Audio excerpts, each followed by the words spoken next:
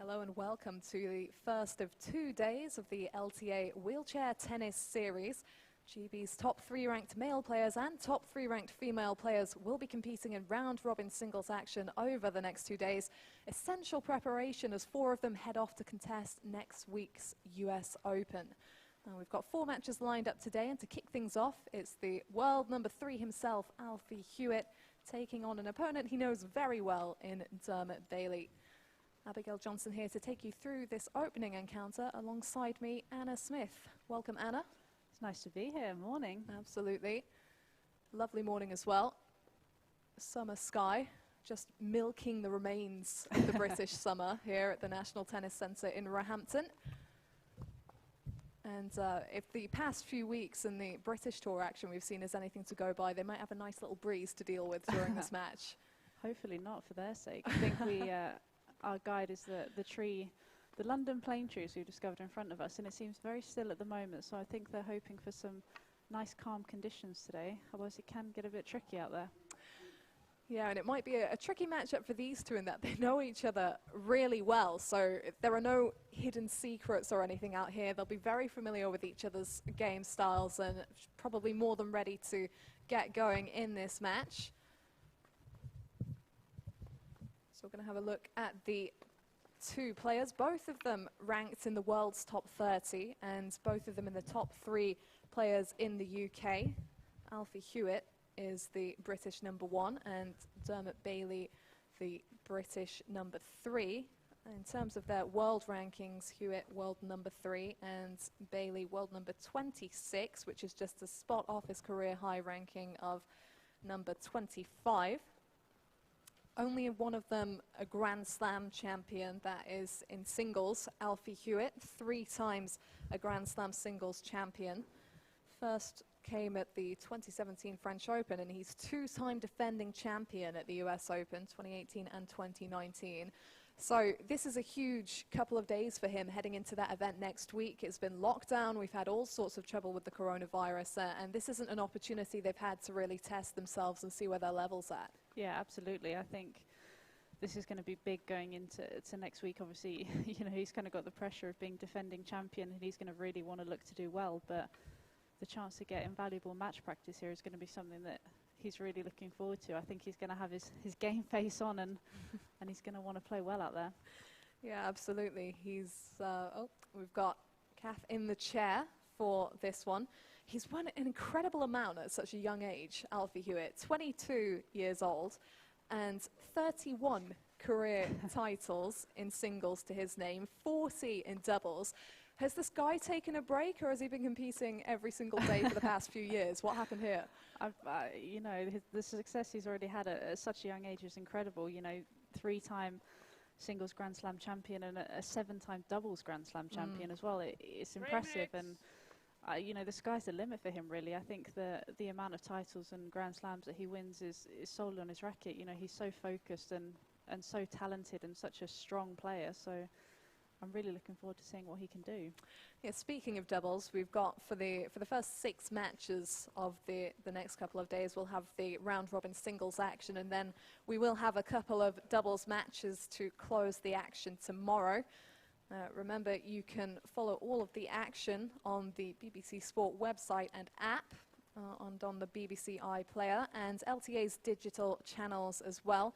It's been great at the National Tennis Centre over the past few weeks to see players who've been set back by the current situation getting the opportunity to get back on court, get match play under their belts, and this is the first time that elite para sport is returning to the nation's screens since lockdown in this behind closed doors series for Great Britain's leading wheelchair tennis players here at NTC. Now, we referenced the head-to-head earlier. They've played 10 times, these two, 5 wins each, and it's interesting because it's been in streaks. So there was the first 5 went the way of Dermot Bailey, and then the most recent 5 have gone Alfie Huitt's way. 2 tie-break sets. 1 set all, a 10-point tie-break will be played to decide the match between, to the right of the chair, Alfie Huitt. To the left of the chair, Dermot Bailey. Bailey won the spin and chose to serve. Choice to serve from Bailey. He'll want to keep this on his racket as much as possible. How does that affect you mentally when you've lost such a streak of matches against the same opponent? And is it the same given that Bailey had such a streak going at the beginning? Will that help him out in terms of the headspace coming into this one? I think knowing you can beat an opponent, it's good to have that sort of in the bank, but at the same time, he will have that record of losing the previous 5 matches in his head, and something's going to have to change, you know, whether it's, you know, his tactics or whatever. But I think that he's going to have to try and put that to the back of his mind. Also, it's very different circumstances. Neither of them have played any matches, so you kind of don't really know what to expect from either player. So I think he's just got to go out there and try and put his game on the court. Alfie obviously doesn't have too many weaknesses, but he's got to try and exploit that. As you can see, Dermot's a lefty as well, so he could potentially use that lefty serve and the forehand to get him off the court a little bit more. But I think he needs to kind of go out there and play his game and put his game on the court, because obviously if Alfie starts dominating, it could be a 6th victory in a row. Well, he may be 4 years older, Dermot Bailey, but he's on the rise in terms of his results. He was a semi-finalist at the ITF 3 tournament in Wrexham in February on his seasonal debut. And in Bolton a week later, he beat the 3rd seed to reach the quarterfinals. Both of these two were actually at the Georgia Open in the USA middle of March when the tournament was called off due to COVID-19. That was a dramatic week for tennis players left, right and centre. Some tournaments not even reaching completion. But back on court now, and you can do all the practice and fitness possible at home, but nothing replicates the match play conditions and the physicality of an actual competitive scenario. So this is something that these two will relish. And thanks to winning the spin, it is Dermot Bailey who'll be serving to get this one underway. First set, Dermot Bailey to serve.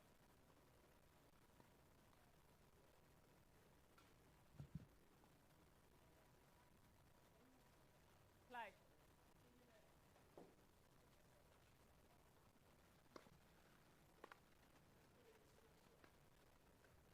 Out. Love 15.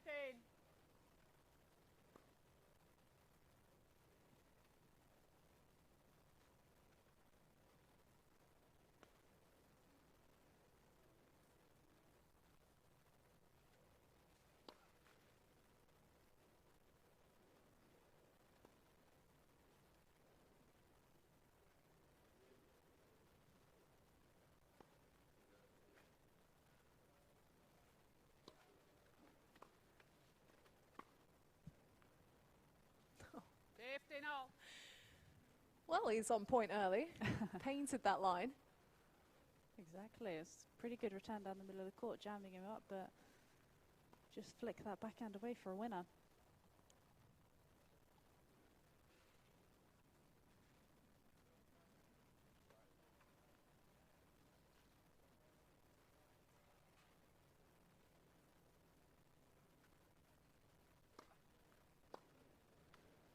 Out. 30-15. I think it was Bailey jamming Huitt up that time, just catching him. I think body serves are quite a smart play.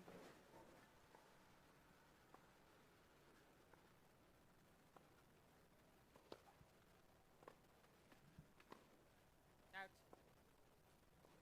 That's all. Now, how important is it for Bailey to get this first game on the board? Obviously, we've said he's on a losing streak in the head-to-head coming into this. He's the lower-ranked player. Huitt, obviously, we know what he's capable of. So really important then for him to get a good start here for the mentality, right? Yeah, most definitely. You always want to, irrespective of your opponent and who you play, Out. you want to get a good start and get that first game under the board, especially after not having played so long. You just want to feel comfortable on court, and then you can kind of go from there. So this will be crucial. If he can get through this first service game, he'll be breathing a sigh of relief.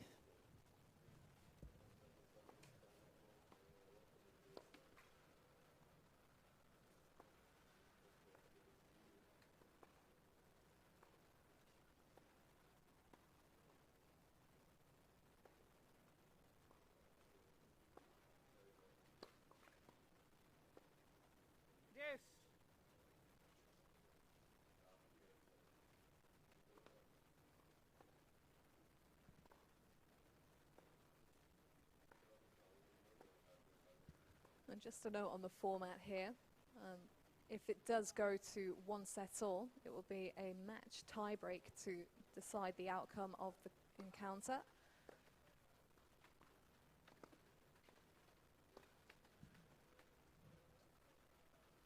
Advantage, Huitt. He's getting some great depth on his shots here. His forehand is such a weapon. You can see the way he just opened it down the line, and Dermot just couldn't get back for that forehand, but it's going to be a big pattern of play for him. Out. Game, Huitt. So near yet so far for Dermot Bailey. He had the game points, but Huitt hit back, and it is the world number 3 with the lead, the opening break. But as so many people say, it's not a break until it's been consolidated. So this will be a testing next game for him, just to see if he can capitalize on this great start.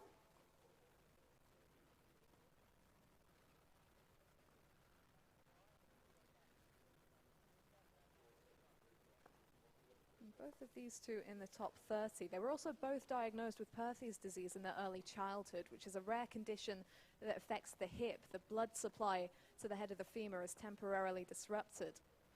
So it set them both on this path, both of them doing incredibly well for themselves in the sport. Alfie Huitt to serve.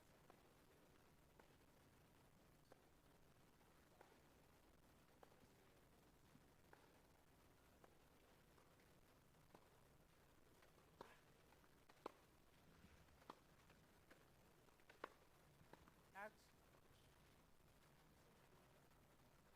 15 love.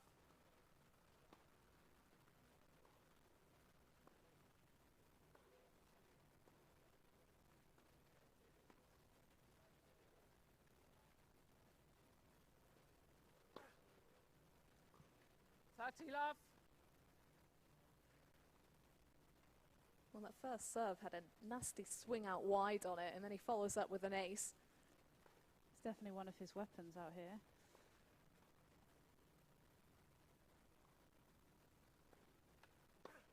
Bolt.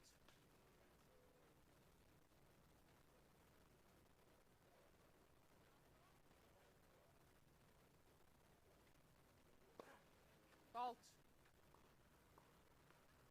30-15. Commentators curse, it happens. Glad to get that one out of the way early. Got a full day coming up.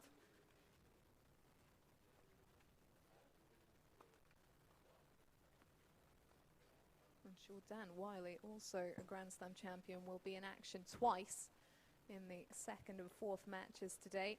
Bailey himself playing 2 matches. He's got a break after this one before he takes on Gordon Reid.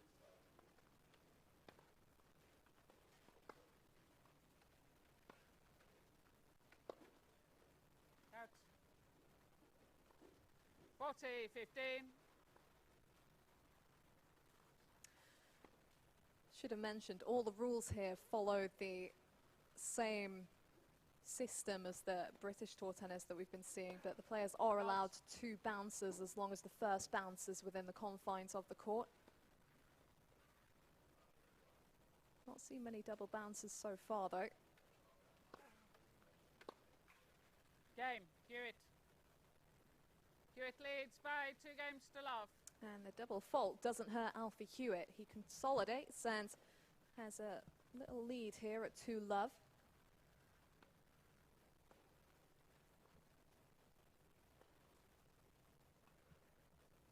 Ideal start for him. Has been a tough few months, sidelined with the uncertainty as well, not knowing when he's going to come back, when he's going to have that opportunity. Originally, the wheelchair event wasn't even going to take place at the US Open, and then it was rearranged, rescheduled. Starts on September 10th, so coming up quickly now. Huitt will be one of the players there. It's an 8-player field in the singles. Looking at that line closely.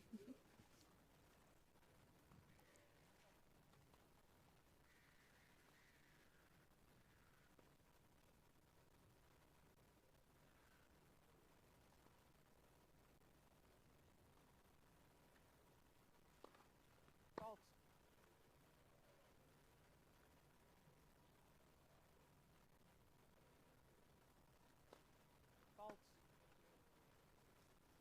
15 all.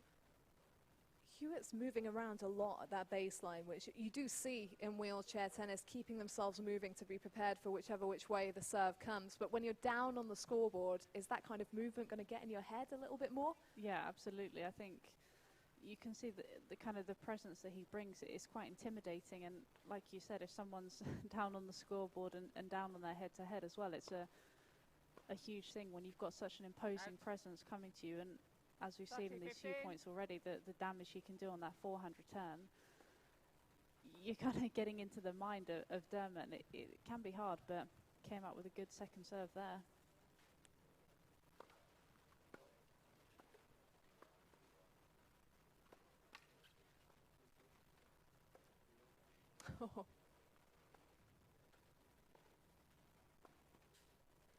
Again, another show of his physical presence and the way he can move around the court. It's maybe just the difference between the two of them. Huitt seems a little bit more explosive in terms of the movement than Bailey is.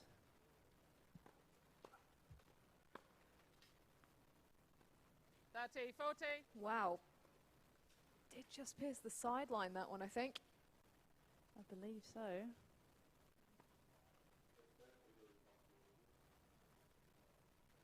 Didn't even flinch. He's like, yeah, do them every day. Eat those second serves up for breakfast. Here we go, real pressure here. Net. First serve.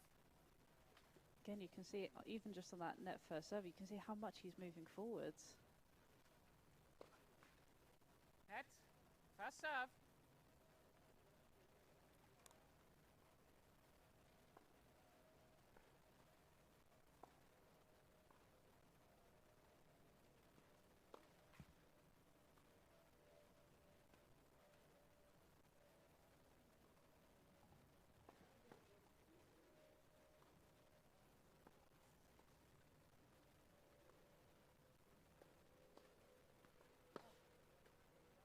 Out.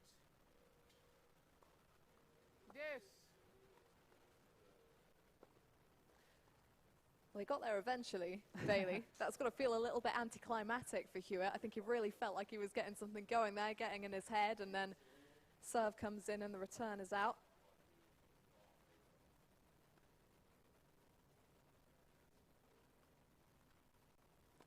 So the relative safety of deuce then.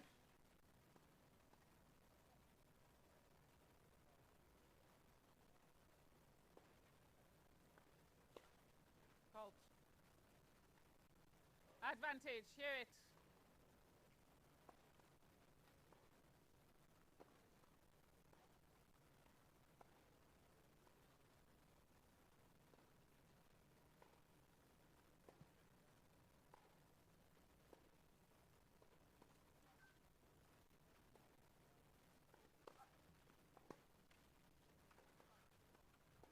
Out.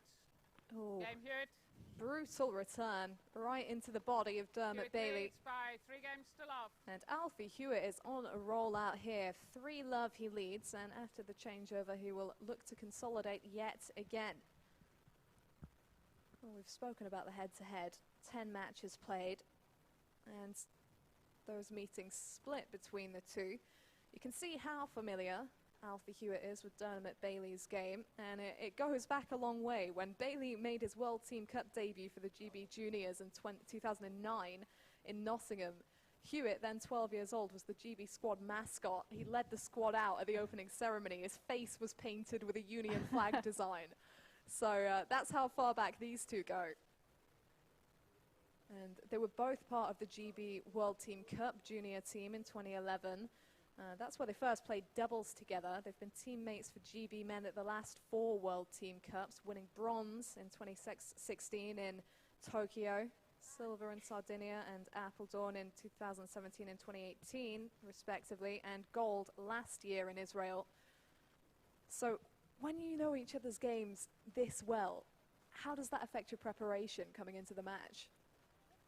To be honest, you don't necessarily have to do that much preparation because you know exactly what the opponent's bringing and what their strengths or weaknesses are.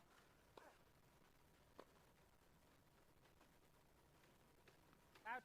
So you basically just know that I need to do this on the court. There's not too much thinking about it. It's basically who can execute the game the best. And obviously, as we can see here, Alfie's doing that incredibly well. There's barely any unforced errors, returning incredibly well, and a high percentage of first serves already.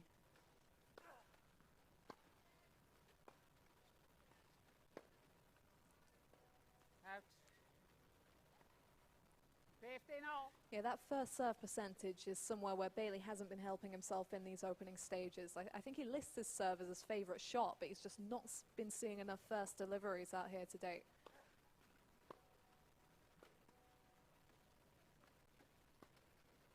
Out.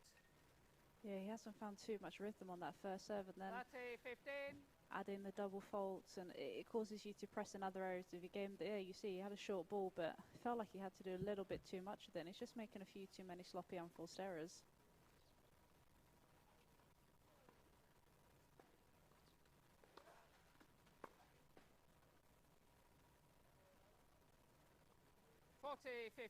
You know, when the points and the games are rolling by this quickly, I guess there is that tendency to feel rushed and to feel like you don't have as much time as you have. And the last couple of points, we've seen that a bit from Bailey.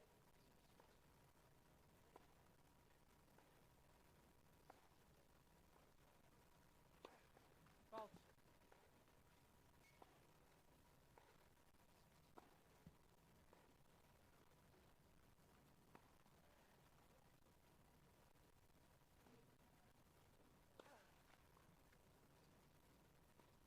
I think it's important what you mentioned there.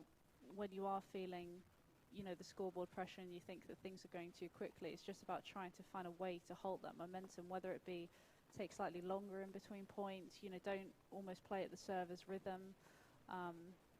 If there's just something you can do to change that momentum, because at the moment everything is on Alfie's terms here, and Dermot can't quite get a foothold in the match.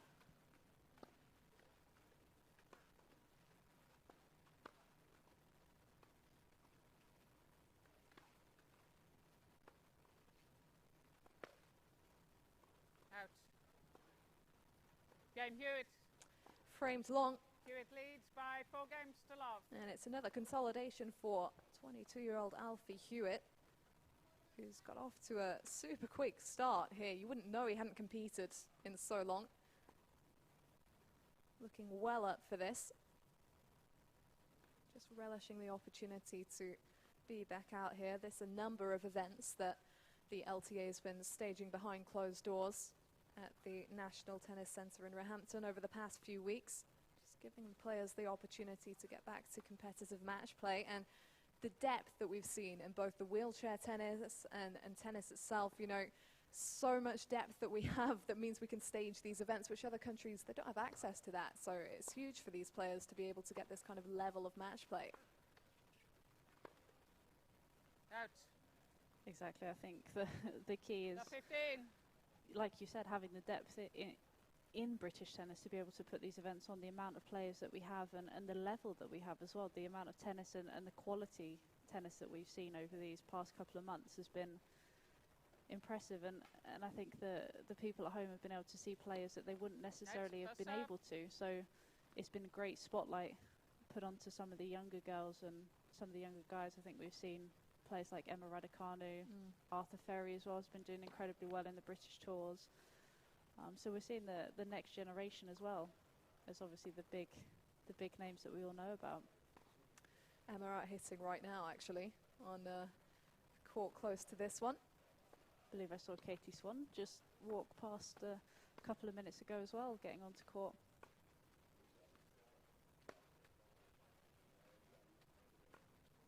Out. 15-all. A huge point there for Bailey to get on the board. Huge difference between love 30 and 15-all, and that's only amplified when you're down love 4 on the scoreboard. Exactly. You almost kind of think that this set is gone for him. He just needs to find a way to get some momentum, just get a game on the board. Might not change the outcome of the first set, but will make a difference to how he's feeling. Out. 30-15. Can see Alfie was a little bit annoyed with himself after that missed volley. got such high standards for himself. Last couple of points, you feel like he's just let the ball travel a little bit too far. The timing has to be just right. Out. 40-15. Well, here's a chance for Dermot Bailey. Hasn't seen many game points. But as Anna said, just wants to stall some momentum here, give his opponent something to think about if we are soon to be heading into the second.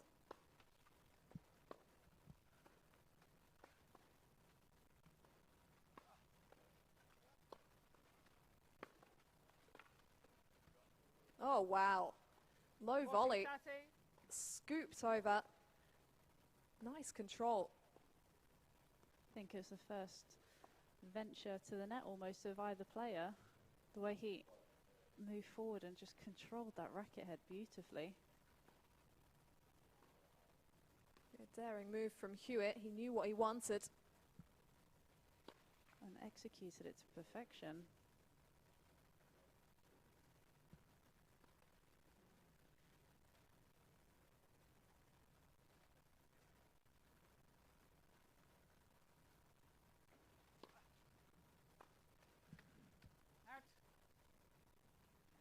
Game Bailey.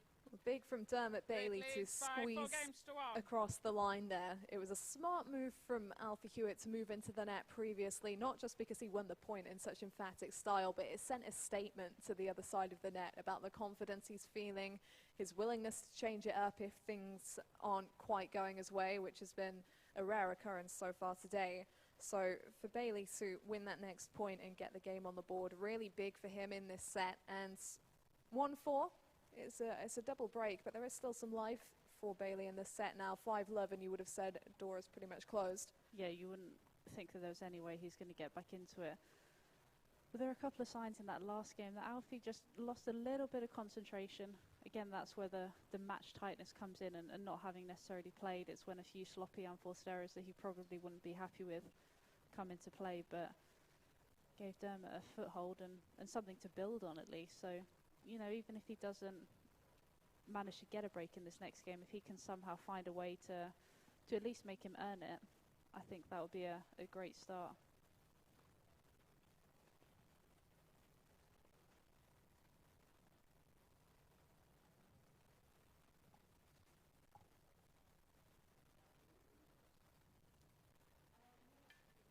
Well, he's lost his first game. Let's see if this changes anything mentally for Alfie Huitt, who's been looking pretty secure out here so far this morning.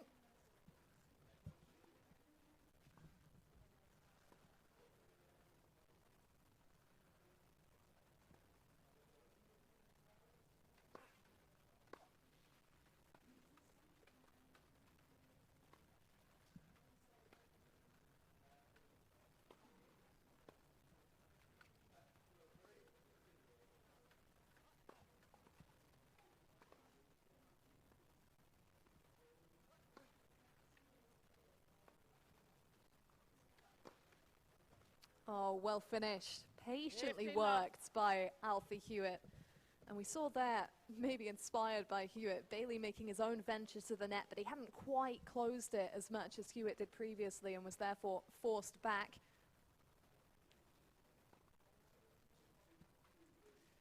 When you come to the net, you have to make sure that it is off the right ball, and if it's not, you sort of land yourself in trouble a little bit. And you can see that Alfie managed to turn defence into attack there, and it was so clinical when he got that smash. Fault.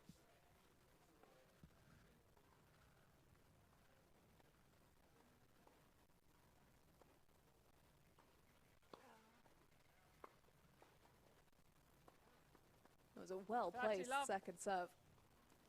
He has been very accurate with his service. Only been a couple of serves that he's missed, but whether it's been in the body or wide or down the tee, it's been within inches of the line.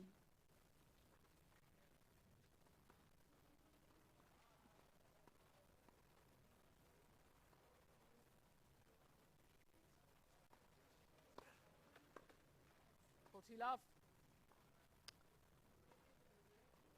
Tried to take that one pretty early, Bailey. It was a tough one because it was so deep in the box, had good pace on it as well, but that's what happens when your thinking isn't quite so clear out there. You make decisions that probably aren't the smartest. Out. Game Huitt. Well, Huitt pinpoint leads by 5 accuracy games to 1. from Alfie Huitt answers the question we posed earlier. In fact, that Bailey posed himself by putting the game on the board. Huitt just responds by getting back to business and upping the ante on that serve as well, nailing his marks. And now is one game away from taking the opening set.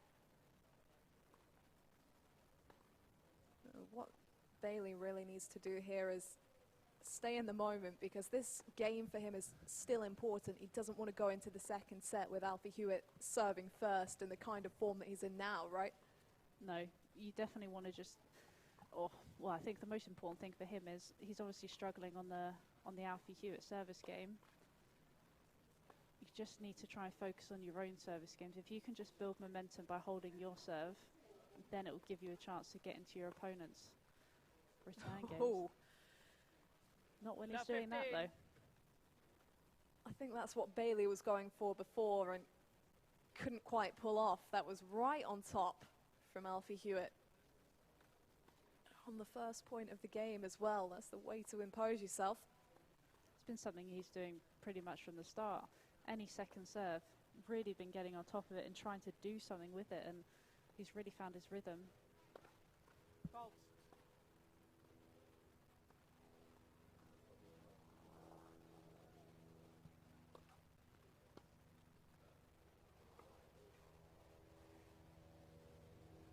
Love 30. Smart return. He's really sharp and set on what he wants to do out here, Huitt. Very decisive with that return that he was going to move in behind. And when you're coming into the forecourt, I mean, you're a doubles player, you know about this, have to commit, right? Yeah, there's no doubt. But you could almost see from even before he'd hit the return that he wanted to create that momentum and come forward. And Love 40.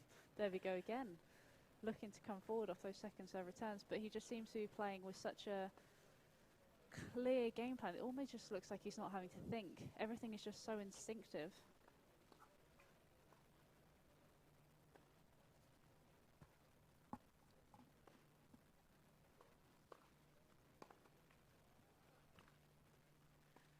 It's a lot of chipping and charging attempted in this game. I love it. Just puts a stop on the streak of points for Huitt, Bailey. I'm not quite sure what number he'd hit, but he won the previous game to love. So would have taken some serious momentum into the second set. Still a chance to close this. Fault.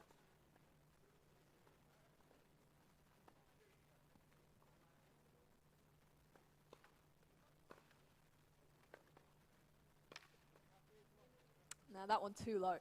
30, 40. Didn't quite get the angle off the return either. Was in the slot of Bailey's forehand. He could dip it down to his feet. Makes it a horrible volley.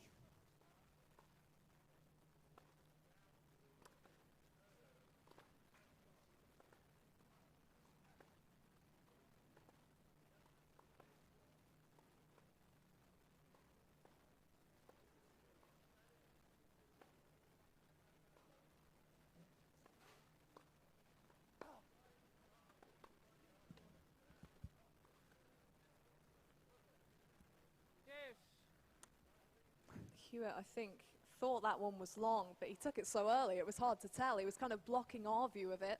What would you have called on that one, Anna? Putting you in the chair here. I'd have done one of those hand in front of the face where the umpires do it when you can't see. I'd have pleaded ignorance. But I think he, yeah, you can see he looks a little bit frustrated. But it's a good sign that he's so determined to win every single point out there.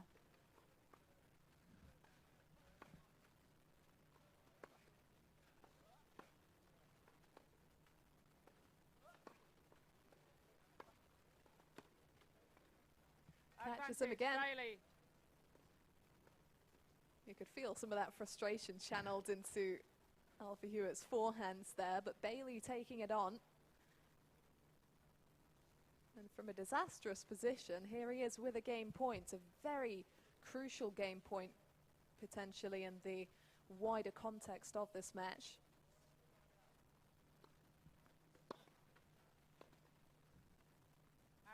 Ooh. Such a good Yes. serve as well. Managed to pull him out of the court and just inches deep with that forehand. It was difficult. He took it virtually as it hit the floor, so he didn't necessarily have a lot of control on the forehand. Fault.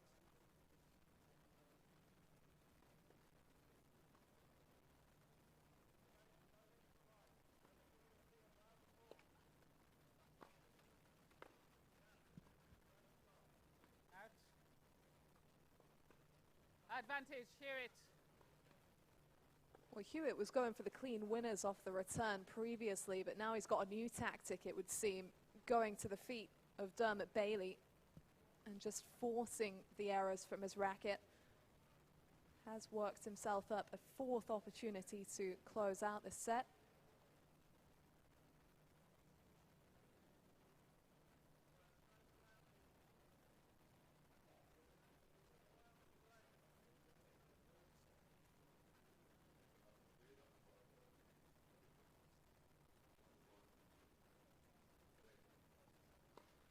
Fault.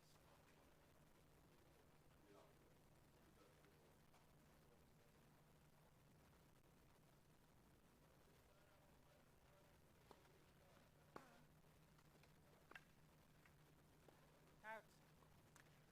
Game. First And set, there it Huitt. is. 6 games to 1. He does close it out on the return, Alfie Huitt. Stamped his authority on that first set. Broke to open. And it was all going his way from there. Little moment of concern maybe when he missed the triple set point opportunity. Those 3 chances in a row and that line call that he wasn't quite sure about, but regrouped to see himself across the line. How impressive was that, Anna? Extremely. I don't think he can be too disappointed with what he's been doing out on court there. We're going to have a chat with Alfie Huitt. Alfie, can you hear us? I can you hear me? Yeah, I can hear you. Fantastic first set. What were you most pleased about in that one? Probably just say my first serves. It's something that I've obviously been working on quite a bit just to get a bit more accuracy and also speed behind it, and I felt like that was pretty consistent in the first set, so yeah, I'm very, very pleased with that. Obviously, there's been lockdown for a few months. You've been sidelined off the court. What's it like coming back to compete? Are you feeling the rest at all, or is it just feeling like how you felt beforehand? Rest, I don't know what that is. It's been 14 weeks training, so I'm just excited more than anything right now, obviously, to get back out on court. The LTA have done such a good job of making this quite realistic, and you know, I've felt the buzz for a while now. Obviously, seeing all the results coming in at the US, it just, you know, it makes that a little bit more exciting to come here today and play a little match play. And just a quick question on this upcoming set. Plans changing at all, or are we sticking with what was working before? No, I think obviously just to stick on what I'm doing, trying to do a bit more on the returns. I think Dermot's obviously got quite a good lefty slice serve coming into the body, so trying to do a little bit more with that. But on the whole, I'm very, very happy with what I'm doing. Great start. All the best for the second. Thank you. And good to get Alfie's thoughts there on that opener. He sounded pretty relaxed, as every right to be, I think. Time. He did. He sounded very impressed with what he's been doing, and he has every right to. I think he's got incredibly high standards. I was pretty impressed with how he returned in that first set. But sounds like he thinks he can do even better. I'd love to see that. It's always a dangerous sign when your opponent has won the set 6-1 and they think, I can do better than that. Still more to do. Exactly. Dermot's Second set. Huitt to clearly going to serve. see some even better returns from Alfie in the second set. Well, he's got to try and put his mark on this first game somehow, Bailey, just to give Huitt something to think about.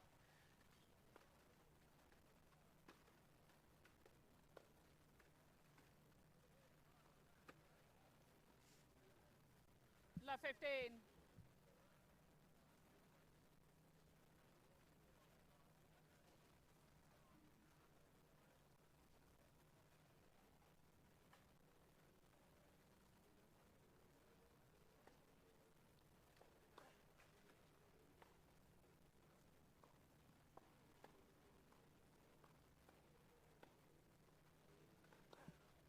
Faults.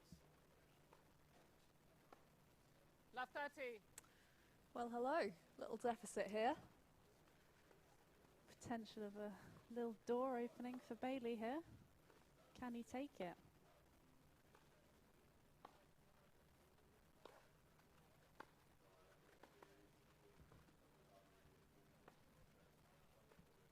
Love 40.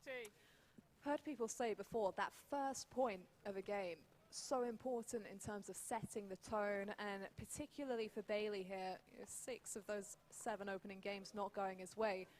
That might just have done it for him, that deep return, getting that first point in the bag.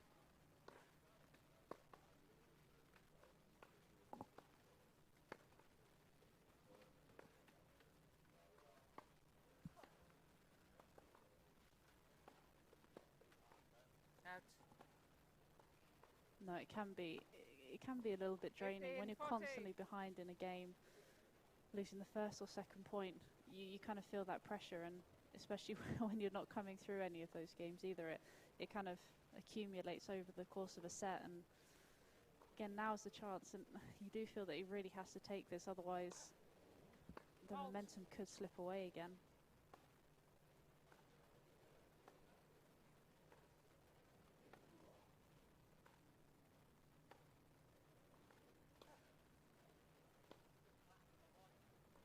Out. 30, 40. Now that point at love 40 could come back to bite him, because he'd done all the hard work, he'd set himself up to finish, and then it just all seemed too easy. I think he travelled through the forehand a little bit too much, and if you don't have the placement, you don't have the point. Almost maybe shot selection as well. I think he tried to take it a little bit too early when he didn't really need to.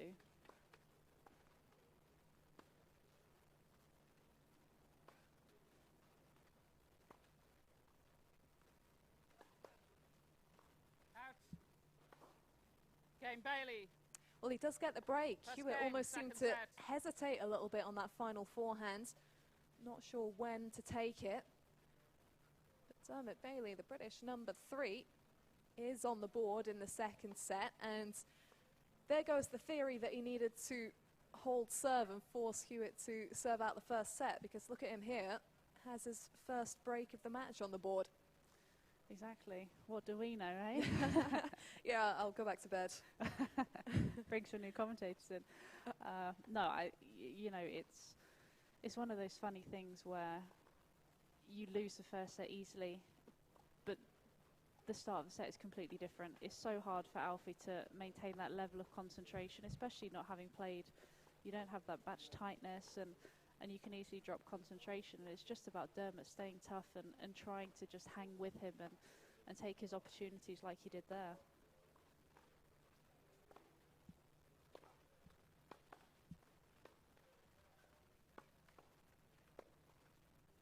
Out.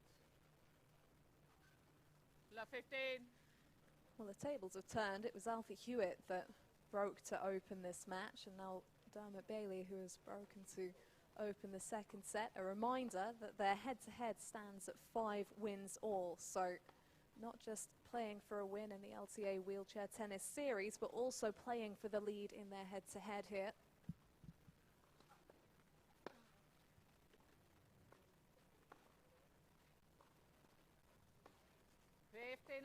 It's been catching him out at the net more regularly.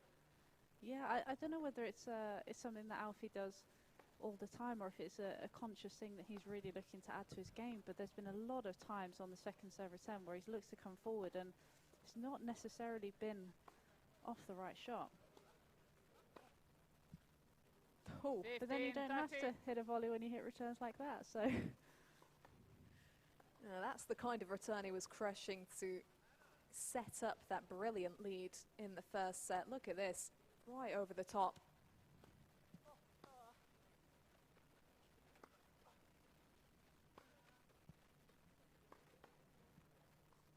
Oh, 30 all. wrong-footed in there, Bailey. That was brilliantly done. Huitt heading off in the other direction, just recovering after that deep forehand.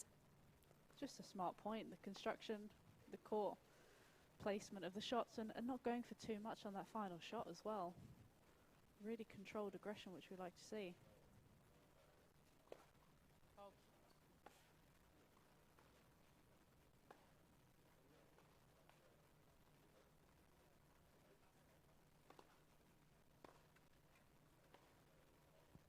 40-30. Oh, well done. There were moments in that first set where the double fault really hurt Dermot Bailey. It seemed to make quite a regular appearance. And there, 30 all, that's a really key point for him to have got in the bag. Did just make Huitt play the ball.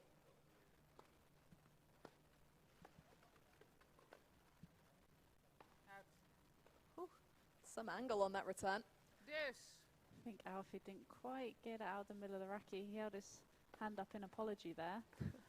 Get some of those weird side spins when you hit it off the frame, and I don't think Dermot was able to quite read it. I'd just have taken it. Hey, when the set 6-1, looks like it's deliberate, right? Exactly.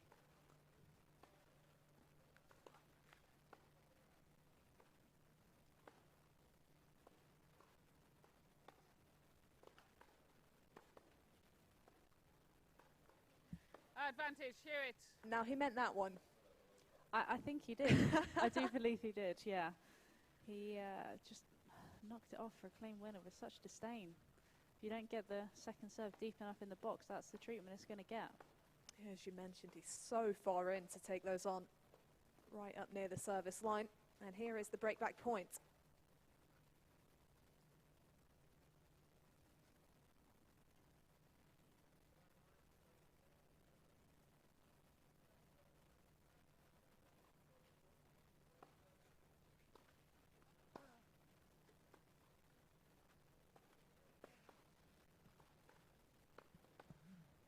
Out.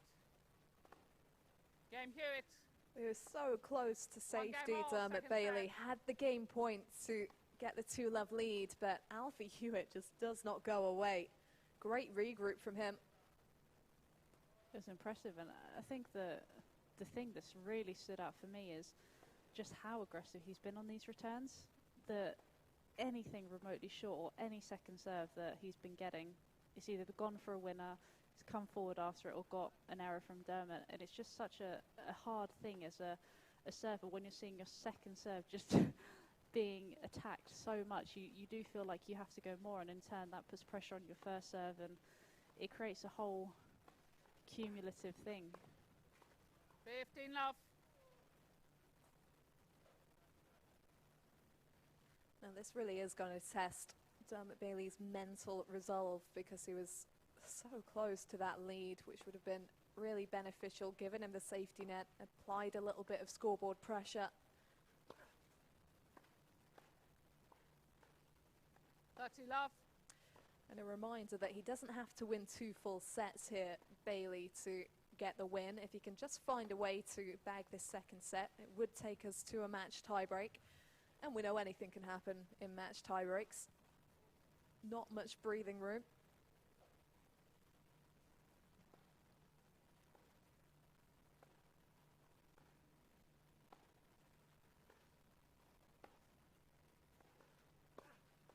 Fault.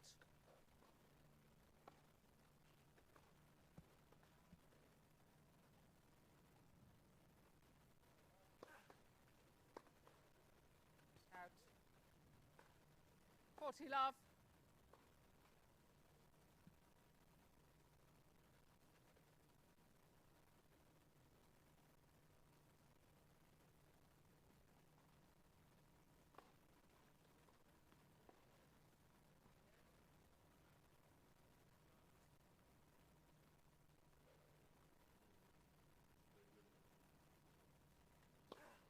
Fault.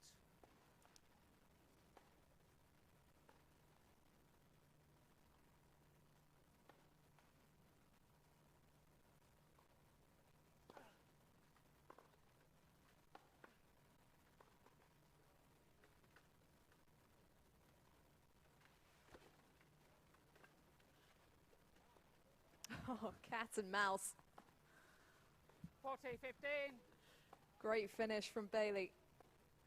He did so well to get it. I didn't think he was going to be able to reach it, but just somehow dug it out and controlled it cross court. I think Alfie thought he'd won the point, but Bailey showed his athleticism.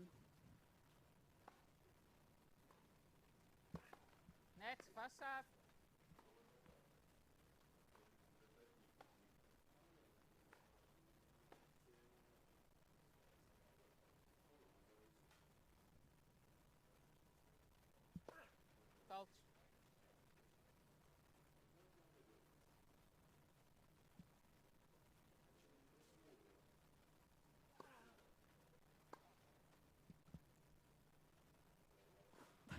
40, 30. Back-to-back points like those two. Do they get in your heads if you're Alfie Huitt? Maybe a little bit, but I'd be more saying if you can keep coming up with that, then too good. Make him hit lines and come up with the most hardest shot.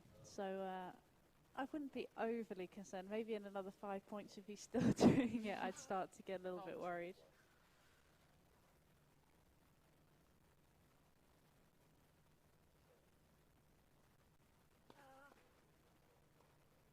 Maybe he is getting in his head. I wouldn't want to let him play after those last 2 points. I wouldn't be giving him a backhand after that either. But you did mention earlier in the match how good Huitt's been behind the second serve as well with the placement, and when there's a double fault just randomly like that, I don't think it is so random. I think it does have a lot to do with the quality of the opponent and the point in the match. Fault.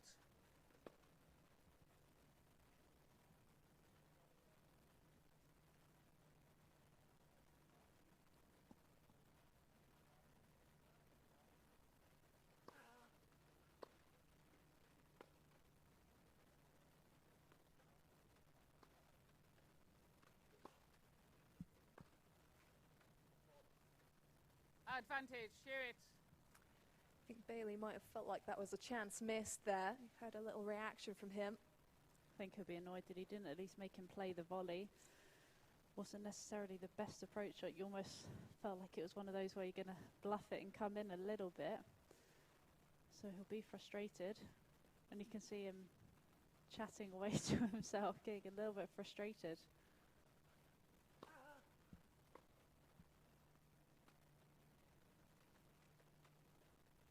Oh, my words. That was so acute. So nonchalant as Huitt well. leads by 2 games to 1. Well, a Second huge point and a brilliant execution of the drop shot from Huitt. That could turn out, I think, to be quite a key game in the wider context of the match, given how Dermot Bailey, having just been broken back, was applying the pressure, had seemingly managed to get in Huitt's head a bit, and Huitt still finding a way to come out on top. When you're playing someone with the quality of Alfie, you've got to take these small chances. He's not gonna gift you 3 points here and there, give you many games. So when you have a little sniff, whether it be a break point or a love 30 in a game or whatever, those are the times you have to really put your foot on the gas. And you do feel like Dermot has missed a trick there by not being able to consolidate that break or keep his nose ahead in this second set. And Alfie can only keep getting better. It's whether Dermot can hang with him here. Well, for those just tuning in, you are watching the LTA Wheelchair Tennis Series at the National Tennis Centre in Roehampton. Elite Parasport returning to the nation's screens for the first time since lockdown. And this series has been developed to provide opportunities to Britain's players to get crucial match practice under their belt ahead of the wheelchair draw at the US Open, where Alfie Huitt is the 2-time defending champion. He won the singles event in 2018 and 2019. Victory over Stefan Huitt. Stefan Huitt, even. Get my pronunciation right.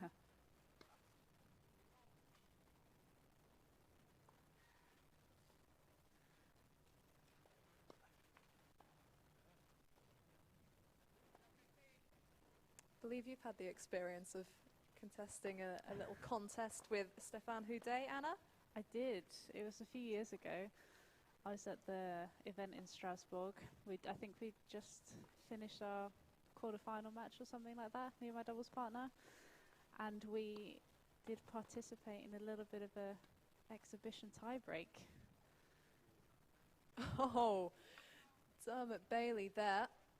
Giving Alfie a taste of his own medicine. Any drop shot you can do, I can do better. There's a virtual replica on the other side of the court.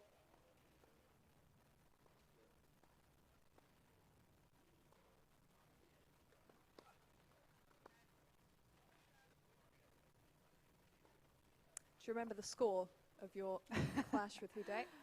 I don't remember specifics, but I do believe that I won. Got to remember that fact. I was going to say, that's the one thing I'm holding on to. Fault. No, I just remember it was a lot of fun. and he was a lovely guy. Really, really fun experience. 15-30. His win over Huitt at the US Open last year really exhibits Huitt's mental strength. It was 2 tie breaks. He won the first 11-9 and the second 7-5, so really tight moments there that he was able to come out on top of, and we're seeing a bit of that here. The scoreboard is a lopsided 6-1-2-1, but at the same time there have been close games, and pretty much every time it's Huitt that's come out on top. I think it just shows the mental strength that he has, and I think it's sometimes easy to forget that he's 22 years old. The amount of success he's already had and the experience that he's had just create that mental resilience and that inner self-belief. And you know, sometimes it is easy to forget that this guy's 22 years old and the stuff that he's achieved already, but you know, the resilience that he shows is something that I think is going to stand him in great stead for the rest of his career.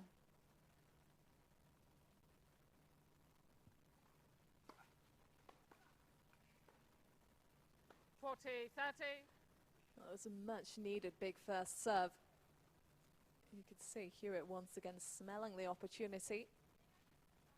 Something he needs to do maybe a little bit more, just use that lefty serve, whether he slides it down the tee or slides it out wide, because I think maybe been serving to the forehand a bit too much. Again, as you see, it's right into Alfie's slot, and his forehand is such a big weapon.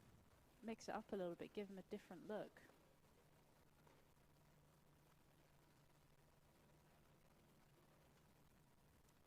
Whatever the scoreboard, he's sensing his chances, Huitt, creating opportunities. He's like a tiger on the prowl, isn't he, on those second serve returns? Oh, and it's really piling on the pressure now. Just knows that every second serve is going to be attacked, whether it's big through the middle or trying to go into the space. There's nowhere that he can hit to that is going to be free from that Alfie Huitt forehand. It makes it difficult because there is that pressure to go for more on the first serve, which might help indicate why Bailey's missing those so much. Yeah, it does, you know, even though he's attacking the second serves, it does create that pressure on the first serve, which then in turn creates even more pressure on the second serve. It's that vicious cycle. Domino act. Game Huitt. Now there is nothing you can do about returns like that. Huitt leads by 3 games to 1. It was actually almost a better second serve that he's hit. Slightly deeper, but when it's right into the slot of that backhand, Alfie's just going to put it away down the line. Perfect placement. And that does give him the advantage here. Remember, he was broken to open this second set, but it's been 3 games on the trot since then. And new balls to serve with.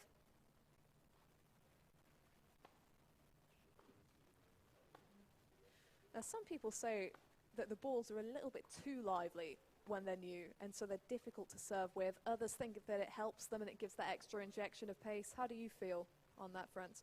I personally never used to like new balls because they did tend to fly a little bit. You lost a little bit of control.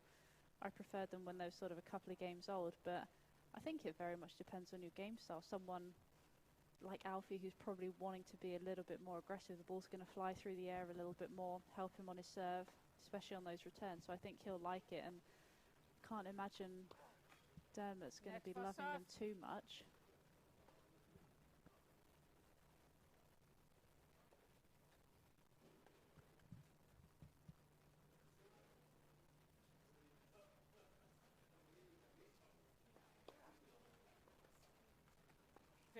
Love. Well, that's what Huitt thinks of the new balls.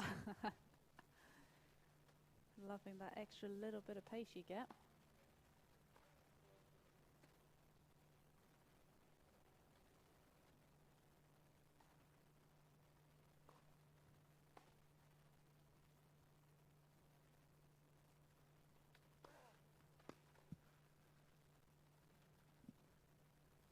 Out. Yeah, you're seeing the effects of that extra little bit of zip. Bailey just off with the timing on that return.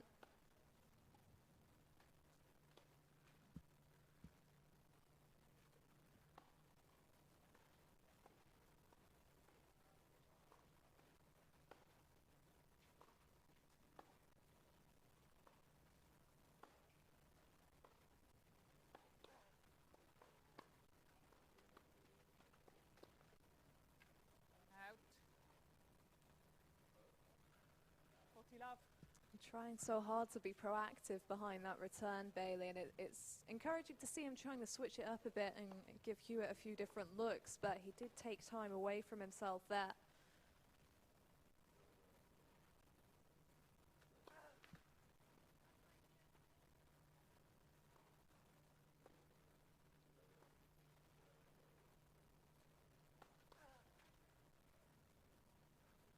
Forty 15.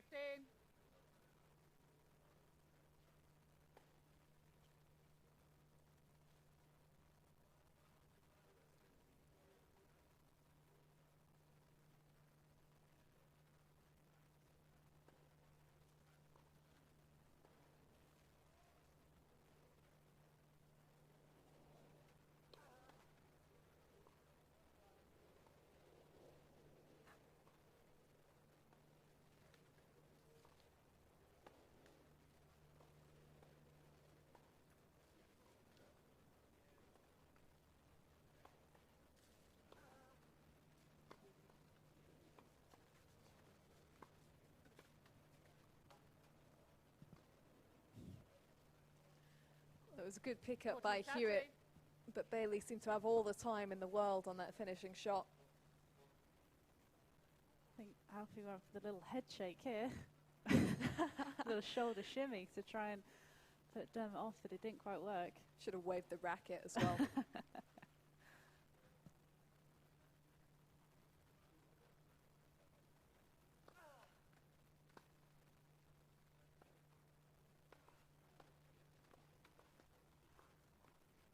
Game, Huitt. Huitt Well, that leads by 4 games is to 1, brilliant second set. depth of And shot by 1 set to love. from the world number 3.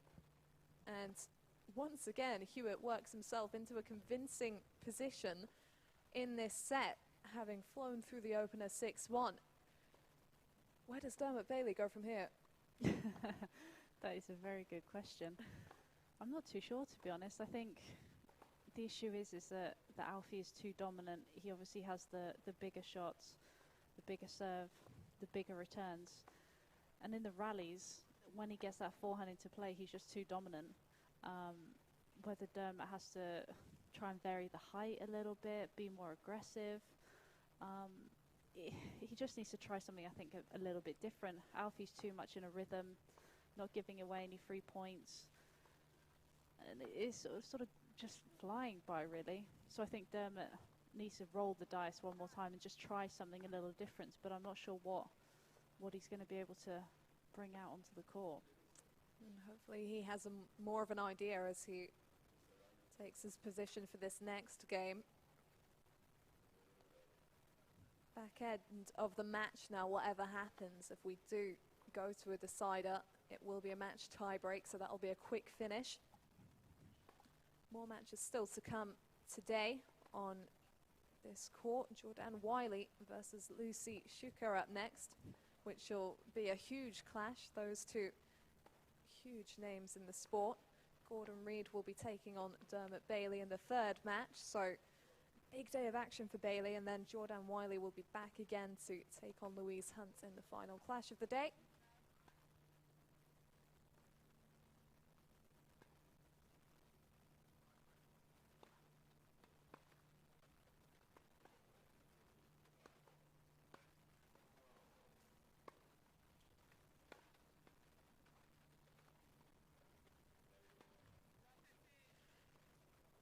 That depth of shot has been so good. He's forcing Bailey right back in the court.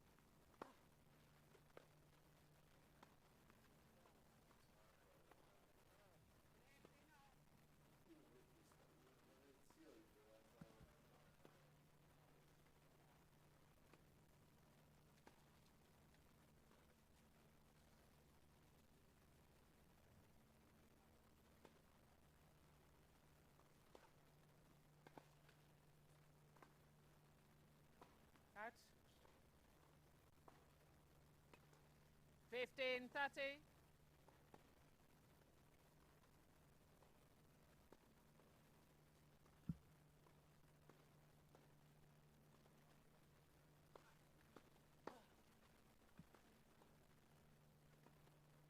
Out. 15-40. Dangerous times for Dermot Bailey. Huitt applying so much pressure. Fault.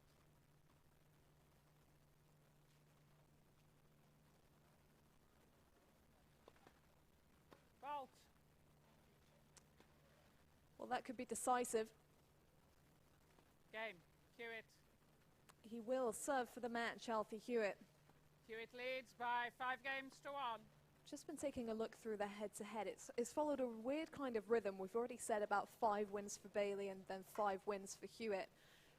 But for Bailey, he was still getting the wins, but the matches would get closer. He got the first ever meeting 4-love, 4-love, and then the score lines would get tighter and tighter and tighter. And then when Huitt started winning, there were close matches, and as the time has gone on, they've got more and more straightforward. And here he is serving for what would be his most straightforward victory in terms of scoreline over Dermot Bailey. Absolutely not the record that Dermot Bailey was going for. Out. But I think it shows the progression that 15 Alfie is love. making and the levels that he's increasing and showing out here. And you know, this is obviously what Dermot can aspire to and really measure his game against. And obviously Alfie's playing right at the top of his game. Well, once again, that is love. brutal precision up the tee. The last meeting came, they played twice last year, once actually at the Fever Tree Championships, the debut edition of that event at Queen's Club. Huitt win their semi-final meeting in straights.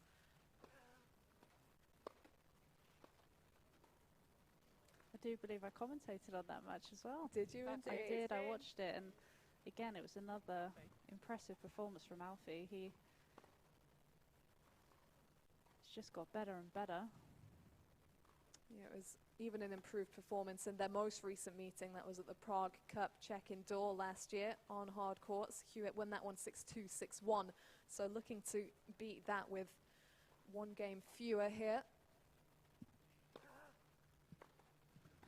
Out. And he might just 40, do that. 15. 6-1, 5-1, and 2 match points for the world number 3.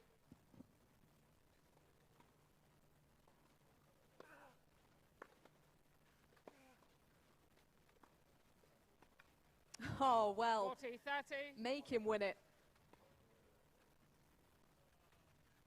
All or nothing, really, on that one. But it was brilliant placement, wasn't it, with Huitt's positioning in the court? Yeah, absolutely. I think again you saw that Alfie wanted to just come forward, Fault. but Dermot had the answers and he needed to.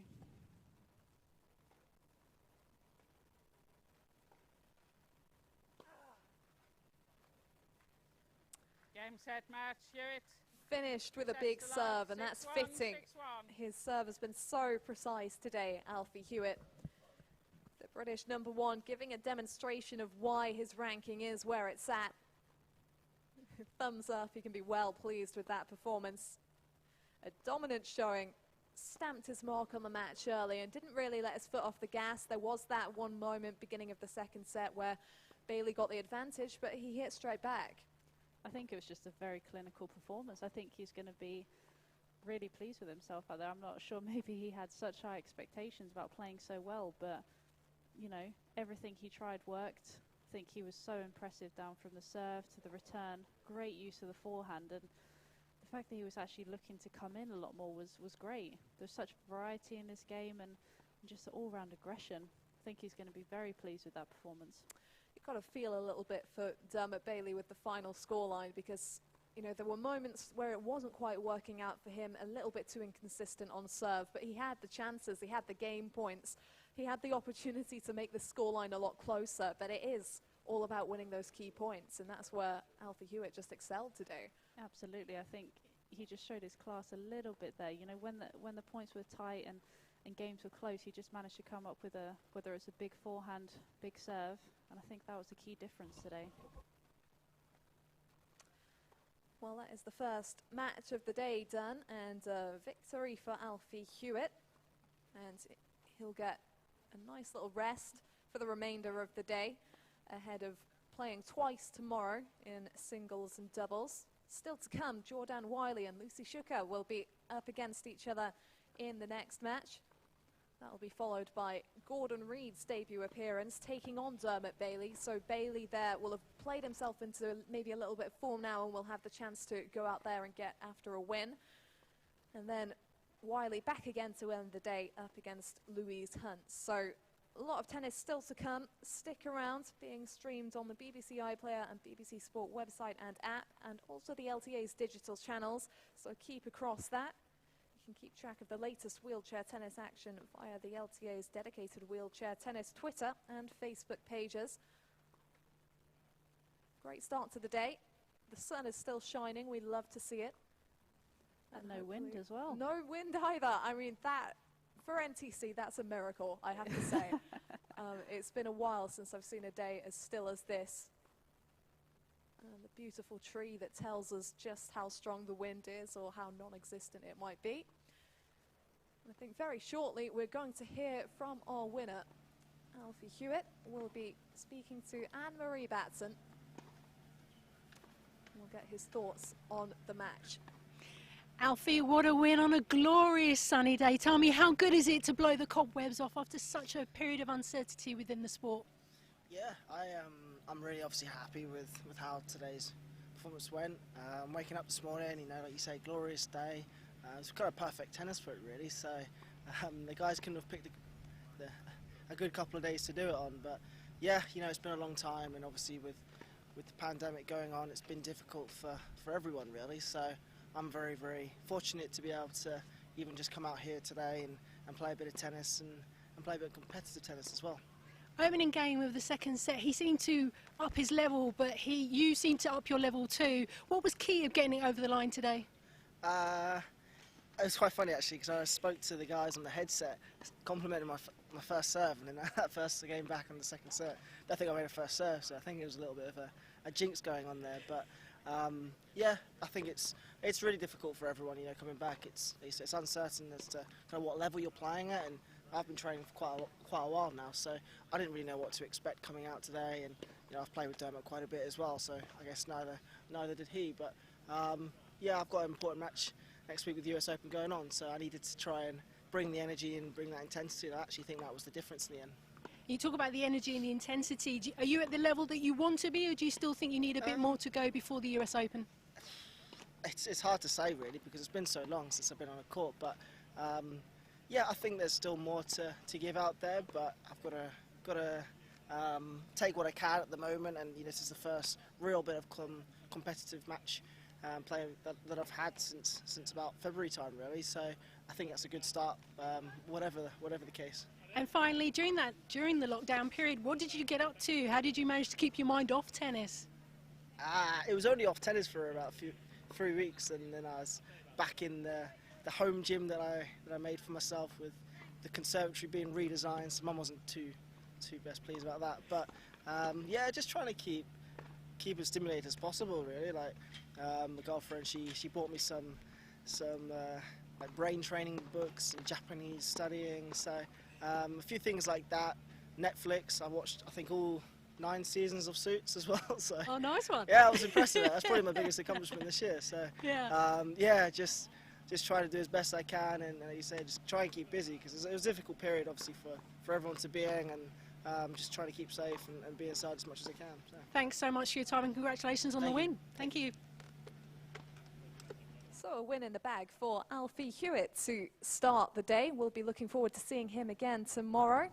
But we move on to the next match of the day shortly. That'll be Jordan Wiley up against Lucy Shuker, two brilliantly big names of the sport, and we look forward to seeing that one. Anna Smith will remain here, and it will be Bob Ballard alongside her for that match. See you shortly.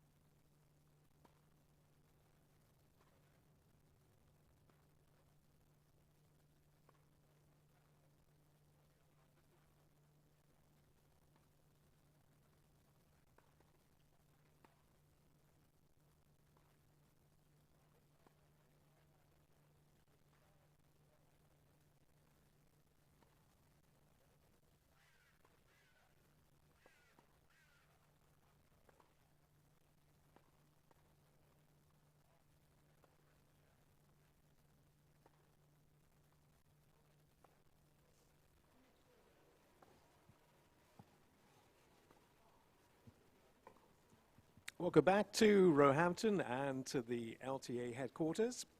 And the first of the women's matchups at the Wheelchair Tennis Series between Jordan Wiley, MBE, and Lucy Shuker, 28-year-old, on the left-hand side of your screen, right-hand side of your screen. Shuker now 40 years of age. The toss has been made by the umpire Chris Tortoise Crawford. Jordan, an 11-time Grand Slam winner, 10 of those coming in doubles.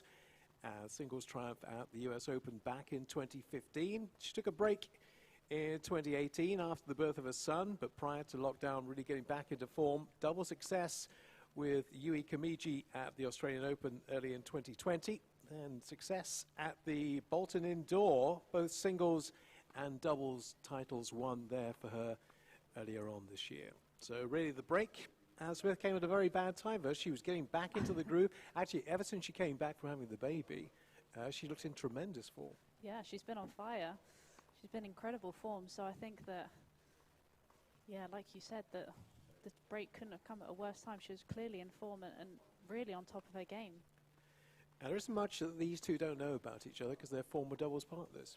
Yeah, exactly. I think today it's going to be about who can put their game on the court and who can execute the best, because they know their strengths and weaknesses. There's no hidden surprises. It's just about who can be the better player on the day.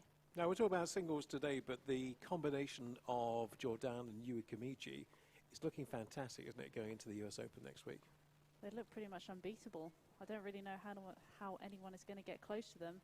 Again, I think they just complement each other so well. Their game style suit. They seem to have a great energy between the two of them, and they're going to be a formidable partnership. Having watched Alfie Huitt just now, how would you say Jordan's game compares to his? Because she's very aggressive, very upfront, takes the ball early. Yeah, I think that's a great thing about her game, the fact that she is so aggressive. She's also got that variety, likes to mix in the slice as well, add in the drop shot. So she's got the all-round package, I think. And like we saw with Alfie, I think he's trying to add new facets to his game. You saw so much aggression from him, and that's something that I think Jordan has in bucket loads, that aggression, but also that smart tennis IQ and knows how to play the game. We talked about the year she had off. When she came back, it looked like she'd never been away. How did she manage to do that? Because so many people, we've seen other people in able-bodied tennis come back, and it takes them a while to get back in the groove, takes them a while to find the rhythm again. But she came back, was playing maybe even better than she did before she stopped. Yeah, I think you're completely right. I think sometimes, though, when you have a period of time off, and obviously she had her son, it maybe changes your priorities a little bit. You're almost a bit more relaxed on the court. You realise you have something else to kind of come home to as well. So maybe it just changed her perspective a little bit, was able to relax and just enjoy the game, and that's when she was able to bring her best tennis onto the court. Last meeting between these two in Toronto almost a year ago to the day, final of the Birmingham Canadian Tennis Classic. And Wiley won that in 3 after dropping the first set 6-3. From the Shuker point of view, first set that she'd taken off Jordan since 2015, because the matchups between those two in the last 5 years have pretty much gone one way. Yeah, that's the hard part. When you don't have the best record against someone, it's hard to get that out of your head. I think she's going to have to come in here with a clear game plan, and obviously the things that she has been trying in the previous matchups haven't necessarily worked, so she's going to have to come in here with new ideas and new energy. But again, it's an interesting situation, obviously. 2 minutes. They've had a long time off, no one has played, both a bit match rusty. Ladies So and it's going to be an gentlemen, LTA interesting... Wheelchair Tennis Series. What would you say is Lucy's Match will consist main of 2 strength? tie-break sets. I think she definitely likes to use her forehand. I think it is something that she's going to have to look to use to really cause some damage. I think, again, it's going to be important for her to try and use that variety. I think if you give Jordan too much time, get her in the slot, she's going to be able to cause damage. So I think it's going to be crucial for her to use her forehand, high percentage of first serves, and get her moving. Today is the official launch of Lexi in wheelchair tennis. You may be familiar with it in other sports, swimming and athletics, for example. If you've seen the S before the performer and the T and F in track and field. Wheelchair tennis, much more straightforward. We don't have quads here, so that makes any calculations a bit more easy from our point of view. They're the second category on Lexi, but for the open division, there are 5 variations. Mainly players who have a condition that affects their lower limbs or hips. Some athletes will have limited trunk function. There's a very good guide online which will explain much more if you need to know more. It's worth having a quick look at lexi.global/Lexi-showcase. That's lexi.global/Lexi-showcase with all the information you need. There's our umpire for today, Chris Tortoise Crawford, and credit, by the way, to Giles Long, the former Paralympic swimmer who came up with the original idea of Lexi. You'll be seeing it a lot more as we head towards the Paralympics next year. You may well be familiar with it, but that's a little synopsis of how Lexi operates. So in terms of their current rankings in the world standings, Jordan, 5th in the world, has been 3rd in the world back in 2016 versus Lucy Shuker. Was in the top 5 back in 2013, now in 12th place. 23rd meeting between these two on hard court. Jordan has a 15-7 record. And so Lucy hasn't beaten Jordan on hard court since 2014 in Bolton. But it's very much a kind of a new year here because they haven't played since February. So it looks like we're going into a brand new year, and Lucy's certainly very much up for the fight today. She gets herself ready for the Grand Slam. Jordan as well. Great conditions. You were hearing in the previous match involving Alfie Huitt. Absolutely nearly perfect tennis conditions. Bit of a wind, but no, it's cold. It's dry. John Court for Jordan. Josh Crossley, the coach of Jordan. Lucy looked after by Ben Collingwood and by Debbie Hale. Lucy started winning her latest women's doubles title with Jordan. So they are still doubles partners in the UK. When it comes to internationally, though, she leaves Lucy behind and picks up Yui instead. I don't blame her with the success that they've had. They'll be looking to pick up another doubles title next week. Before that, small matter of trying to get through this game and this match against Lucy Shuker.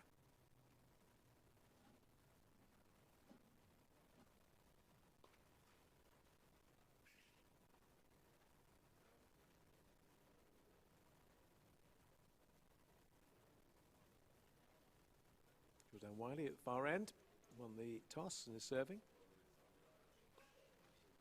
Second serve.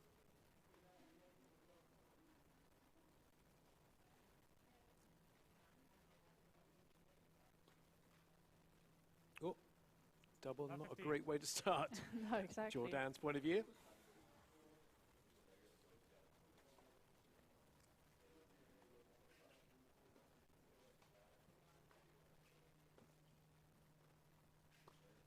Fault.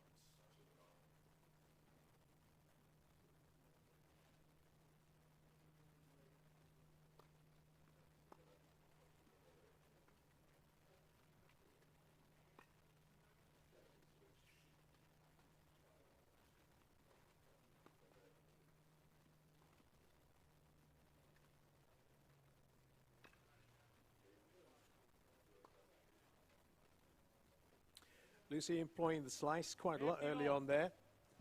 Jordan taking the point, though.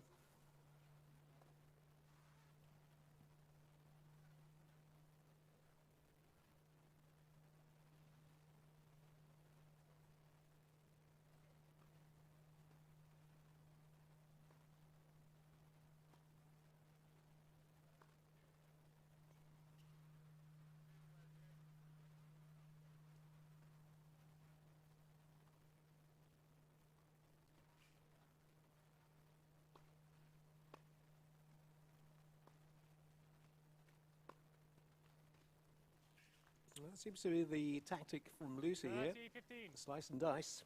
Yeah, absolutely. But I think it's going to be tough when Jordan is hitting such a big ball. It's always better to look to be aggressive with the slice rather than always using it in defence.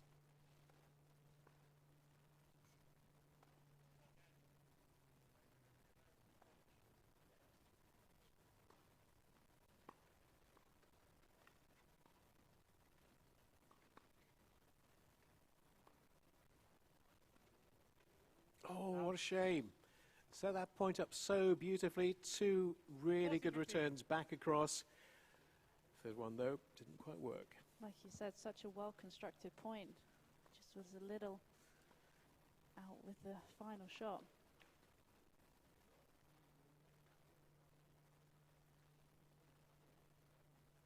And more of that aggression you were talking about that you want to see from her, I think. Yeah, I think it's going to be crucial. 40-13. Two doubles.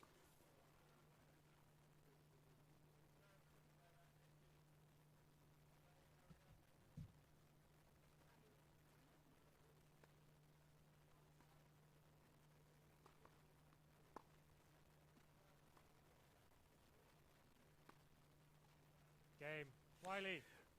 First Well, game. for that double with a really good deep first serve. And Shuker on the back of the rims or the wheels through the whole of that point. So first game goes the way of Jordan Wiley. 26 career singles titles to her name, 56 in doubles. Right, as we mentioned, number one in the world with Yui Kimiji. And 3 in singles, that's her place she's been. 2016. Lucy 5 Shuker at to the serve. moment, but 3 back in 2016. Lucy Shuker then, far end now. More of a round arm serve, as you can see.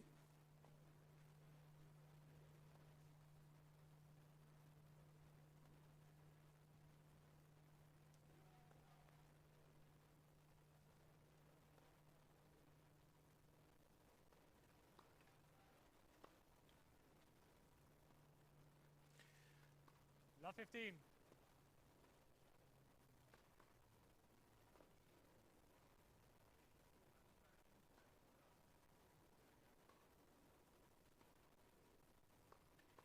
Faults.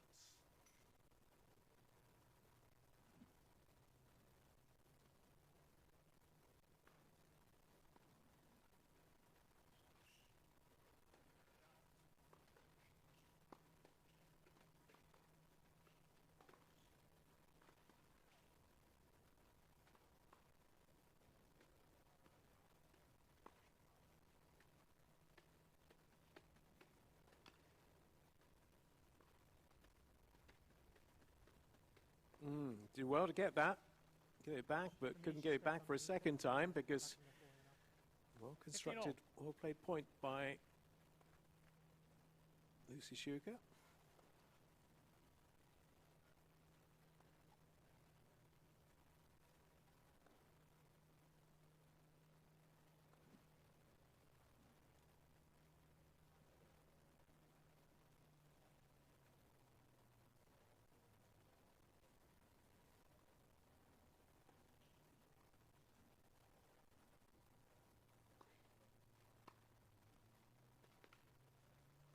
Took that 15-13. so early. I know. I didn't think she was going to be able to do that or get it so cleanly, but she did. Didn't give Lucy a chance to recover after the serve. Faults.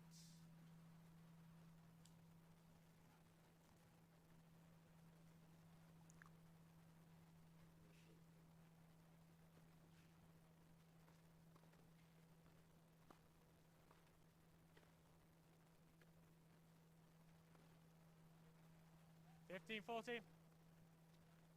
So immediately 2 break points for Jordan Wiley for a 2-love lead.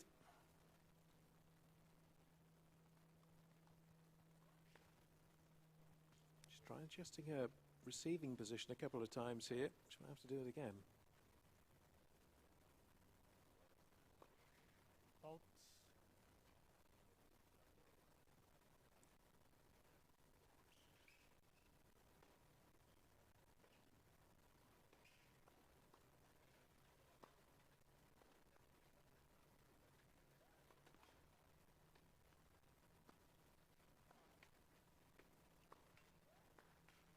Out.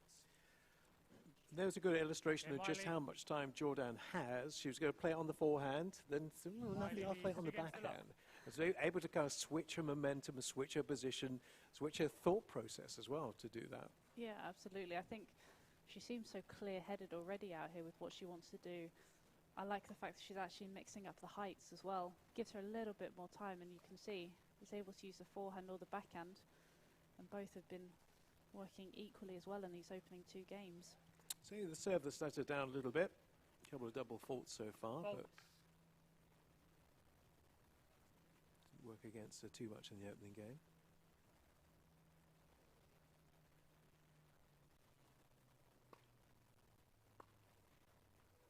Good return. Love 15. I'll give her a little bit of encouragement. I think she needs to keep the points fairly short, don't you? Yeah, I agree.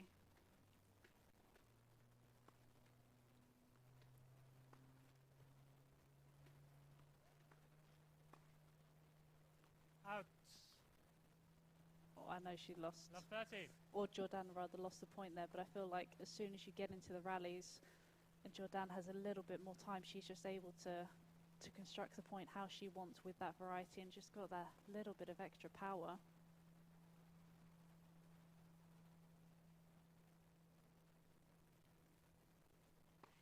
Fault. Bit of pressure here. Love 30, second serve.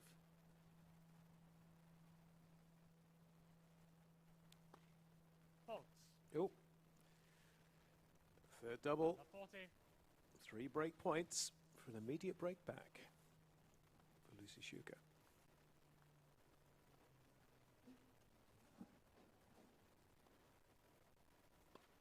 Fault. Just didn't quite got the range on that serve, yeah?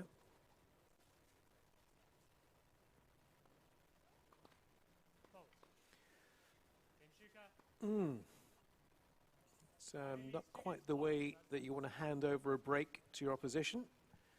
2 double faults, 4 in total now, 2 in each service game. And chat on the court side about what Lucy needs to do to back up that break. Every other part of Jordan's game seems to be working pretty well, other than the serve. Is she just not quite in the groove yet?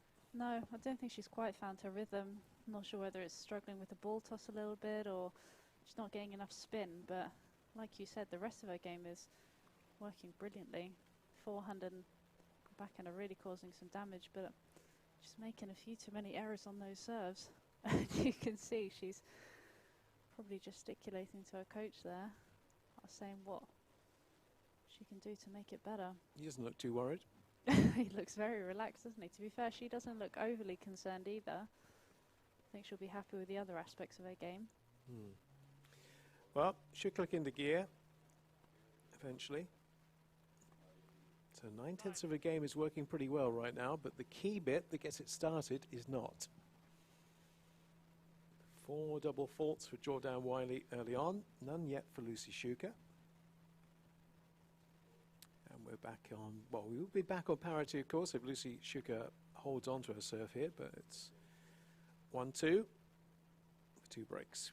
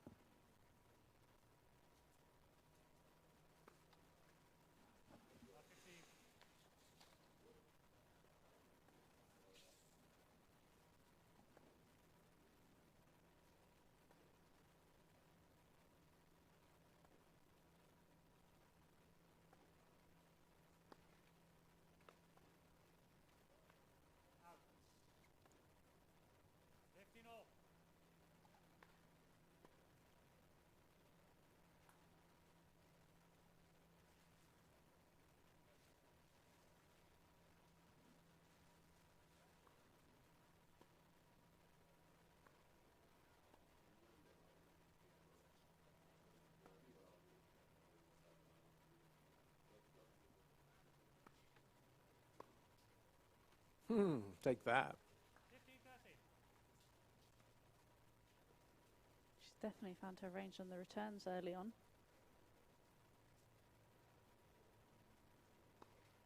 Fault.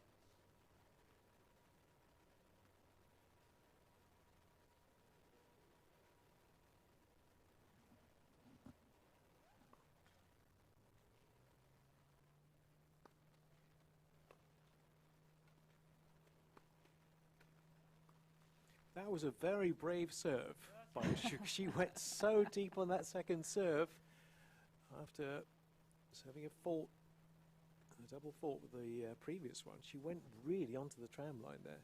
I think she realises that anything that is remotely short, Jordan's going to take charge of and sort of hit it for a winner. So she realises she's going to have to be brave and take a few chances on those second serves.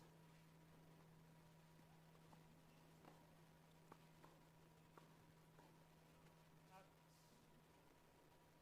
40-13.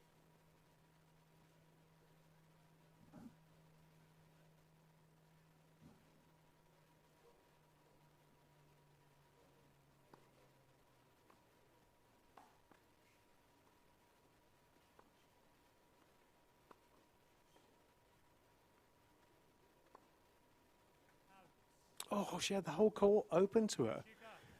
Lucy Shuker wasn't back in position there. She could virtually place that wherever she wanted it. She did. She constructed the point so well and then just overcooked that forehand slightly, but I think she'll be happy with the way she's constructing the point, even if she hasn't quite found her range on those finishing shots. She knows that she's in control whenever it goes into a longer rally. Shuker hangs on though for 2-2. Break a piece.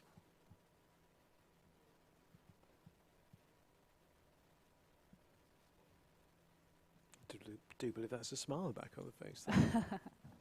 She's giving a coach the nod.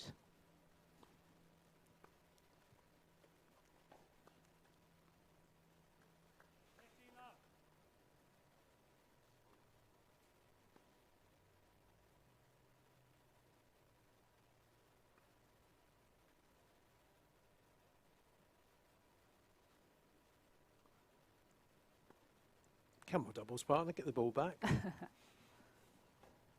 Maybe it's a tactic, delaying the momentum.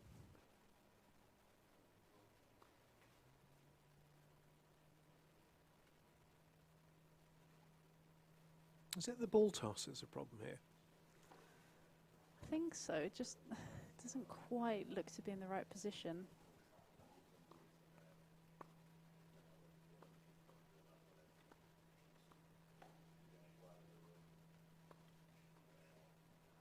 Yeah. Using the angle very nicely. Jordan Wiley this time doesn't get it wrong. Forces Lucy Shuker on the other side of the court. And uses the vast expanse, opens up. Get 30 love.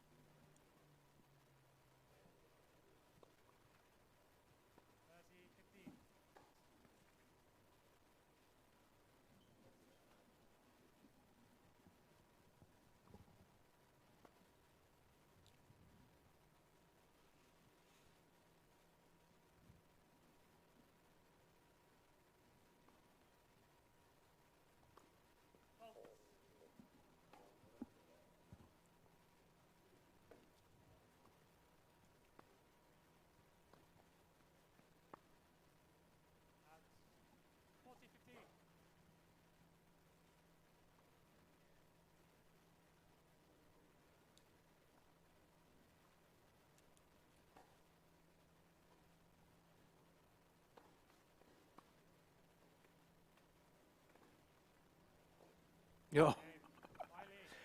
Made that look so easy. It wasn't. That was a much more difficult shot than it actually appeared to be, but did it with consummate ease. She did. Moved incredibly well to it.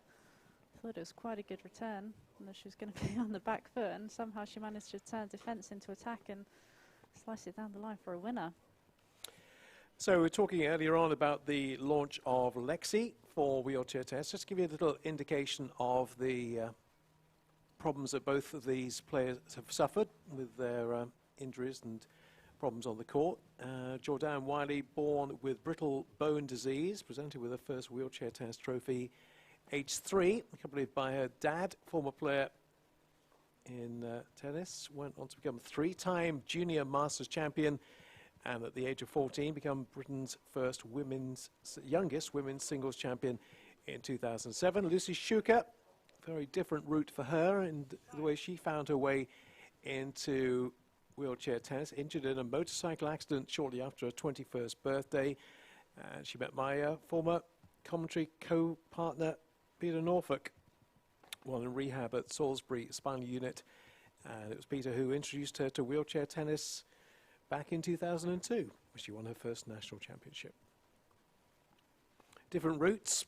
Just shows you in wheelchair tennis, you can come at it from all kinds of different angles, different disabilities, different routes into the sport. But as Peter has often said on commentary, it's a sport that's open to everybody.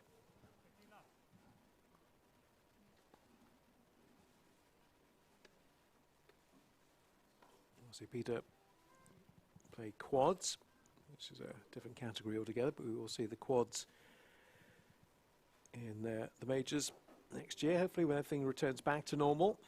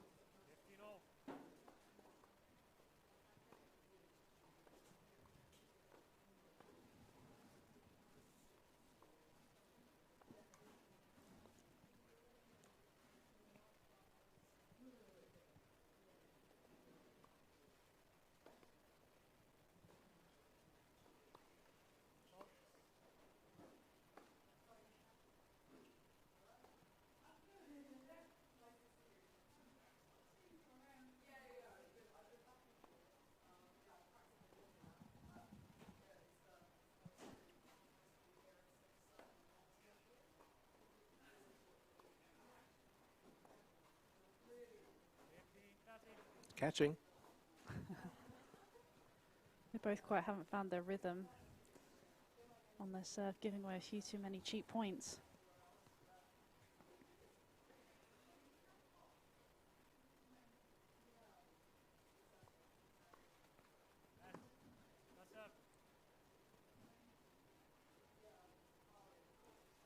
Because Lucy doesn't have the core strength that Jordan has, her serve's not quite as powerful.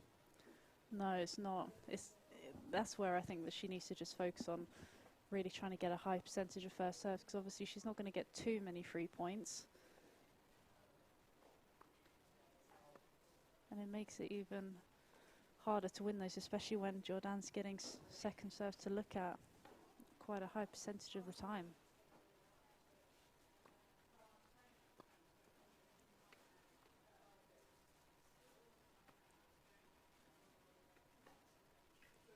Nope, not going to get that on second bounce. So Jordan has 2 more break points. It's time for a 4-2 lead, potentially.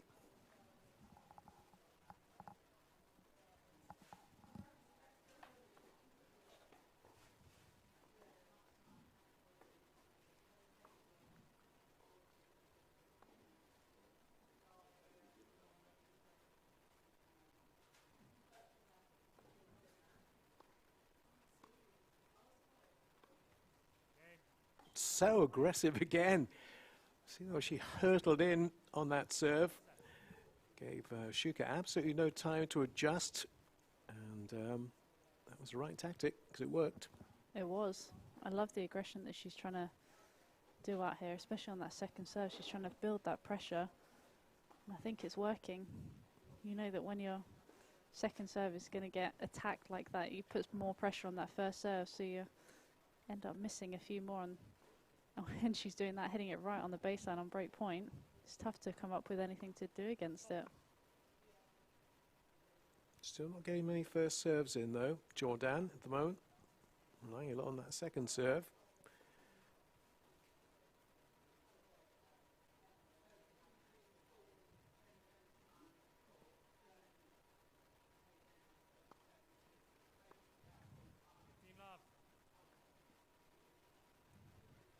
I should be frustrated with that. Not making Jordan play another ball. Easy point. So we have no ball boys or girls here, so the players have to do all the recovery work.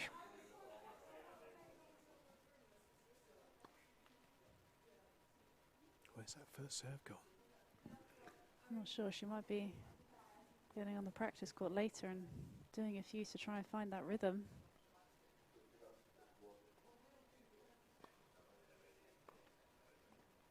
Oh, that's good. Very good. Best winner of the match so far from Lucy Shuker. And a bit of side spin, was moving away from Jordan there. I know. She did really well to get out of the way, and that created that little bit of extra side spin. Just long.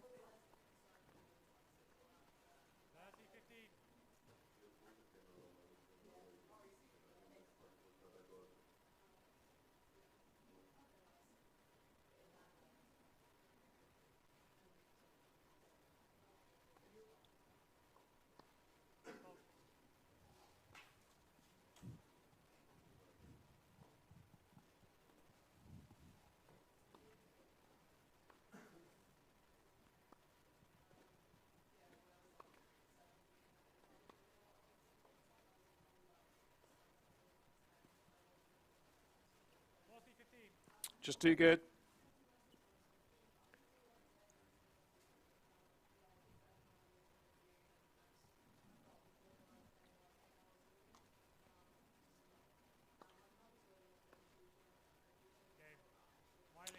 Yeah, a fairly straightforward hold there for Jordan.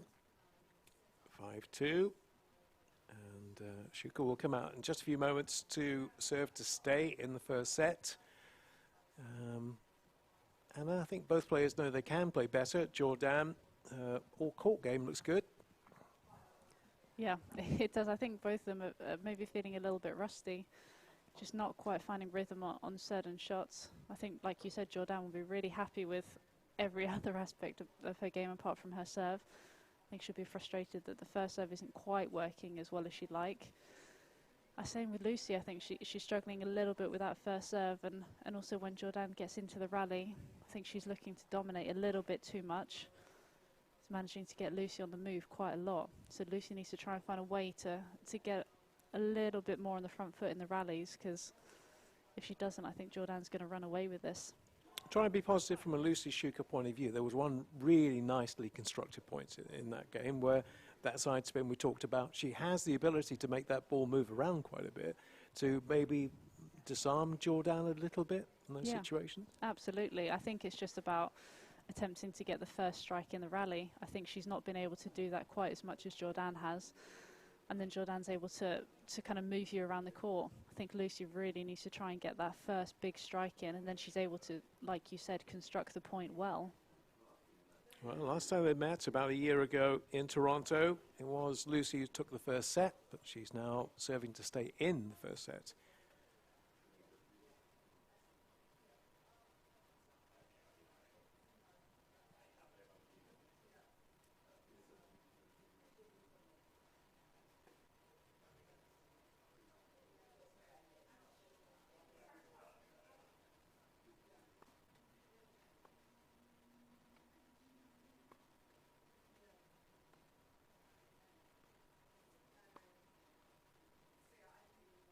Ooh, just stayed in.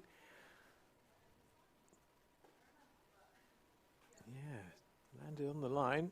Wasn't quite what she anticipated or intended, but very effective.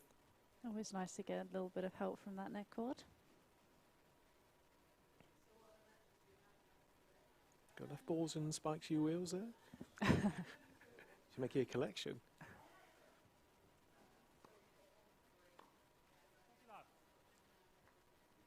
Makes her life so much easier when she gets that first serve in the court.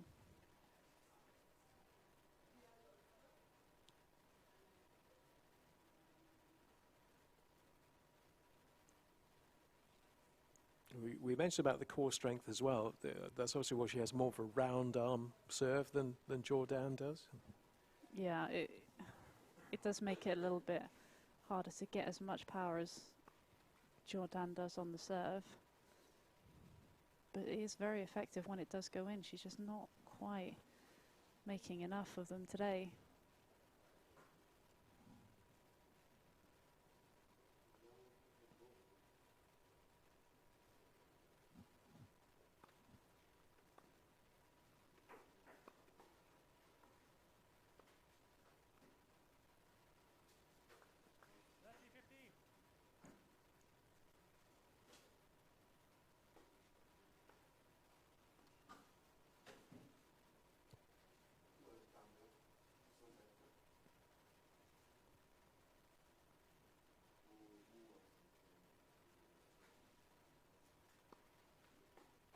That's up.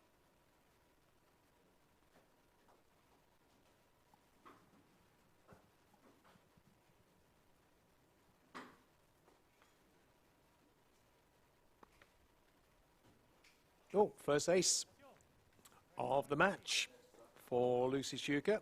First on either side.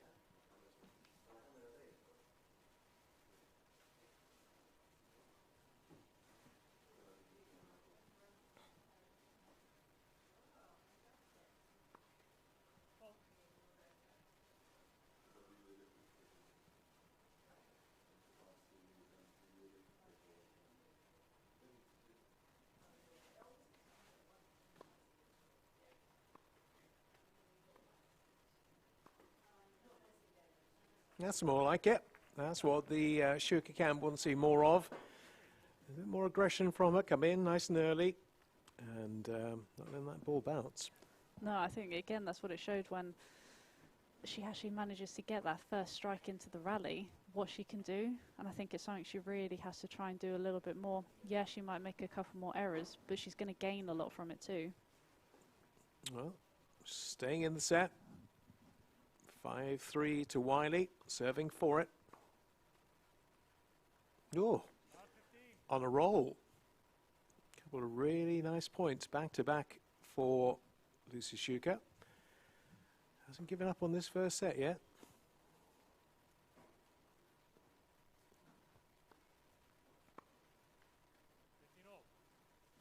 Unlucky, top of the tape. She'll be frustrated with that.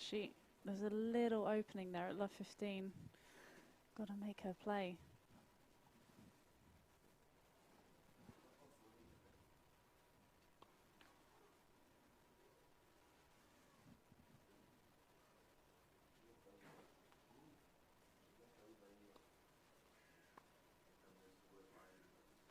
Quite a bit of oomph on that second serve.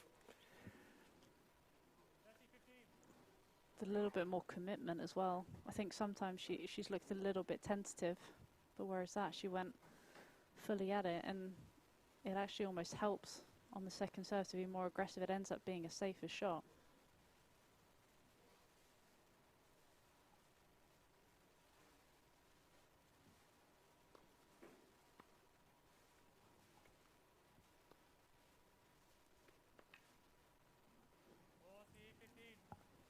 Two set points for the world number 5.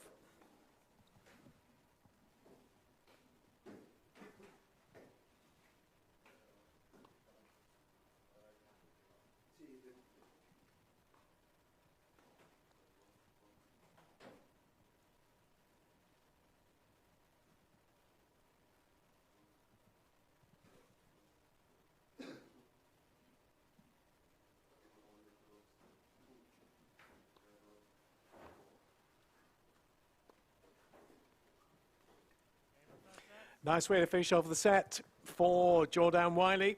Hasn't all been plain sailing. Serve hasn't maybe worked as well as she would have liked, but nonetheless, she sees it out 6-3 against her doubles partner.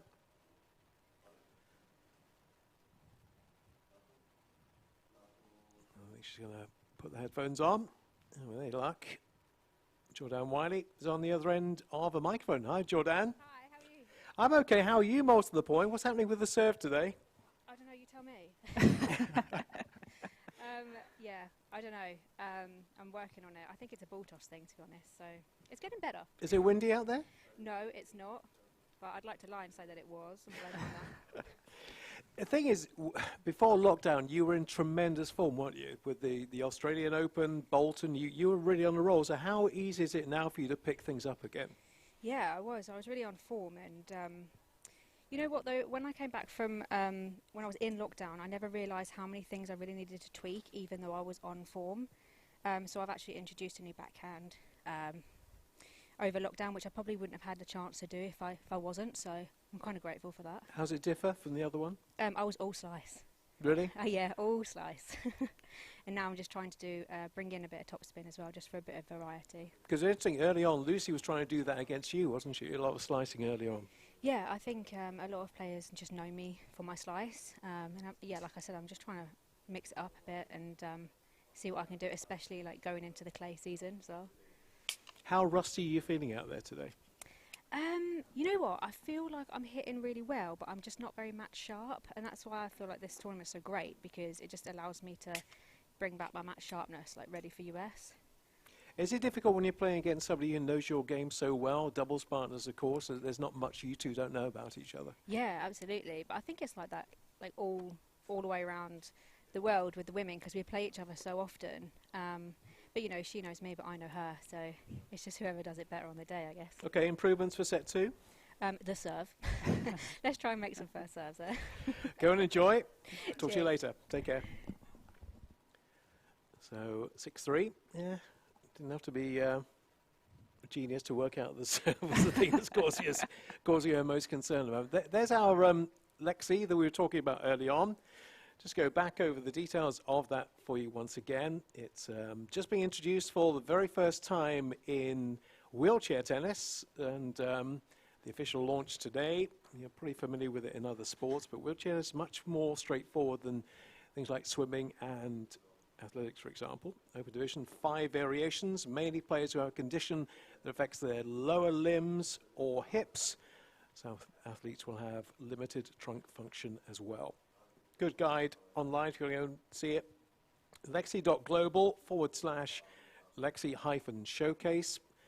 I'll give you a little video which will give you all the details you require. Once again, credit to Giles Long, former Paralympic swimmer who came up with the original idea. Lucy Shuker will start set number 2. Out.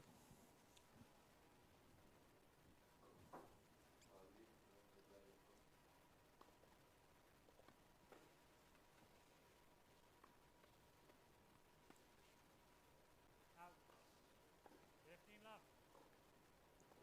Interesting, new backhand. I know. I thought she had that topspin backhand in the locker as well, but again, you see reverting to 2 slice backhands, but I think it's always good to be able to keep adding to a game. Like she said, she knew that she needed to tweak a few things, and lockdown was a perfect chance for her to keep adding and improving to her game.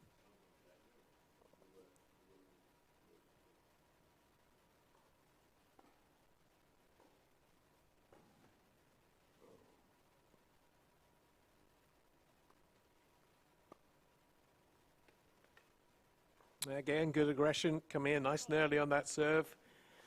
Not giving Lucy any chance to think about it, or starting to work out what her next option was before the ball was back at her chair.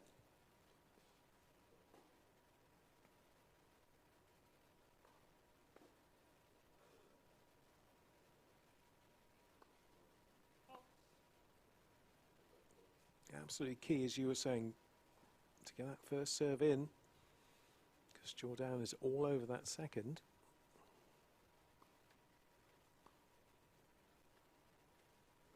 Good case in point. Even I thought that was one of her better second serves that she's actually hitting, and Jordan's just gone and hit it for a winner. So it re-emphasises the fact that she just needs to find a way to get that first serve into the court.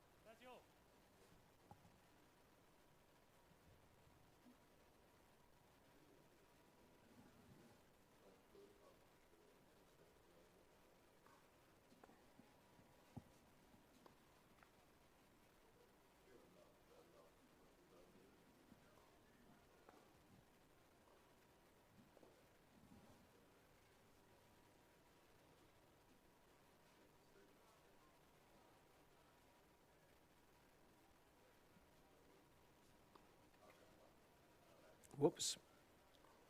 30-14.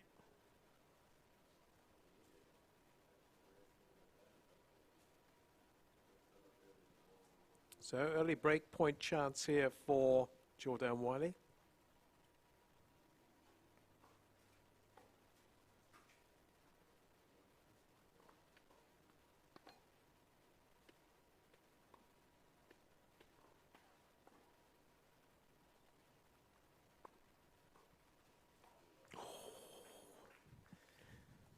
Risky, a Cutting bit it too deep. Cutting it fine, but that's what she's having to do How to close stay in was these this? games.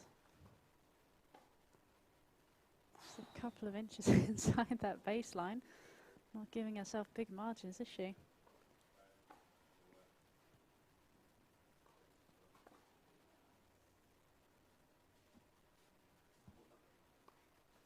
That was close.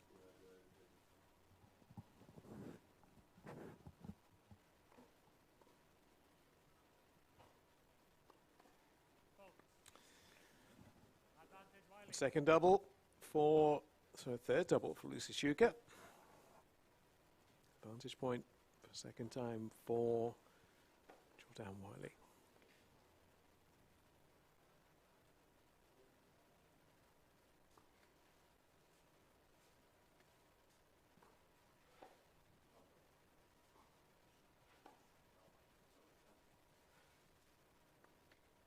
Fault. Game. Wiley. First game. Second set. Oh dear, bit of an anticlimactic way to finish that game, but Jordan will not care. She's on the board. Early stage of the second set, and just the start, Lucy Shuker did not want. No. Even if you're going to get broken, you want to make the opponent work for it, but gifted it there with a couple of double faults. Can't be doing that. Jordan's already got the momentum. Don't want to be giving it to her even more. 5 doubles for Jordan Wiley, 4 for Lucy Shuker so far. Let's see whether the serve improves for the US Open doubles champion.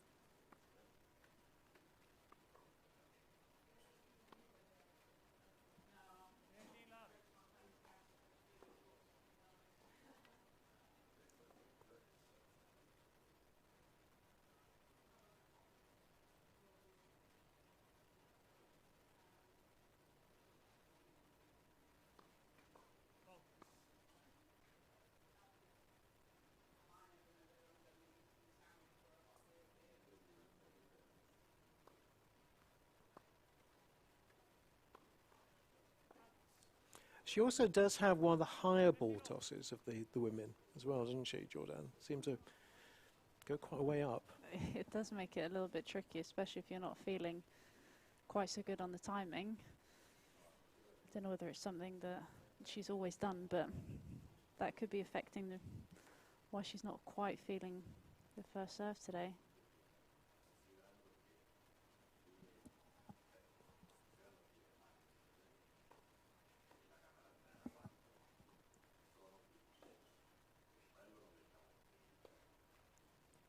Keeps veering off to the left by the looks of it. She says she can't blame the wind. I did give her a get-out clause, but she said no.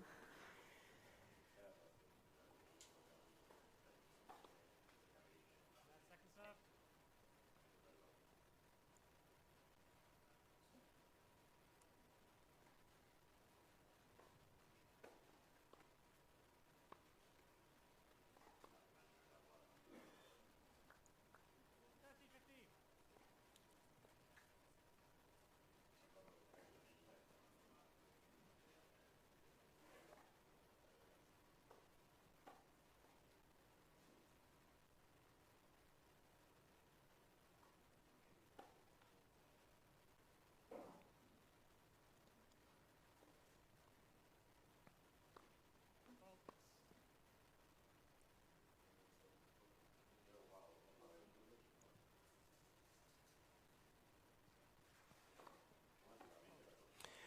Won't take too long before she starts getting really cranky with us on this now, because the more she's trying to make it work, the less easy it is working.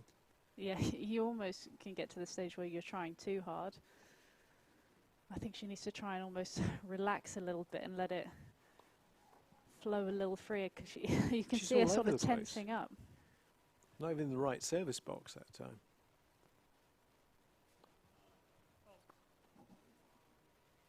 She's got the yips. She does indeed. No one wants a yips on their serve. I've had that a few times, and it's not a very nice feeling, I can tell you. Well, immediate break back point opportunity here for Lucy Shuker. Really handed on a plate to her if it goes that way.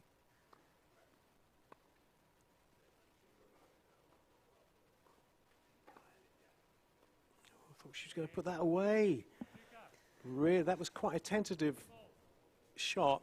Well, I thought it was going to go disappearing out of the court. Lucy managed to get it back, and she's broken straight back.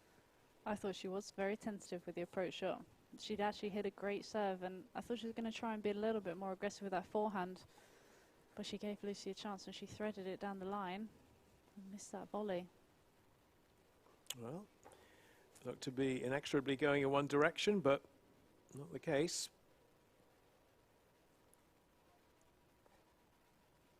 Suzuka breaks back straight away for 1-1.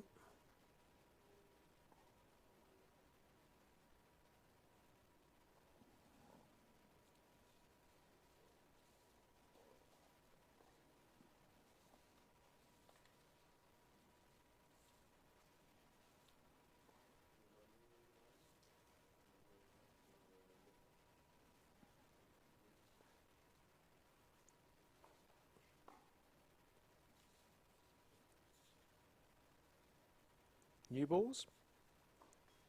I think it must be. They're coming from everywhere at the moment anyway.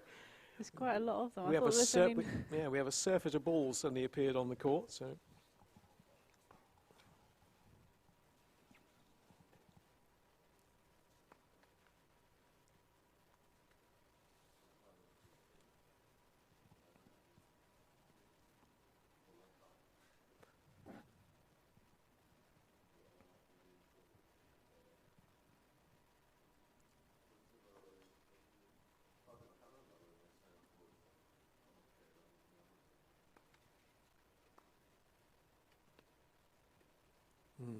took it early, didn't quite work out.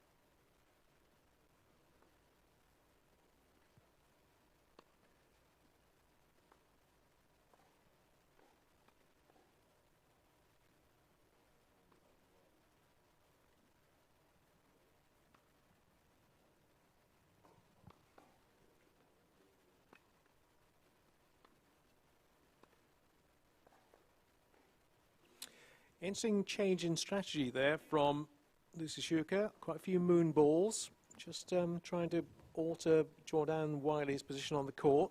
Yeah, I think the use of variety is such a key thing.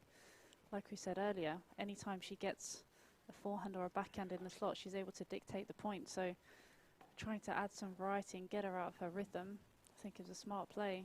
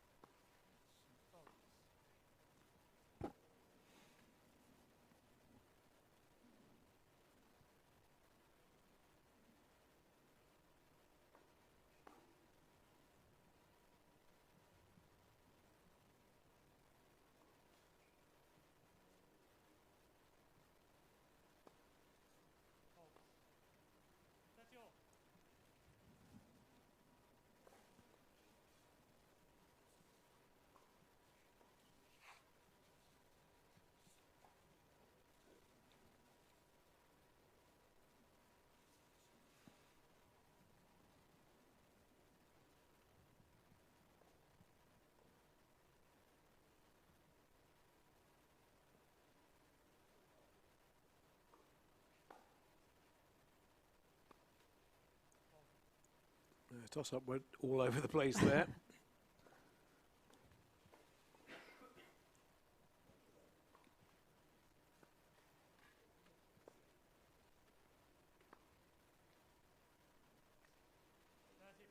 Up against it again. Another break point for Jordan for a 2-1 lead.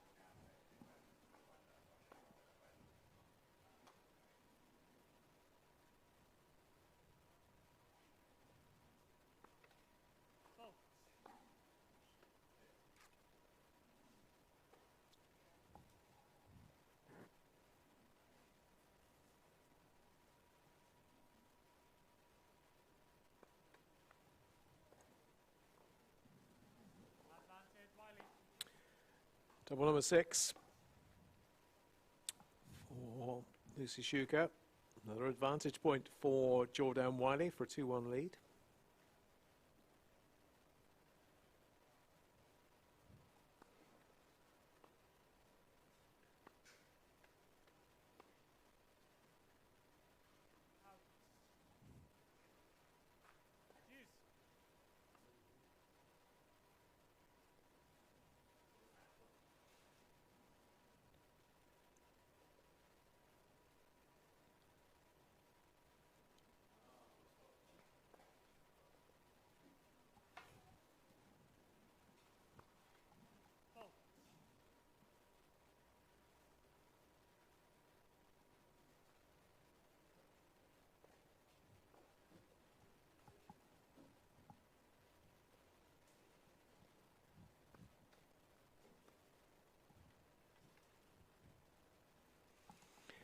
Too good.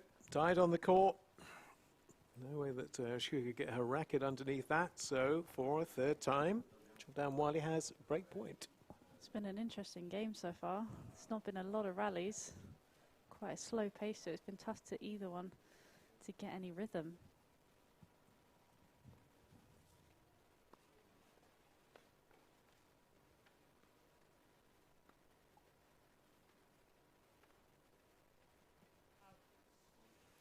Yeah, she was at full stretch with that. Very difficult to get that kind of shot under control when you've basically got your racket extended about as far as it would go. She's hanging in there. Here's Lucy Shuker in this game. Longest game of the match.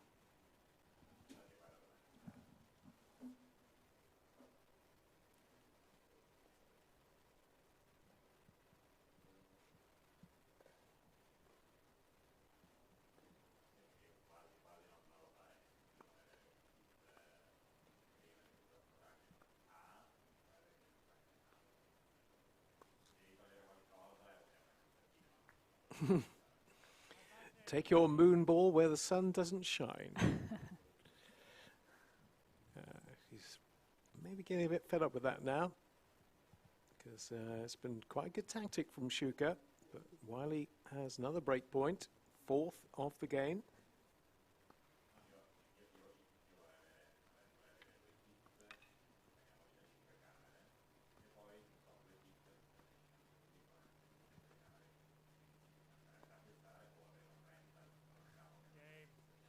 And that's all she needs to make the second breakthrough. So it's all been breaks so far. It has indeed. So number 2. I think it's pretty obvious that both girls are struggling with their serve. I think both of them would much rather be playing returning games every game. But as soon as Jordan gets into the point, you can see that she's winning a high percentage of them. You can tell herself that she's almost wanting to get herself to keep moving forward and not be too passive. I mean, this is completely untried and untested territory for these two. for any tennis player to be inactive for 7 months, as they have been, to come back in. We're not expecting spellbinding tennis, but they'll be both of them be disappointed with the caliber, the quality, surely, of what they're playing right now. I think they've both shown glimpses of what they can do, but I think, like you said, they're going to be a little bit frustrated with the kind of level out here. They both know that they can play a lot better than what they're showing here, but then they also have to take into account that they haven't been on a match court for sort of 6-7 months. So you have to rein in those expectations, but it's all about shaking off that match rustiness and just getting that feeling of being on court again. And there might have even been a few nerves out there, so it's just a case of shaking those off as well. And I'm sure but they're both now, what, 8-9 days away from a Grand Slam, so they need to get themselves in the groove. Absolutely, but that's what this tournament is going to help them with.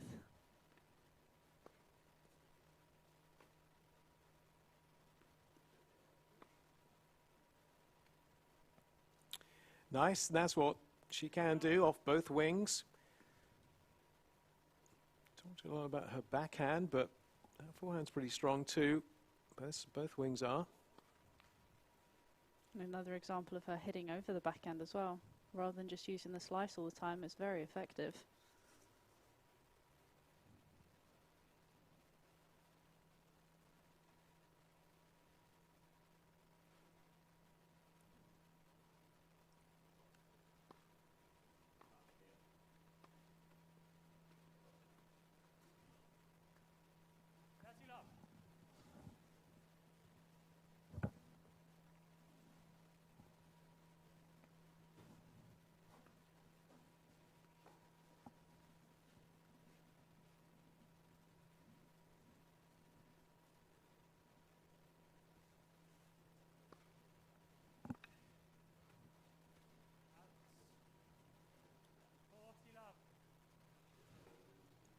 Very comfortable service game so far for Wiley compared to the others.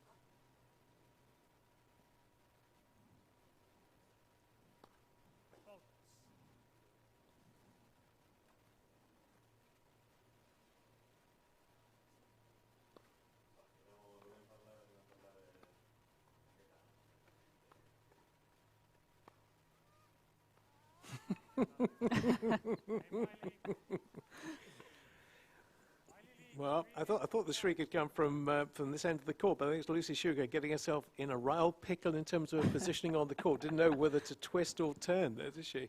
No, she just couldn't quite get out of the way. I think initially Jordan did squeal, and I think 'cause she knew she'd probably hit it long.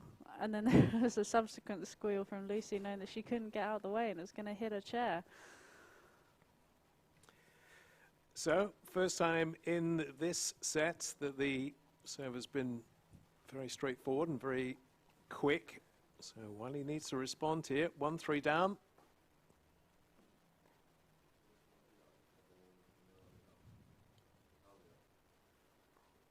Shuker with serve.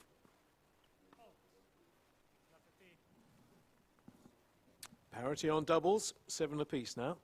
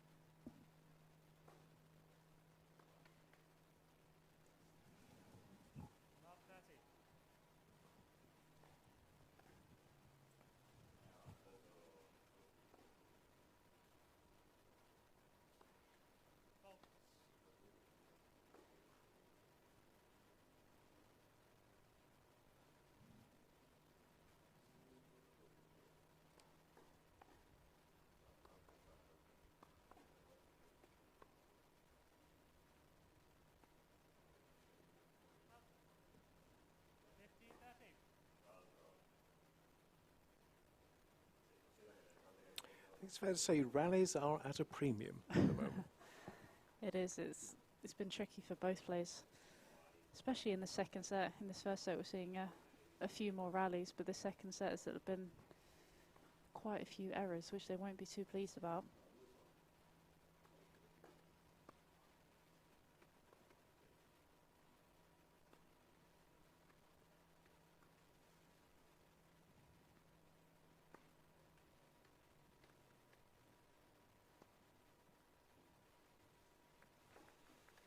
Meat and drink to a player of the quality of Jordan Wiley.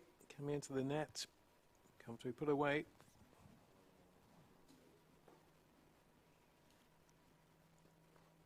Two more break points for a 4-1 lead for Jordan.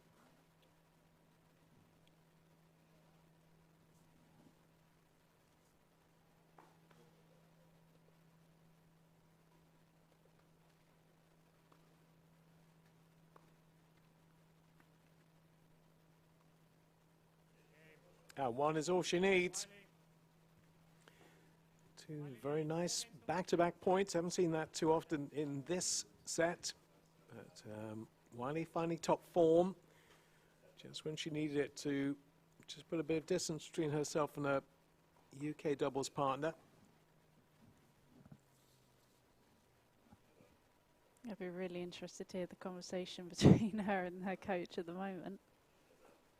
Well, he was smiling quite a bit in the first set when we had a close-up of Josh talking to Jordan, but got his serious game face on now. 2 away, 2 games away potentially here from taking this match. So come on. Marcel, what's she saying? That's a very good question. I'm hoping for a few more hand gestures so I can try and get a gist of it. It seems to be all on her backhand side. She's not happy with her backhand today, or what?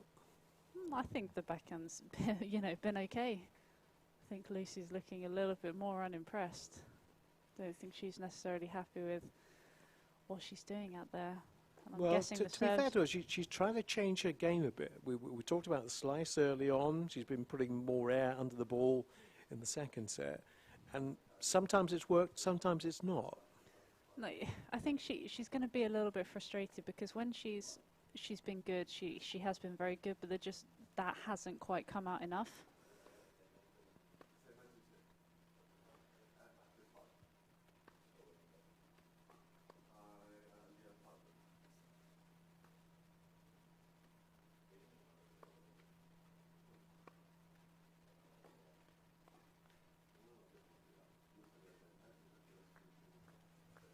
Yeah, Jordan just forcing Lucy further and further deep behind the baseline.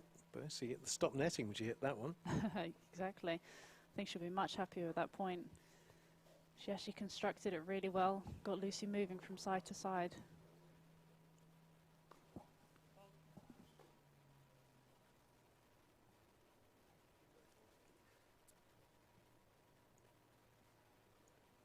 Love.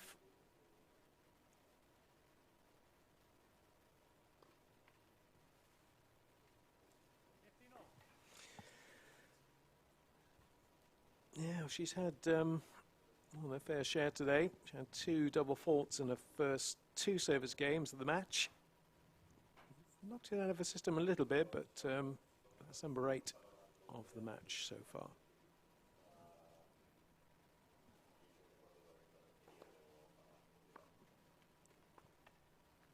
And that's what Lucy Shuker is capable of doing.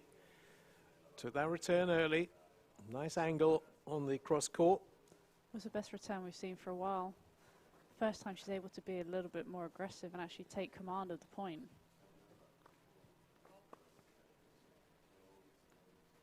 Putting some pressure back on the Jordan Wiley serve again.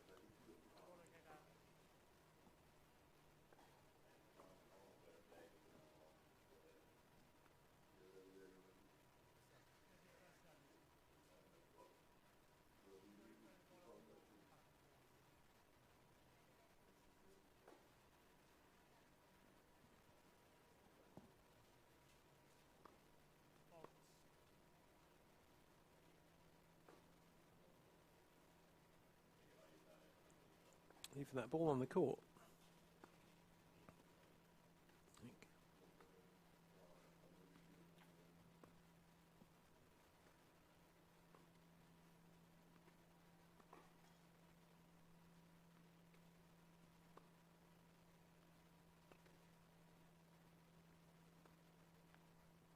Yeah, again, mixing it up quite nicely. Little flat return, bit of a moon ball on the flat return. So, Lucy doing all she can to kind of shake her game up and trying to mix things up as best she can. See if she can disarm Wiley. That's working at the moment. 2 break points.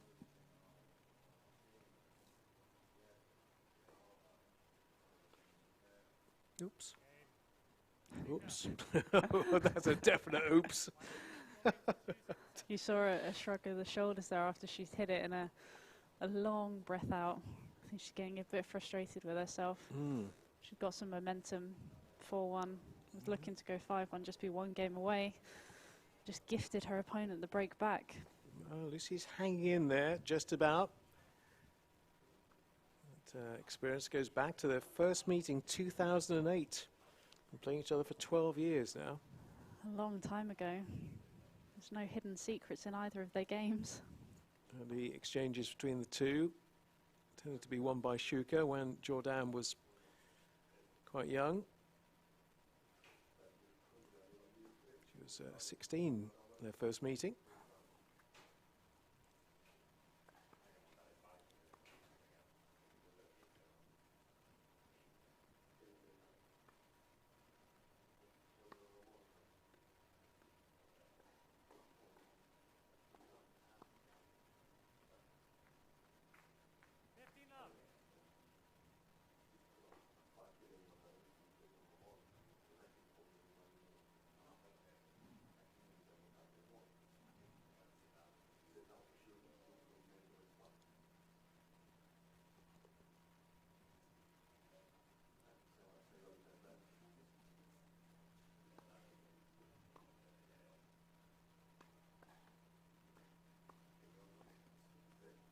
Nicely done. Right in the corner where Wiley could not get to it. However hard she was scuttling across the court, she wasn't going to get to that one.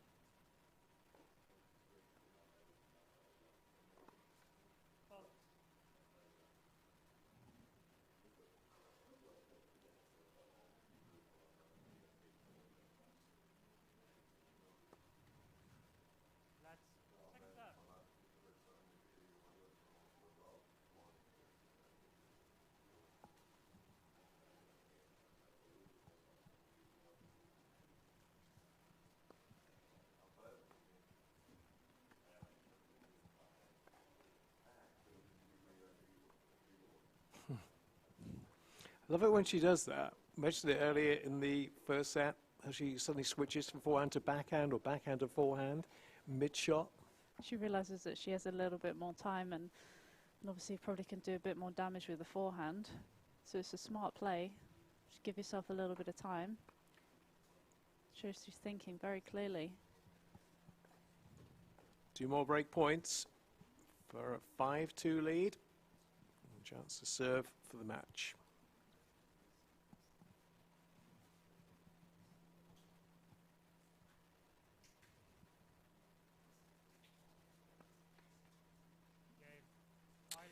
And she get a chance to do that with double fault number 9 for Lucy Shuker.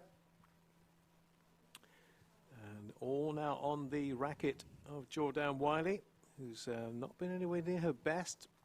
So certainly has been off, but maybe a last chat with the coach, take her into that last game. So coach, Put yourself in his position. What are you telling her at this stage? Get the ball in play. I'd probably just be saying make a first serve.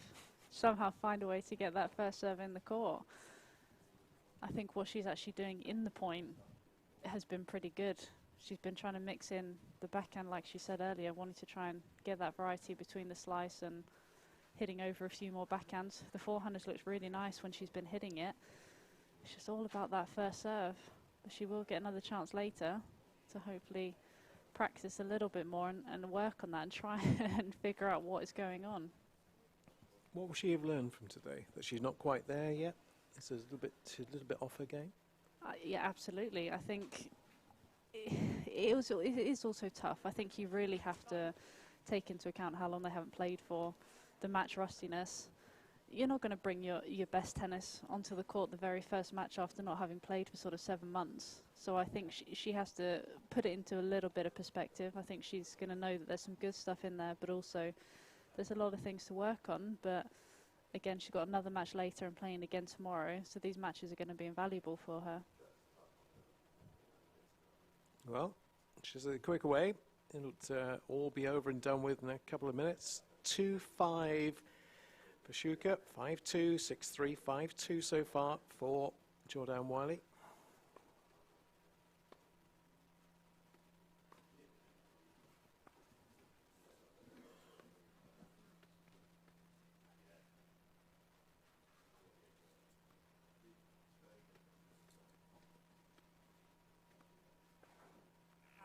Yeah, that's a good case in point. She wasn't ruthless there either. No, she was quite blasé when she came up to that forehand. I think she'd already won the point, and all she needed to do was hit it cross court into the open space. But I think she was a bit careless, and she's going to have to get that out of her game.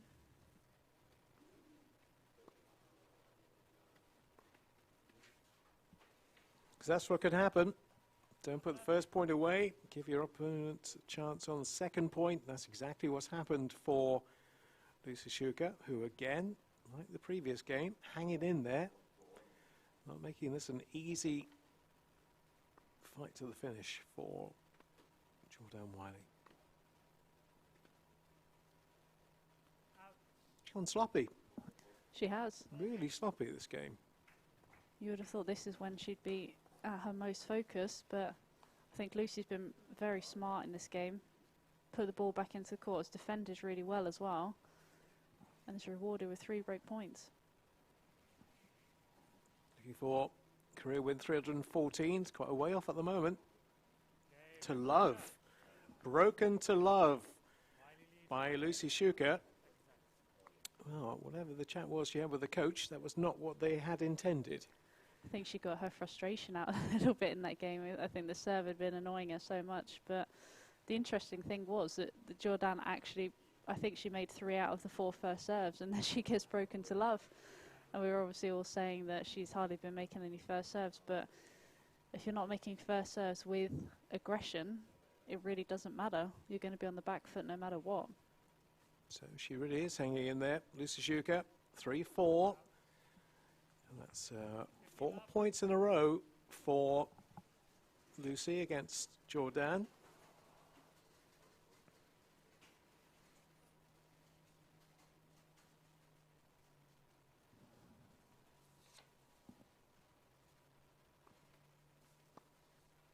Make that 5. Not quite sure what's happened here. No, game's gone off at the wrong time, isn't it? It's never a good time for your game to get off, but you know, when you're on the cusp of getting a victory. I think maybe she thought this match was already done and was going through the motions a little bit, but it's not over until you win that last point.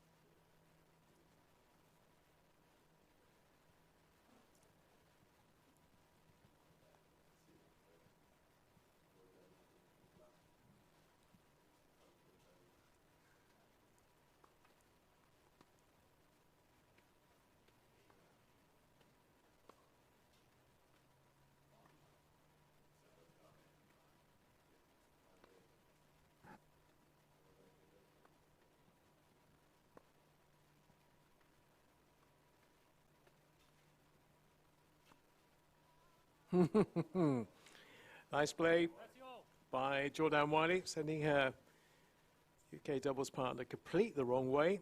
Sort of a dummy there. I think it was coming down the line, and suddenly face of the racket changed, across court it goes. She just kept her head down over that, didn't she? Didn't give it the eyes to give away where she was going to hit it. 2 points away from victory now.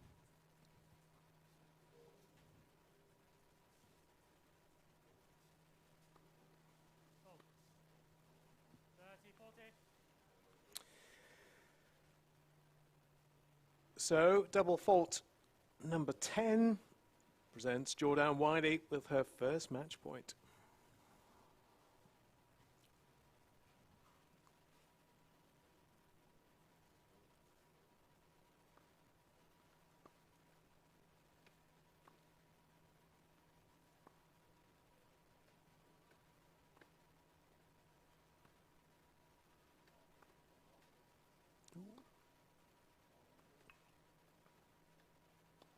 Two lobs and the second one worked. She did so well. I didn't think she was going to somehow find her way out of that point, but threw off a couple of lobs and managed to turn the point on its head.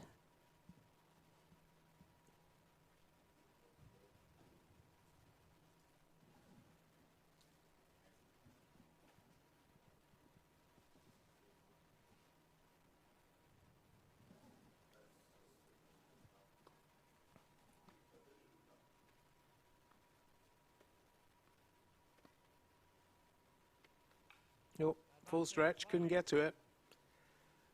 So for a second time in this game, Jordan Wiley has brought up match point.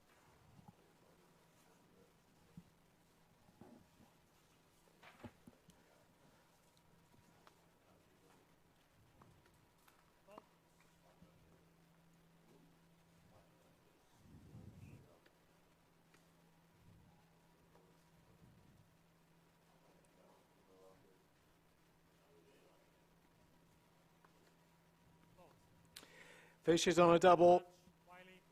Finally, anticlimactic from Lucy Shuker's point of view, but Jordan will not care. Jordan Wiley, the winner, in what was a pretty topsy-turvy kind of second set. Never really any momentum flowing either way, but despite the yips a bit with the serve, and a game not being quite A1, won't matter because Jordan Wiley sees it out. Second match point good enough, and she's got a couple more tough encounters, including a doubles come. She's playing up against her old man, isn't she, tomorrow? I do believe so. Yeah, well, she and Mark McCowell due to get married later this year, but because of the COVID situation, that's all been rearranged. November, I think, is when they were due to get married, but that's had to be rearranged to next year. But yeah, they're playing up against each other tomorrow in the doubles. Will be for bragging rights in the household. Yes. Who's going to talk to each other afterwards? could be an interesting journey back in the car afterwards, couldn't it? That one. Most definitely. Those two. Well, we had from Jordan in between the two sets. We'll hear from her in more detail now, summing up that straight sets victory over Lucy Shuker. And she's with Anne-Marie Batson.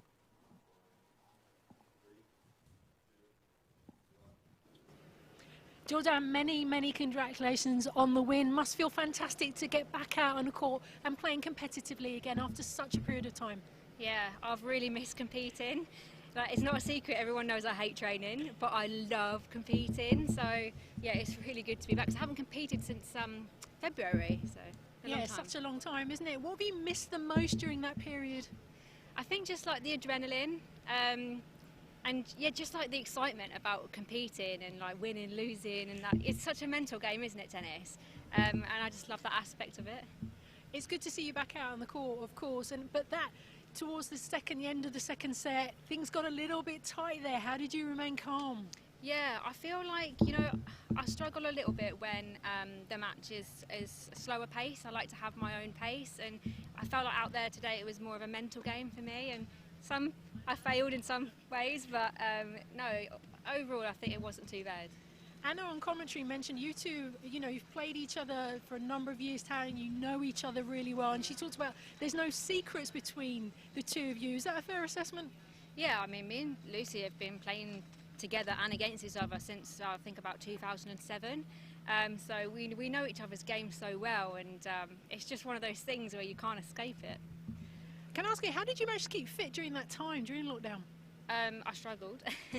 I mean, I'm still trying to get like to where I was before I had my baby. Because you hate 2.5. Well, you hate training. You talked about you don't like yeah, training. I know, but I'm just trying to eat really well and just trying to be active. And you know, anyone who's got a toddler, you know, you've got to be running around. So he keeps me fit. Well, congratulations on winning. Good to see you back out on court. Thanks.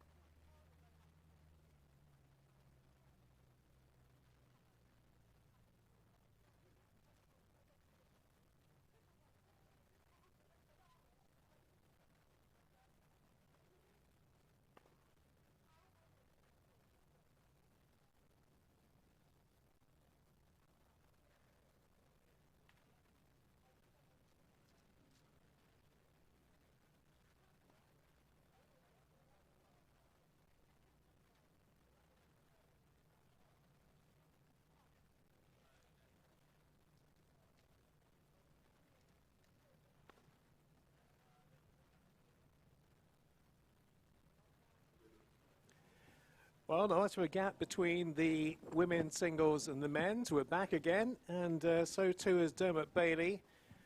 After that straight sets defeat to Alfie Huitt earlier on, he's back for more. Up against the British number 2 as he is now, Gordon Reid. Ranked 5 in the world. And well, Dermot will be looking to get more than 2 games, hopefully, out of this one. And we have quite a rarity, 2 lefties. Don't see that very often, do you? Kath Lovell will once again be our umpire for this one. And Gordon Reid will be where our camera is positioned at the far end of the court. That's a close-up of one of our young, up-and-coming players, Dermot Bailey. Well, I say young, he's 2 years younger than is Gordon Reid. Gordon 28, Dermot 26. And that was quite a baptism of fire for him earlier on against Alfie Huitt, as we welcome Cornelia Oosthuizen to the commentary box for the first time. Cornelia, top 50 player for the last 2 years for Great Britain. Still there and still performing well. I try my best. Thank you, Bob. It's a pleasure to be here and looking forward to this. Yeah, like you said, seldom you see 2 lefties contesting it, and looking forward to sort of seeing how they try and outplay each other. Let's talk about Lexi before we start things off. You may have heard us mention it in the last match. Well, I'll give you some more details now. Lexi introduced into wheelchair tennis today for the very first time. You may be familiar with it in other sports, swimming and athletics, for example. Probably seen the S in swimming or the T and F in track and field. Wheelchair tennis, much more straightforward. We don't have quads here, so there's only one category we need to talk about, which is the open category. 5 variations, mainly players who have condition that affects their lower limbs or hips. Some athletes will also have limited trunk function. If you want a good guide online, which will explain much more, go to lexi.global/lexi-showcase. As ever, credit to Giles Long, the former Paralympic swimmer, who came up with the original idea. So in your case, what is your disability? So I am a single leg amputee below the knee, and by extension qualify for the open division, which, yeah, essentially, like you pointed out, covers lower limb impairments. And the thing to mention in terms of the difference between the open division and the quad division is that in open division players tend to also have normal upper limb function, like you mentioned. So perhaps some limitation in the trunk to a degree, whereas the quad players tend to have an impairment both to their upper and lower limbs, specifically their ability to control the wheelchair and their racket. So for those of you familiar with wheelchair tennis, you would often see quad players actually physically taping the racket to their hands to aid their grip on it, which can be yeah, I suppose one identification factor between the 2 divisions. During the course of this match, we should get your story, because you're a fairly recent convert to wheelchair tennis, aren't you, the last few years? Yeah, I suppose it came with the territory of becoming an amputee, but I've played tennis from a very young age.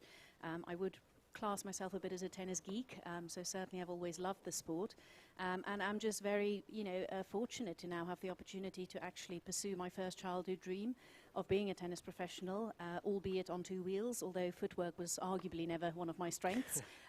So yeah, just trying to make the most of the occasion. And one thing actually, certainly for me and any other wheelchair tennis players watching, would be focusing on the movement of both players.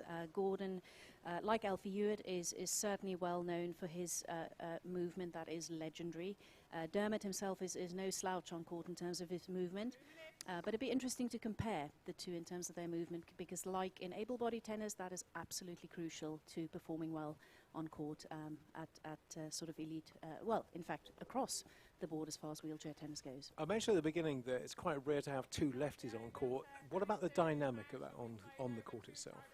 Well, it's quite rare for me to have actually observed that myself, so I'm quite excited to see how the guys try and sort of, I suppose, approach it a bit as a chess game. I imagine we'll see from both the inevitable serves out wide that you do tend to experience and encounter when you play lefties, although they might change it up by virtue of actually facing essentially a mirror image in that regard. Again, it might actually look a bit more like a normal sort of tennis match between 2 righties. So I'm not entirely sure what to expect, but I think it'll be fascinating to see how Gordon, who is arguably the more experienced of the two, sort of plays against Dermot, but equally what Dermot might bring to the game that might be different from when he played Alfie, who is of course a right-handed player. Now, as opposed to the match between Dermot and Alfie earlier on, these two have never played each other. I mean, yeah, who would have thought after all these years? So again, it'll be fascinating and I suppose trailblazing really for them both, because even though obviously you practice together and they've had history in the World Team Cup together, and I know they played doubles together, certainly in the World Team Cup. When you sort of sit on the opposite side of the court of a doubles partner and someone certainly as formidable as Gordon is, that is an entirely different kettle of fish. So I'd be interested to see how Dermot approaches this. Well, there's only 2 years between them. As I mentioned, Dermot is 26, Gordon is 28. But in terms of titles, Gordon has 30 career titles in singles, 67 in doubles, compared to 14 and 10 for Dermot. So there's a big chasm between those two. A little bit. Yeah, I mean, again, Gordon, you know, as a former Grand Slam champion, a Paralympic medalist, you know, he's been playing this sport from a very young age and obviously very, very proficient at it from a young age. Whereas perhaps Dermot has taken a little bit more time to blossom and grow into it. So again, yeah, it'll be interesting to see, you know, perhaps the relative level of confidence that Gordon will bring to this, or whether Dermot would feel compelled to perhaps push too hard initially because he knows what's on the other end, and certainly the movement from Gordon, I think, will be, as ever, a massive factor in this match. So it'd be fascinating to see how Dermot sort of attempts to you know, give a good account of himself, which I'm sure he will do. I'm not entirely sure whether Dermot is in full health, nothing coronavirus related, but I know he's had a couple of struggles relatively recently. He obviously would never flag that up as an excuse, and I certainly am not doing that on his behalf, but it would be interesting to see perhaps if his movement is as explosive as we tend to know it can be, or if he's perhaps a little bit flatter physically. Potentially as a result of perhaps not being in full health. Well, he's at this end of the court, Gordon Reid at the far end. And as I say, he'll be looking to try and get Dermot more than 2 games that he got against Alfie Huitt earlier on today. Quite tough having games or matches so close together. Not much of a respite in between. Not so much, but we as tennis players tend to be pretty used to that. On average, when you play tournaments, you're looking really to play at least 1 singles and a doubles match per day, and depending on if you need to qualify and then play your first round, sometimes you can play as many as 3 matches a day, 2 singles and 1 doubles.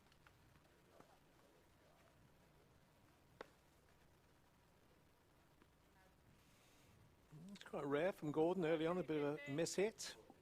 I think came off the frame of the racket, that one. You pay for the frame as well. Yes, that's true. It's a horrible dull thud of the ball coming off the racket there.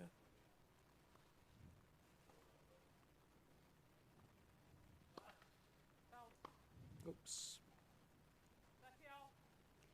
Goes long. First double fault of the game.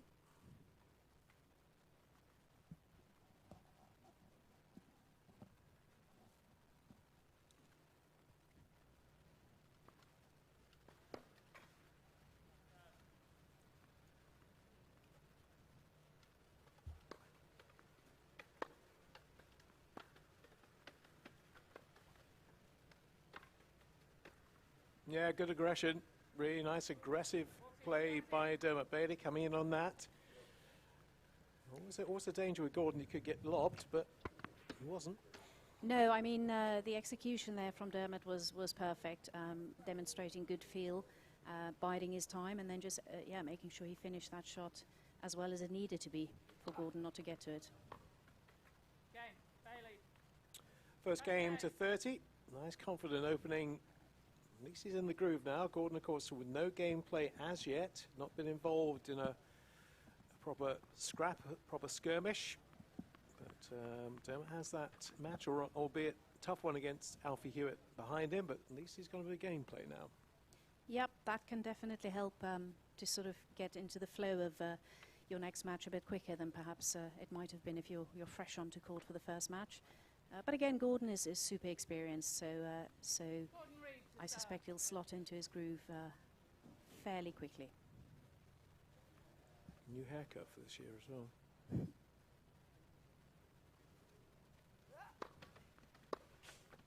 15 love.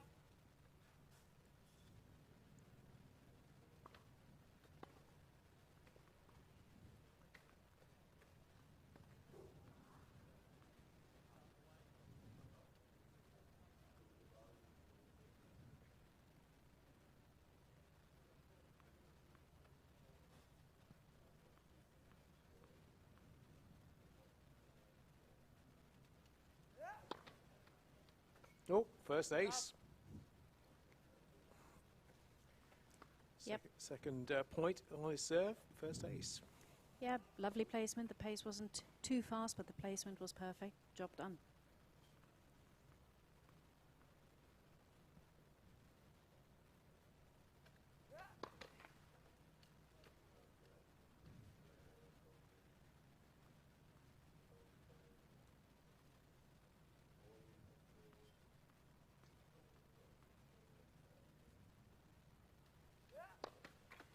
Oh, follows it with a double.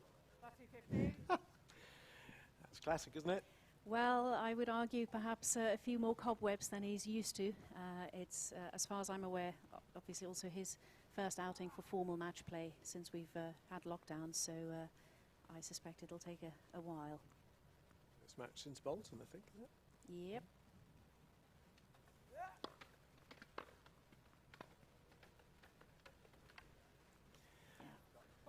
15. But that is typical, I would almost say, textbook Gordon Reid, that. It's the basics. If you do the basics as well as these guys do, then you can go a long way.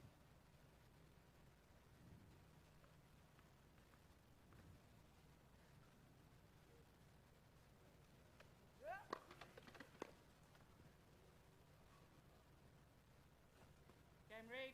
Here's a question for you. Is Gordon Reid a better doubles player or singles player? I would argue I would argue both, in that when he's on form, his results speak for itself. He obviously knows what he does on a single court.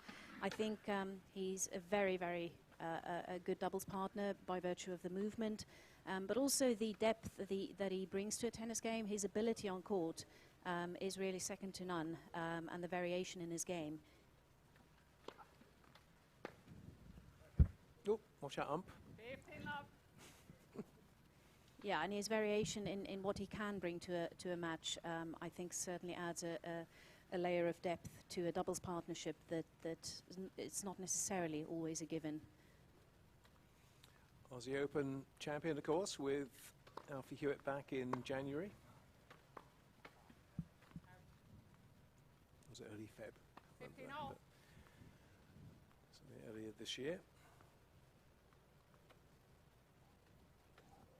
Great Rio, where picked up 2 medals.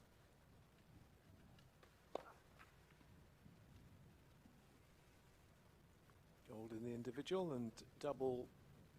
So he got silver with Alfie 4 years ago. 4 years ago now as well. 4 years ago. Yeah, who would have thought back then we'd be where we are today with Tokyo postponed, but fingers crossed, and obviously COVID pandemic permitting, we'll be rearing to go in 2021 for Tokyo. Hopefully.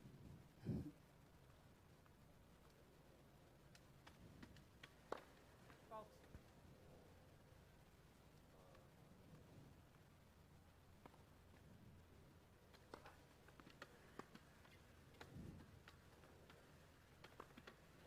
What a great wide serve that was. What a fantastic second serve from Dermot Bailey to push him wide, push him still further wide. And Gordon's normally great on returns, but that was just pretty much unreturnable. Yeah, he set it up well for himself, Dermot did, to then go into space. And again, basic principle, but executed very well. And we're on 30 all.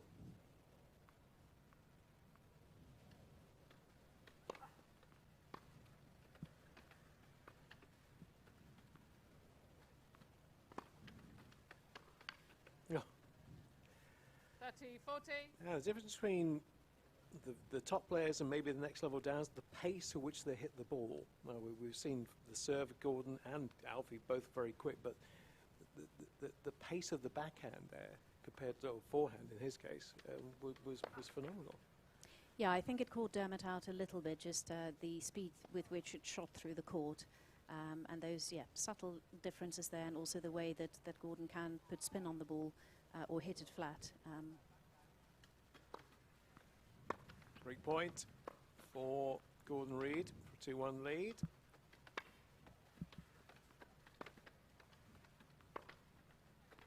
Great scrambling Yes. by Dermot Bailey to get that back. I thought he was struggling at one stage. You heard the racket hit the surface of the ground, but still got the ball back, and that's a fantastic shot right into the corner. Yeah, absolutely. You've got to, as they say, play the whistle and absolutely motor for every shot. You might get opportunities against the very best players, and key is to take those opportunities when they present themselves.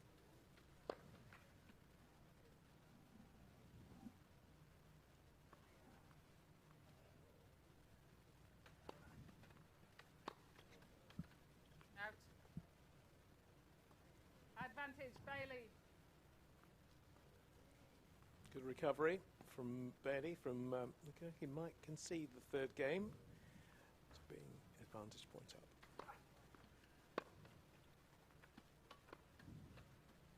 Out. Deuce.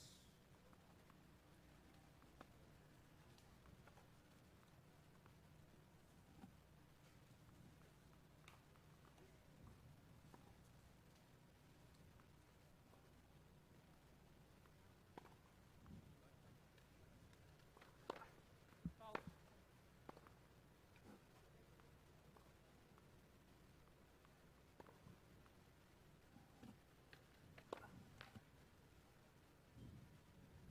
Advantage, Reid.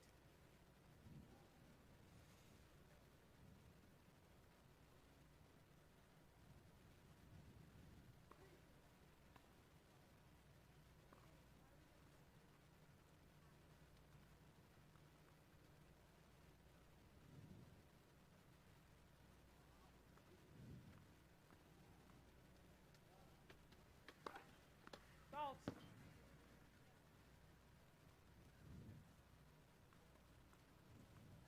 Will Gordon attack the second serve? Of course he will.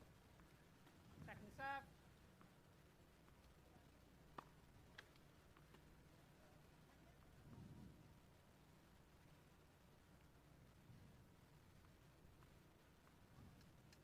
Watch him fly in now. Here he comes. Game Reid. Yeah, I mean, that's an example Reid leads by 2 where games to 1. perhaps when you consider the relative consistency that the top players bring to every game, versus we saw a bit of toing and froing there from Dermot. From deuce, he went into advantage, lost that point, then hit a double fault to get himself or to rather grant Gordon the break point, and inevitably perhaps pushed a little bit too hard on that sort of series of serves that followed, and unfortunately lost that game. How intimidating must it be, though, to see Gordon Reid flying at you like that? Because basically he's behind the baseline. You go into your service routine, he's virtually on the service line by the time you've done that. I think if you focus on that, very would be my answer to that question. But I think for all tennis players, that inevitably is the challenge, especially when you're facing someone at the top of the game, to focus on what you can control, to focus on your game, being aware, obviously, of what they bring to the court, but being disciplined enough for that not to sort of scare you too much, because otherwise, the contest, it won't be as proper a contest as it could or should be. But arguably that can be easier said than done. So early breakthrough, Gordon Reid has the break. Third game of the first set, leads 2-1.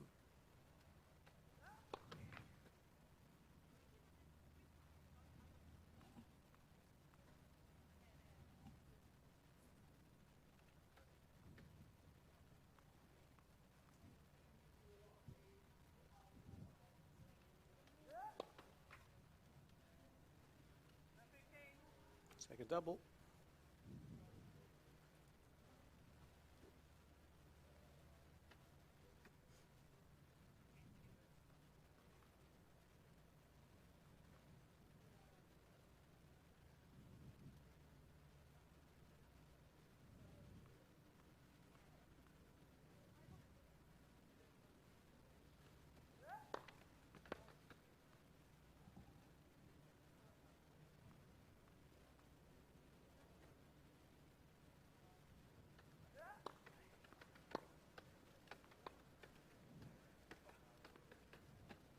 Just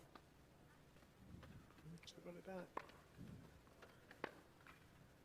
Oh, that's unlucky for Dermot. He hustled well to get behind that ball and also, more importantly, to give himself enough space to then make that shot back, but unfortunately followed by a shot into the net.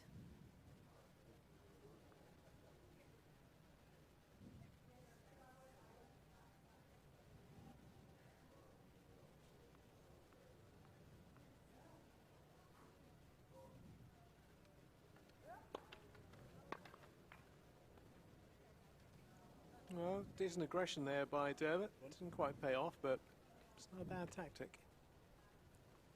Yeah, it could be labelled as a good mistake.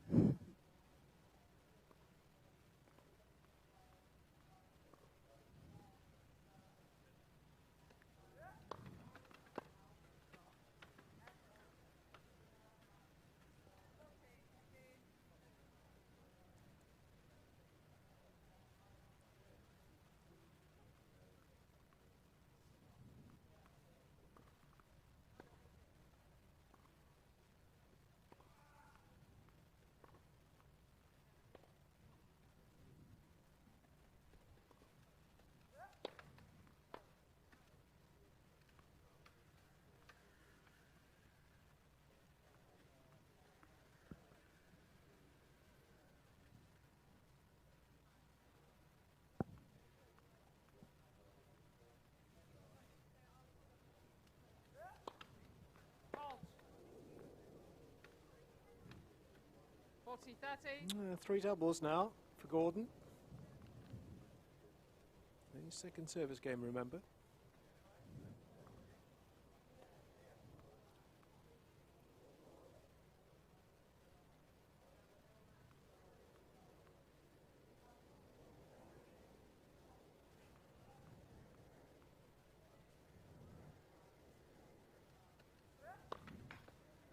Net for serve.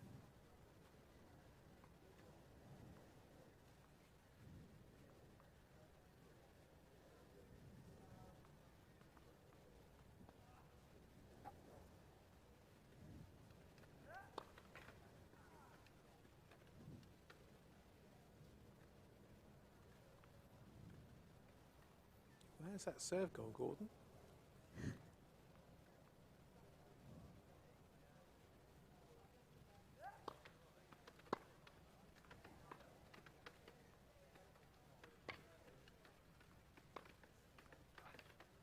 Yeah, that's well played. Game read. That's why he's so good. That's why he went to world #1 in September of 2016, and why he's the highest ranking in the doubles right now, and there was in 2015 as well. He's, probably answers my question of earlier on, whether he's a better doubles player or singles player. The record would show both. Yeah, I think one thing that can sometimes be a little bit deceptive on the television is also the relative pace at which the guys are playing. So both the pace at which they're striking the ball and how fast it flies through the court, but also their movement. Sort of switching between watching the game on the television screen Yeah. versus watching it live, like that particular point. You know, that happens pretty fast in real time. So perhaps just a consideration to keep in mind as we watch this develop further. We'll talk about the maneuverability and the manipulation of the wheelchair maybe in between the games here, because you've had to adapt to that, and you can tell me how easy it is to do or not, Sure. as the case may be. But Gordon Reid certainly has no problems working his way around the court and has taken the first 2 points of this game.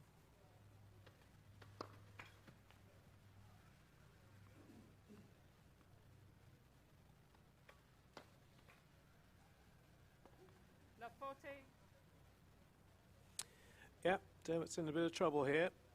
Dug himself a bit of a hole on this service game. Love 40. Bit of a pattern emerging, very similar to what happened with Alfie Huitt earlier today. Just a decent start and just falling away a bit in the middle of the set.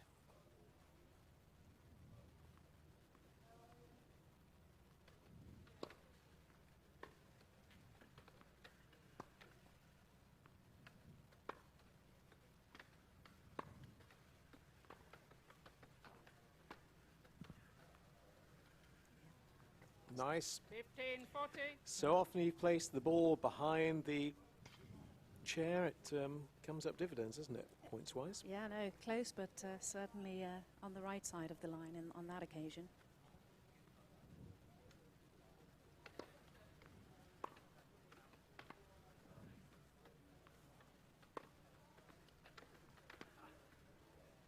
No, I did well to get to that at all, but also he couldn't get the ball back in play. Reed leads by 4 And games Gordon to Reid 1 has the first break set.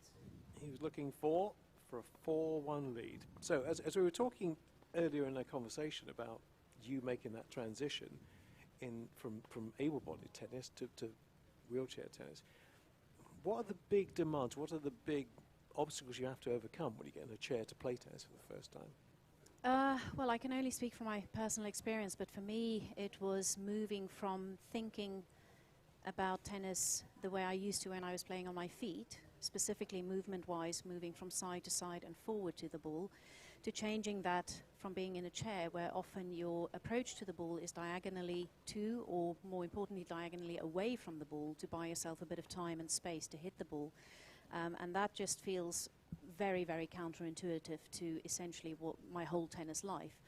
So for me, certainly that's been one aspect that's arguably taken the longest to get used to, which is becoming better and better. But I think in that regard, playing wheelchair tennis from a young age, like any sport, certainly shows in the movement patterns very obviously between players who've come to the sport at a young age versus perhaps those who've come to it at a later age. So yeah, it messes a bit with your mind. I imagine you have to learn how to manoeuvre the wheelchair in the first place, For a and start. then do it with the racket. Well, yeah, that also didn't happen overnight. You know, the basics of sort of, just getting used to the chair as an extension of your body versus you being in the chair is something that also takes time. Aiming for top 40? Absolutely, sir. Good. Hopefully when we talk next year, it'll be you in the top 30. Fingers crossed. I'll take that. Fault. Gordon Reid with that break, 4-1 up.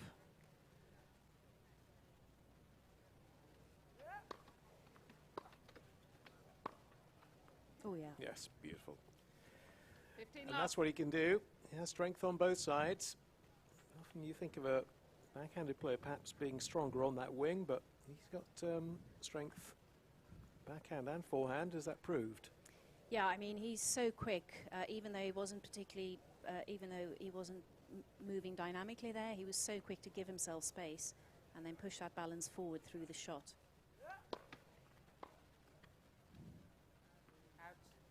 And the ball's coming onto the racket at such a speed for Dermot. All he can do is block it back quite often in this match so far. Certainly on the serve, partially because of the pace, but also the placement. Gordon's been nifty at placing it far enough for it to be problematic.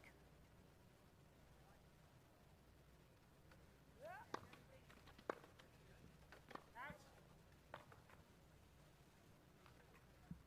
40 love. Yeah, kind of getting into the old routine now is Gordon. A few iffy moments early on, but it doesn't take long. All those rudiments come back, don't they?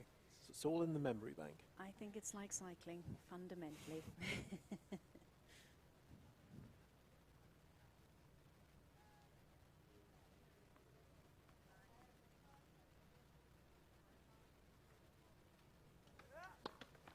Net. First serve.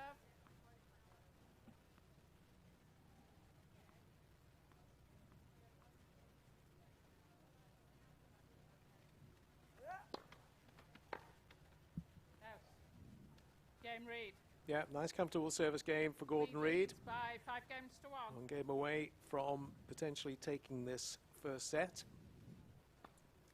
I just wonder whether Dermot is perhaps rushing a little bit, not massively, but perhaps just that the passage or the pace of play in between points. It'd be interesting to see now when he serves again, whether he does actually just take that fraction of extra time to sort of settle himself down between points, or whether, as we mentioned earlier, by virtue of who's at the other end of the court, he's perhaps rushing a little bit more than he normally would.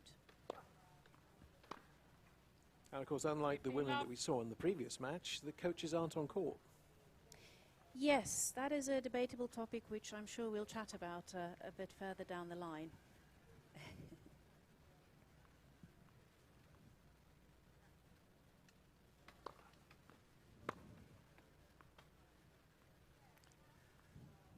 So one of my favourite shots from Gordon is that rolled forehand down the line. So effective. Into space, every time. It's a thing of beauty, that.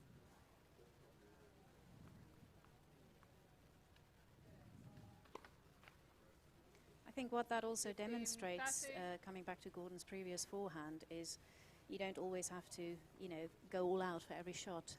You know, that was a well-struck forehand with enough pace, but actually the placement there was good enough, the shape on the ball was good enough, and actually, you know, Dermot couldn't get to it, and a relatively, you know, easy point of a return of serve.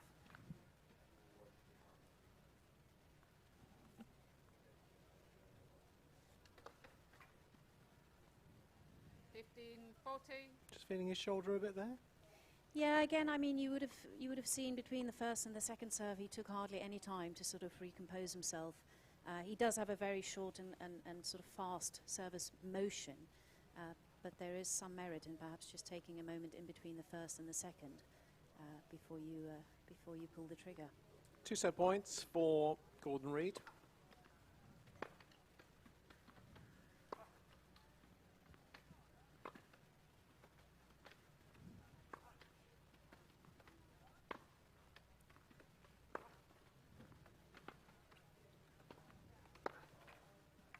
One is all he requires.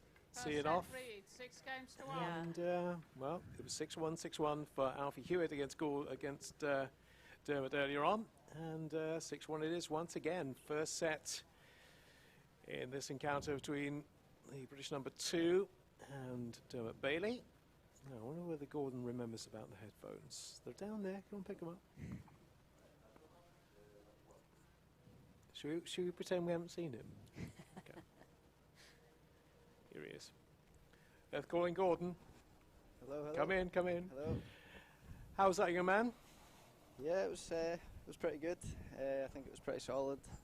I think there was quite a few unforced errors coming from the other side of the court.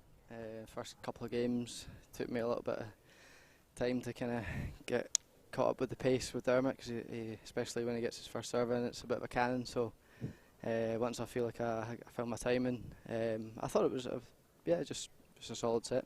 What's it like for you? Because you've been, what, 5-6 months now without competitive action. How easy is it to slip back into gear and get back in the groove like this? It's tough, yeah. That's why this kind of event's so important. We're also grateful all the players here to the LTA for putting this on for us, because, you know, normally at some of these tournaments you use the first couple of rounds to find your timing again, your rhythm. But, you know, at a Grand Slam tournament for wheelchair players, you don't have that opportunity. It's the top 8 players in the world. First match is going to be a tough one, so this is perfect preparation for us. We heard Jordan say earlier on she'd been working on a backhand slice in the break. Have you been working on anything particular? Well, 3-4 months was just working on my speed because I didn't have any other option, so all I was doing was pushing non-stop all day. But thankfully I'm faster now, so that paid off. But no, since then, to be honest, I've just been trying to sharpen up every part of my game. Been doing a lot of focus on serve return and the start of the point, because it's so important in all tennis, but especially in wheelchair tennis. So yeah, a lot of focus has been going into the serve return. Gordon, quick question. Do you prefer playing fellow lefties, or do you enjoy the relative novelty of actually playing someone who's also a lefty? I hate playing lefties. Now I know how everybody else feels when they play me. It's horrible. You know, there's not that many of us at the top of wheelchair tennis, so you don't get that many opportunities to play or train against another lefty. So yeah, I'm not enjoying that slice and the spin that gets put in the ball. How are conditions out there? Nice, yeah, perfect tennis conditions really. No wind, nice temperature. So yeah, can't complain. All right, enjoy set 2, and we'll catch up with you later. Cheers. Gordon Reid then, 6-1 up from the first set against Dermot Baker. Good question. And we'll just remind you about Lexi. Today, the official launch of Lexi in wheelchair tennis. The sports, of course, have it. and swimming and athletics you may well have seen with the S categories and the TNF. For wheelchair tests, much more straightforward. Obviously, just the open category here, no quads, but for the open division, 5 variations, mainly players with a condition that affects their lower limbs or hips. Some athletes will also have limited trunk function. If you want to get a more expanded guide on it, go to the Lexi website, lexi.global/Lexi-showcase. That's lexi.global/Lexi-showcase. Video on there which will take you through all the steps. Love 15. Fourth double for Gordon. Seems to be in a good place. Seems to be a very happy bunny at the moment. Well, the fact that he spent another 3 or 4 months consolidating his already phenomenal speed is quite a daunting thought for for opponents on the other end, I would argue. I didn't think he could get any quicker than he already is, but if he thinks he can. Well, he might actually. In a moment, we can talk about some of the tracking we've got in place.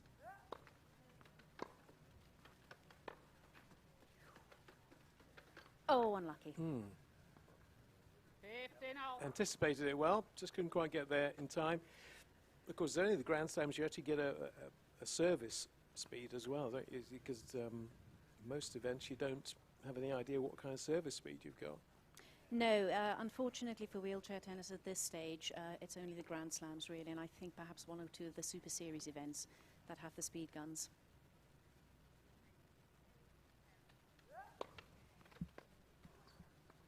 Thirty, 15. Again, very good placement, very good shape. The acceleration that Gordon gets as well through his arm on the service motion, but also his ground strokes, plays a key part in his ability to generate that pace off the ball. It's actually quite frightening if you're an opponent, Gordon, really, to look and see where his frailty is and his vulnerability is, because it's very hard to see one, isn't it? He hides them very well. They'll be there, though, like any of the top players, but I think it's their ability to limit what the opponent can do in terms of their own game that also can see them through tricky situations.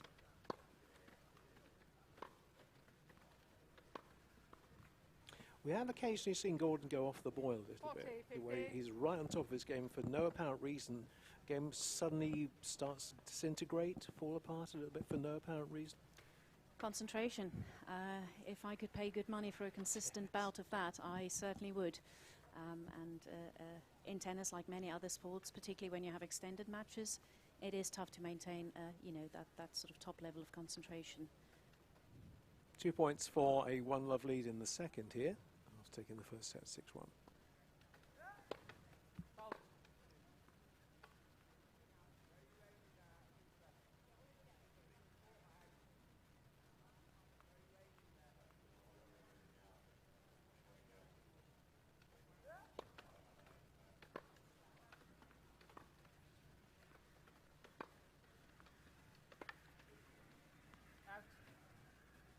I think the other consideration as well would be the fact that obviously it's the first match back for the guys in a very long time, but also sometimes the pace of a match can be different from what you're perhaps used to.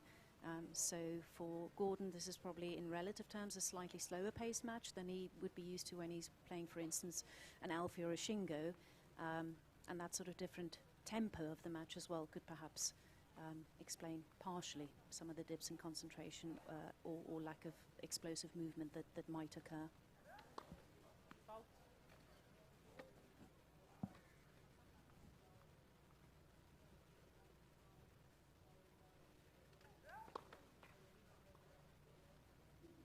Deuce.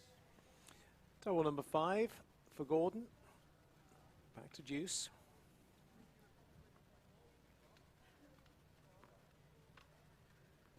Good to see if Dermot could continue to play with intent towards the back end of this game, as there may well be a nice little opportunity up for grabs here if Gordon continues to struggle a bit with the timing of the serve or the rhythm of the serve.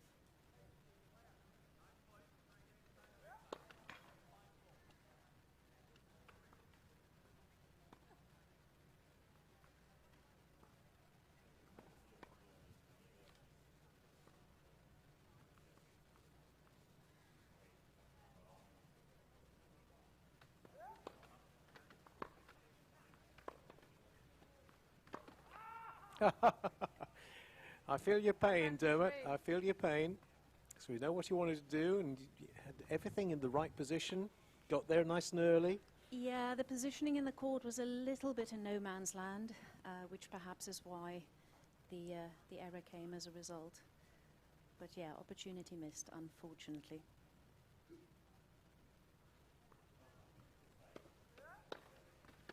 Oh, Game read. second ace sees out game number one of set number two, and Gordon Reid on the board. I tell you what he won't enjoy is being behind Alfie Huitt in the world rankings again. Because he's 5 and Alfie's 3, and I'm sure he'd love it, even though they're good mates and they're doubles partners, I'm sure he'd like that position reversed. I think for any sports person, whether it's at a recreational level or a professional level, that amount of red mist is always a driving force to make sure you're always ideally better than your opponents and fellow countrymen or women, which is a healthy incentive to maintain your own training, to maintain your own levels of improvement, and certainly providing you can keep it in a healthy capacity and a context tends to be a very good motivator to improve your own tennis, which by extension then pushes the opponents to sort of do the same. So fundamentally it's a good thing, but I suspect, yeah, he'll certainly be up for making that gap a bit smaller, or perhaps having been world number overtaking. one as he was, of course, not so long ago. Absolutely.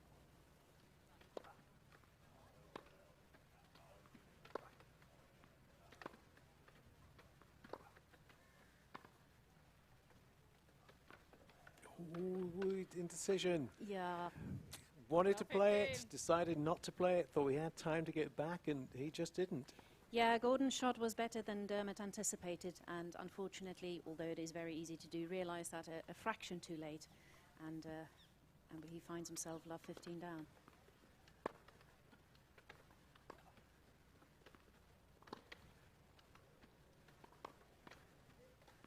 Oh, nice. Do you Good know, retaliation. well, as he was going to that, thinking, wouldn't a lob be a good idea now? Because Gordon was kind of inching his way in. Yeah. And it wasn't quite a lob, but it was pretty close to it. Good enough. It helps when your opponent's seated a bit lower in the court than they might have been standing up. Behind you. But yeah, that was very well executed. And again, just did enough there to win the point, played with enough intent. Out. I think he took a little bit of speed off that serve. 30, Because 15. Gordon was referring to how fast his serve can be. I think he took just a little bit off it there. Yeah, I mean, sometimes that slight variation can catch out the opponent. Even there, actually, which, you know, so far served him well, because he does have a nifty speed on his first serve particularly. And inevitably, Gordon will be anticipating that probably more so than slightly slower serves. He's also taking a little bit more time in between serves, so it seems to be serving him well at this stage. 40, 30. Important now, though, to capitalise on this lead. Yeah, he's got a point to make it 1-1. He took 2 games against Alfie Huitt earlier today. 6-1, 6-1. It's the man from Norwich.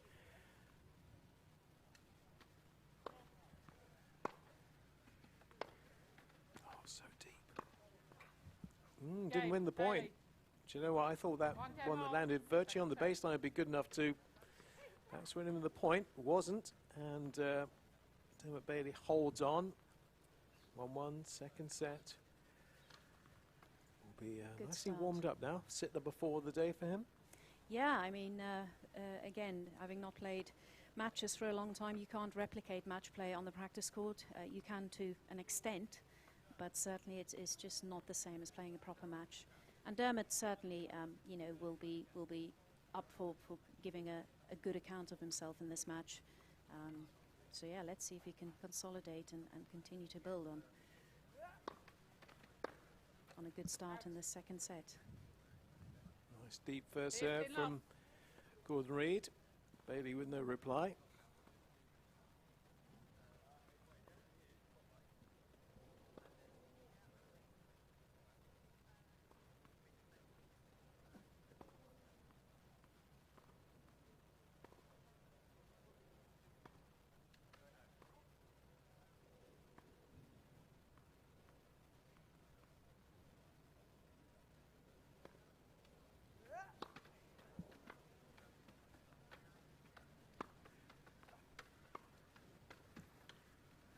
Oh, unlucky.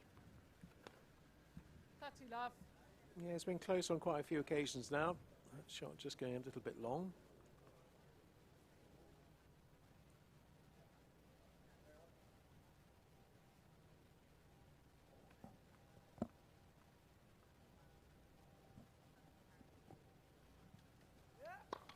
Bolts.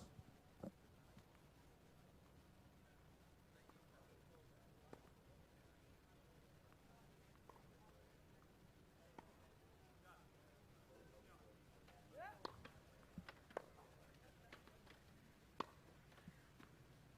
There it is 40 again. love. yeah, into space. There's my favourite shot again. Yeah, I mean, as Gordon alluded to in the break between sets, there's obviously a number of unforced errors coming from Dermot's side. And that, again, is certainly a distinguishing factor between the top players, and the rest is the ability to keep those unforced errors Bolts. in tow.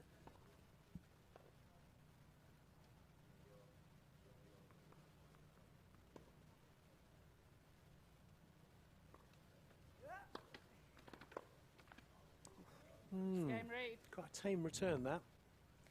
Yeah, I think Reed leads by the 2 intent games to behind 1. it Second set. was By 1 set to love. was good, but the execution, unfortunately,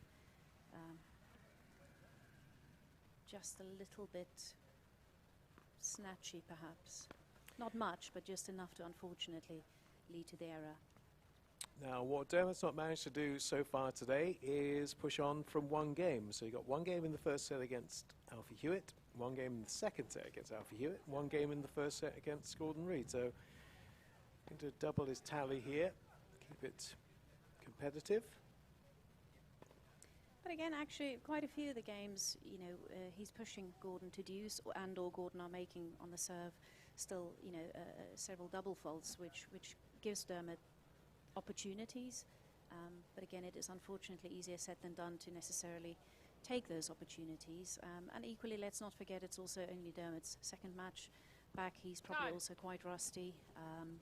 So, and then, yeah, playing essentially one of the very best wheelchair tennis players in the world is certainly on no day an easy task.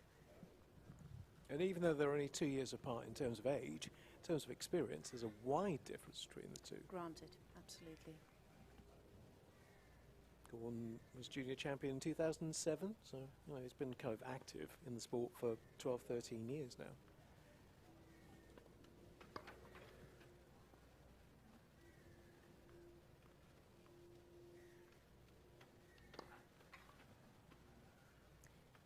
Love 15. Got to be careful here, it doesn't run away from him, as it did against Alfie Huitt earlier today.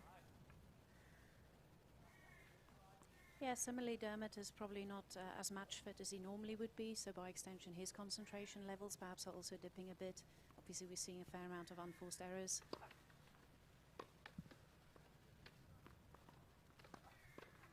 Again, there normally, you know, he'd make that shot 80%, if not 90% of the time, but just not finding it. I was wondering about that Moment. shoulder, because he seemed to be flexing his arm again, because he Yeah. did that before. He did. Maybe he's got a little bit of... Might be some niggles, yeah, absolutely. Takes a time for the body to slot back into that match fitness.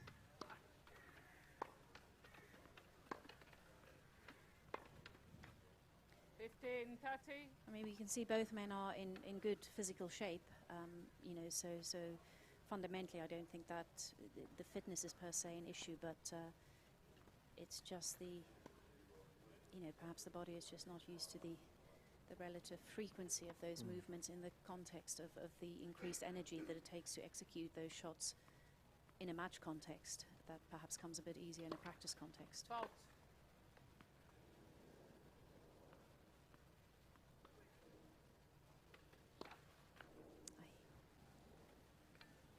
15-40. Double number 4 for Dermot Bailey. 2 break points for Gordon Reid to go 3-1 up.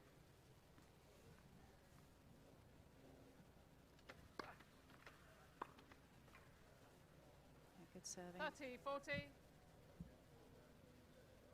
I mean, if there is something perhaps niggling in the shoulder, which we don't know, but that will inevitably affect Dermot's rhythm on the serve if you've got that in the back of your mind.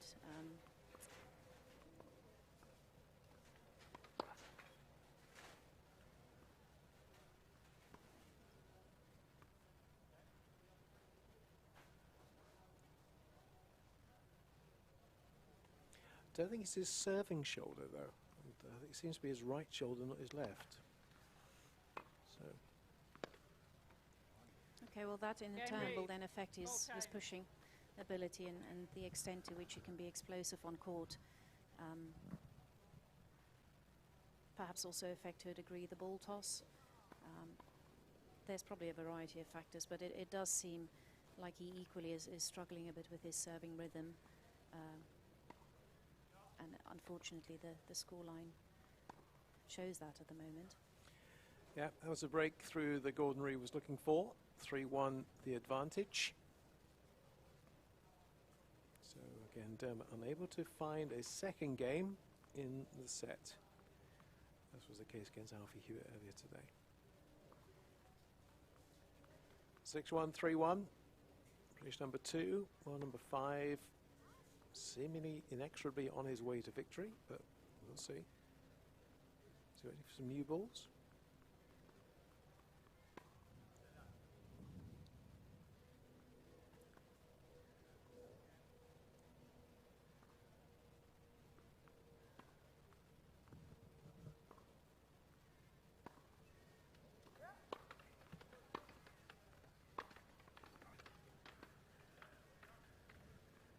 B15, love. Yeah, that was a good amount of pace from both men, but Gordon just a bit too strong, and certainly down the middle there. Always a good tactic to cramp up the opponent a bit, or perhaps catch you out, really caning for the side of the court and then having to deal with the shot a bit closer to your body than you'd like to.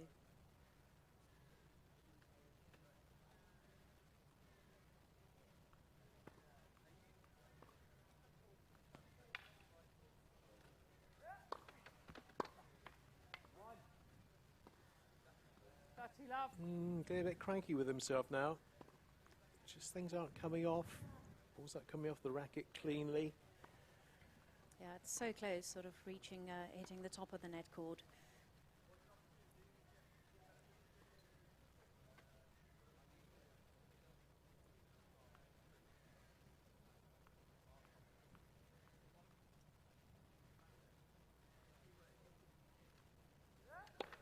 Fault.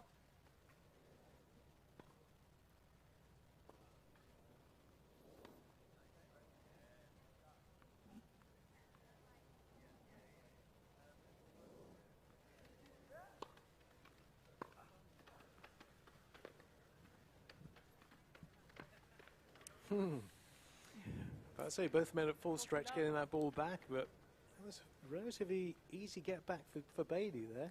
Yeah, I mean, again, his movement, he seemed to almost move to that ball at the pace of the ball, which is easy to do, granted, but instead of actually getting to the ball, to then allow himself time to set up and execute the shot just a fraction more effectively than he did. 3 points for 4-1.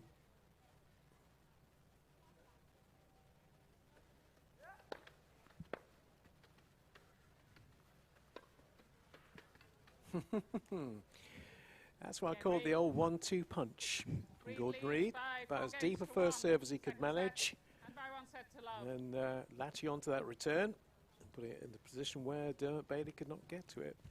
Yeah, really came round the outside of the ball there to create that angle, and even with Dermot's ability to hustle on average pretty well, he was not able to get to that one in time, and we find ourselves with Gordon being up 4-1. Can you smell lunch? I can. You've not It's had wa- it. it's You've not wafting in had from the lunch yet, restaurant. have you? No, it's wafting in from the restaurant behind. Big question from the men's tennis point of view right now is who can beat Shingo Kunieda, because he seems to have moved on to another level compared to everybody else. I mean, he had that time off when he was injured, out of the sport for a while. He seems to have come back a rejuvenated character. Hey, I mean, Shingo is an absolute, legend of the sport and has been for some time. And also, from what I've seen and what I know of him, a phenomenal competitor, supremely experienced. Alfie's certainly given him a good few runs for his money, and also is probably the one player that has beaten him most consistently on the men's side. It'll be interesting to see, because actually with this break, some other top wheelchair tennis players on the men's side may well come back more rejuvenated themselves. And it also depends on what they were able to work on and develop in their games in that downtime. Well, we saw with Alfie himself in Rio in 2016 the emergence of a superstar. So you're right. Last 8 months, we might have unearthed a couple more from somewhere. We'll find out at the US Open next week, no doubt. It's doable. I'm not going to say it's easy, and not many do it, but it is doable. So it'd be interesting to see. Of course, Shingo clearly also has the, like any other wheelchair tennis player, but perhaps more so, the horizon of the Paralympic Games in Tokyo, which he's already such a massive star in that country.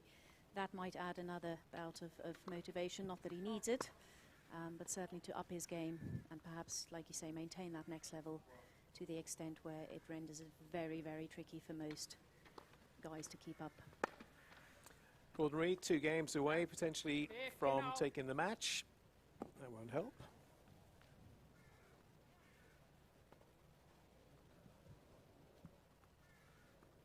See, to make the point again, no ball boys here today, so the players have to do their own retrieving.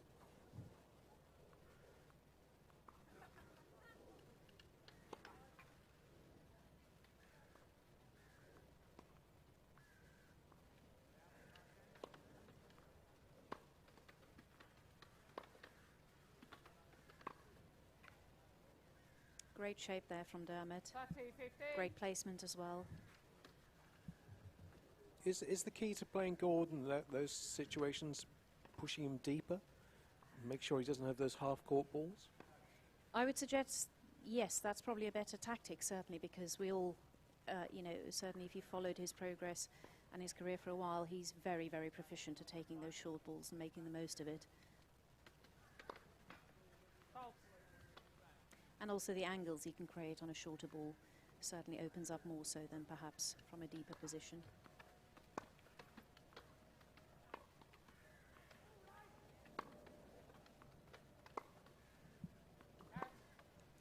He kills you with that rolled forehand. It's so insistent and so repetitive. Yeah. It's almost like a Chinese water torture. Here it comes again. To be fair, that is probably what it feels like for Dermot at the moment. 30 all. Still looking for that second game, which he's not managed to achieve in any set so far today. This is set number 4. Gordon Reid will have a second serve to look at here as well.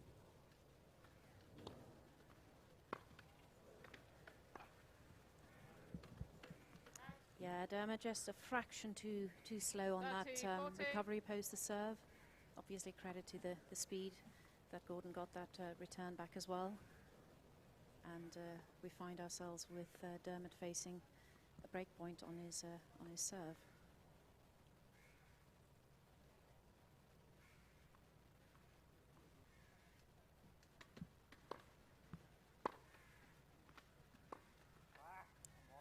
Game Reid. Yeah, another game comes and goes in the credit column for Gordon Reid, debit column for Dermot Beatty, and sad to say, it might be 1-1-1-1 today.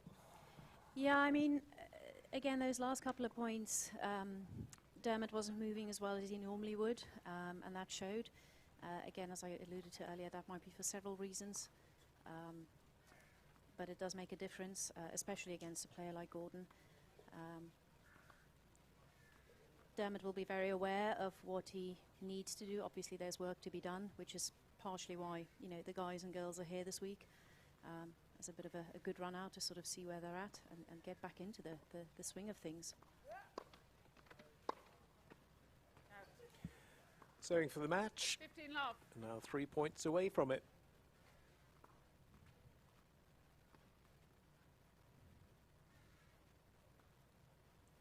Singles title number 31.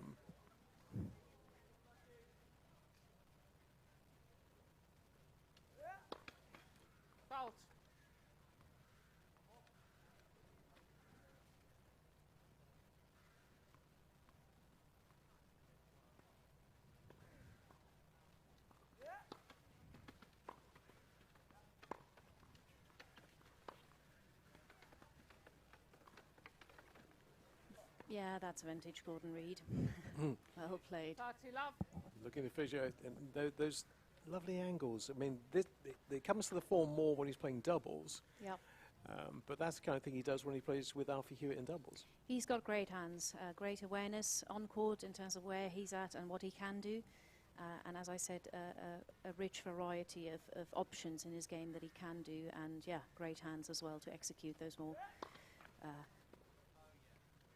those shots that don't require as much power, but certainly a fair amount of feel.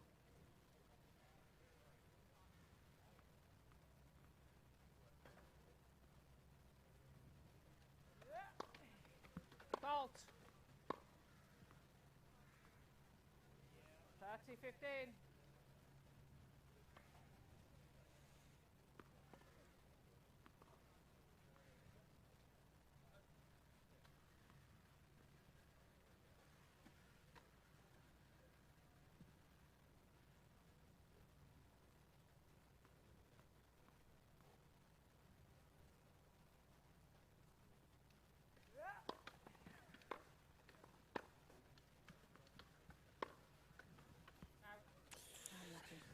Just quite a way away from his body, 40, that 15. shot. Yeah, it's just not finding it at the moment, which is understandable. 2 match points for Gordon Reid.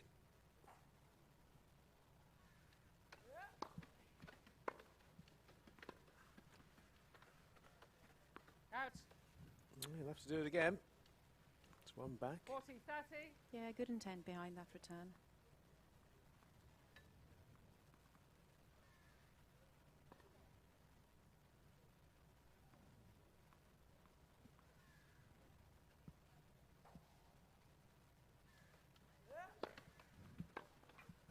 Game, set, match, Reid. That'll do it. Yeah. 2 sets And to again, 6-1, best that 6-1. Dermot Bailey can do is 1 game in a set. Do it twice against Alfie Huitt. Does it twice against Gordon Reid. And 2 top British players in the world have exactly the same scoreline in their opening match. 6-1, 6-1. And a decent work over there. The stats, Bailey 8-6 on double faults. First serves in pretty much the same. Don't have winners on there, but I imagine the winner count will be highly in favour of Gordon Reid. Yeah, I mean, it's interesting when you look at those stats, actually, not that much of a difference between the percentage of first serves that went in and also the first serve points won.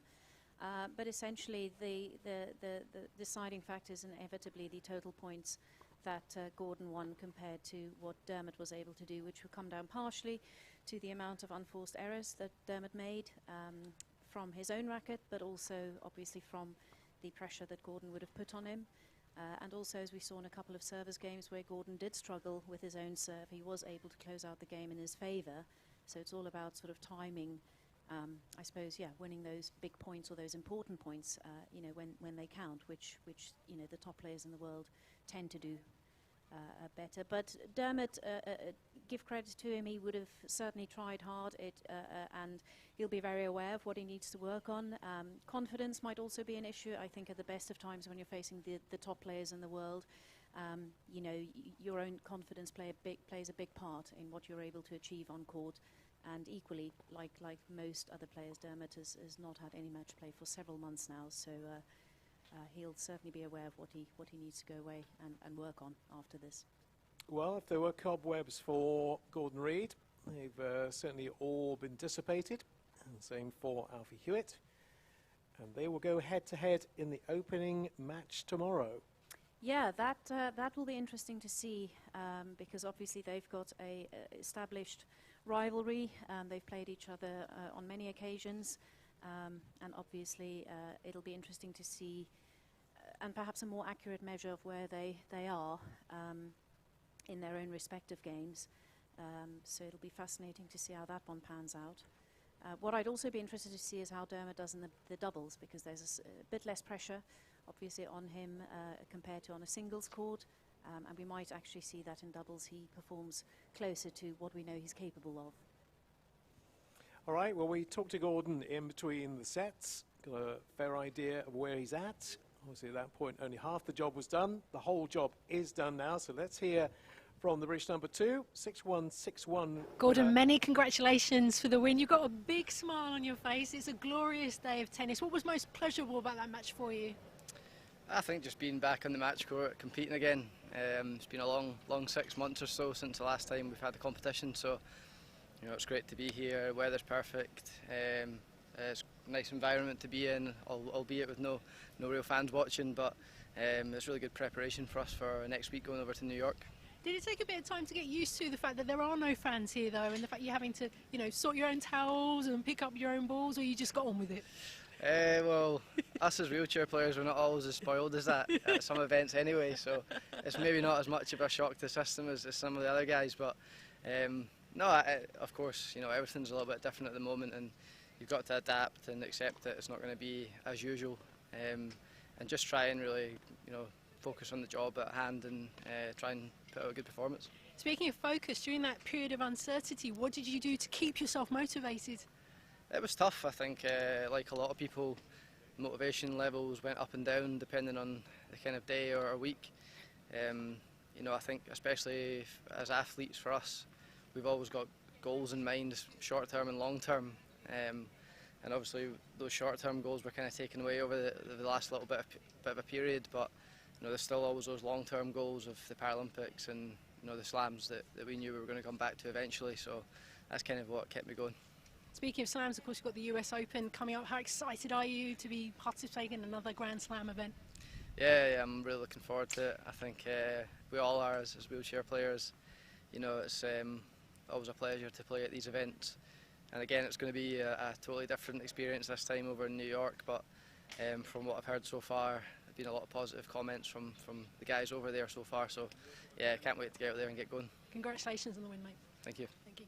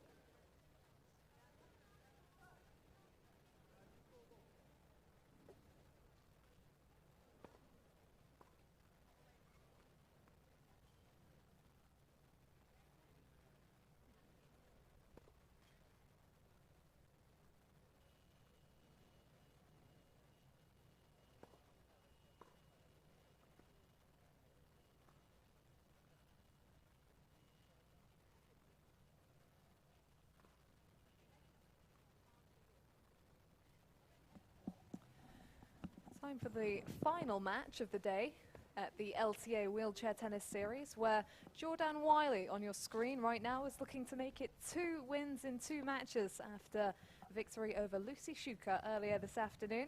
And she's taking on her good friend on your screen here, Louise Hunt. Abigail Johnson here to take you through this one, and Cornelia Oosthuizen alongside me. Was that okay, Cornelia? That I've heard worse on that pronunciation of the surname. Thanks, Abigail. Good, Let's stick to first name, shall we? I think we will from now on.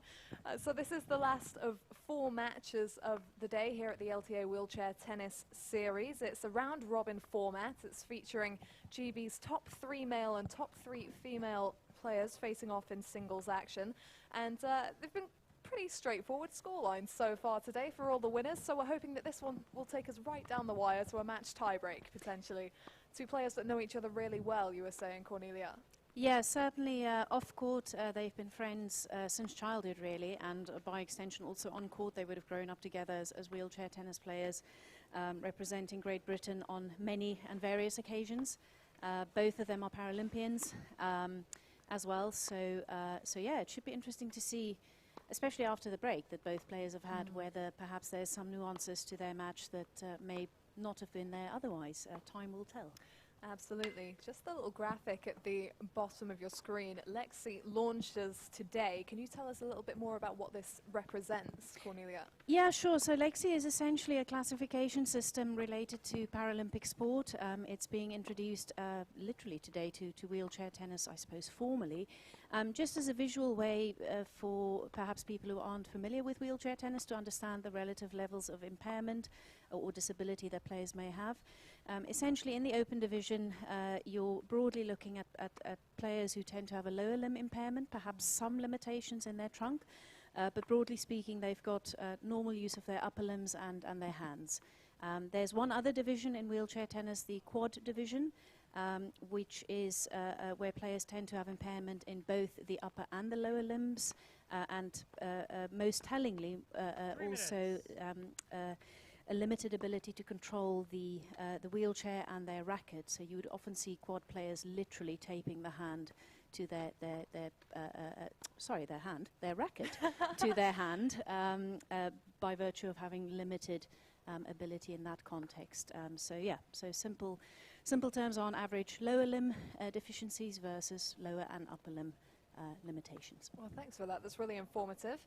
We've got Chris in the chair for this one. 4th match of the day, and Jordan Wiley probably going to pose an even bigger problem for Louise Hunt now that she's been able to play her way into a bit of form, because obviously all these players have been sidelined with the lockdown. They've been out of action. I was listening to an interview with Louise where she was talking about doing endless shadow swings and working on her technique because there's just been a limit to being able to get on court and compete. Yeah. But you just cannot compare the work you do off the court to the benefits of actual competitive match play, can you? No, absolutely. I mean, even when you're practicing on court, you replicate to a degree match play, but it just doesn't add up to you actually physically being in a match situation. Obviously, both of these ladies are very experienced match players, and it'll be interesting to see how quickly they can slot into that particular groove. Jordan probably has a bit of an advantage, having already played 1 match, but certainly from a competitive aspect, I'm confident Louise will be up for this, and it'll be interesting to see what she can bring to bear onto Jordan's game. Well, it could get interesting. Jordan was up in the match earlier and she was broken, I think, as she served for the match against Shuker, who posed a little bit of a comeback. So see what she's picked up from that encounter earlier today. She is a Grand Slam champion in singles and doubles. And in the singles, she won actually the US Open in 2015, and obviously the US Open coming up next week. So for the 4 players here that are preparing to head over to New York next week, this is fantastic opportunity here for them to get the match play that they need to get them ready for such a big event. Oh, absolutely. A great opportunity to sort of blow off some of the cobwebs that inevitably would have been accumulating over the COVID lockdown as far as match play is concerned. Perhaps also to test their relative fitness, having no doubt done a lot of off-court conditioning. And then just sort of seeing, how best they can pull that all together in the context of playing a match and seeing how effective they are, with a view to perhaps tweak a few loose bits before they head over to the States for the 2nd Grand Slam of this year. Yeah, it has been a strange old year, hasn't it? Usually the US Open would be finishing things off, but it's good that it can be played at all. So that's an 8-player draw out there, and Wiley qualifies as the current world number 5. She's got a career high singles ranking of number 3, which was achieved back in 2016, shortly after that US Open triumph. Hunt, on the other hand, the current world number 30. Her career high ranking in singles is just inside the top 10 at number 10 in 2015. So both of these two have peaked around a similar time. You know, they're similar ages, Wiley 28, Hunt 29. So it's natural that they will have been on the same scene in the same places growing up and have that close relationship, which meant that I believe Hunt was literally Wiley's birthing partner when she gave birth to her son Jackson in 2018. Is that correct? Well, I'm not going to comment on that in detail, but suffice to say, yes, they're very, very good friends. They've known each other for a very long time, get on very well, and yeah, their friendship certainly extends beyond you know, what you would perhaps label as your tennis friends. They're well and truly, you know, proper mates in every respect of the word. So, you know, that in itself, even though they would have played each other a lot, does present some challenges. You know, it's always a bit different if you're playing a mate, but they're equally both consummate professionals. So hopefully we're in for a good one. Out. Love 15. Yeah, there will be no secrets kept on court here. They'll know every trick in the book, I'm sure, from each other. And that could make this one incredibly interesting.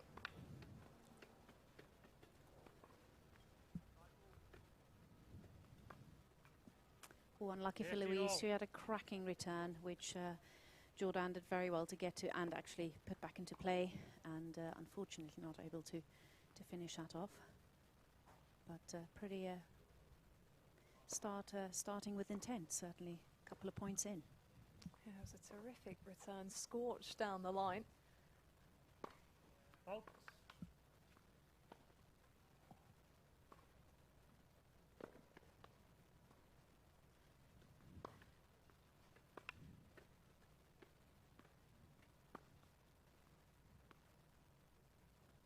Let's see 15. Terrific depth of shot there. Yeah, I mean, that's a key tactic in wheelchair tennis, to try and push the ball, you know, deep and high, because by virtue of being sat in a chair, obviously that adds another dimension to you trying to sort of make that ball back.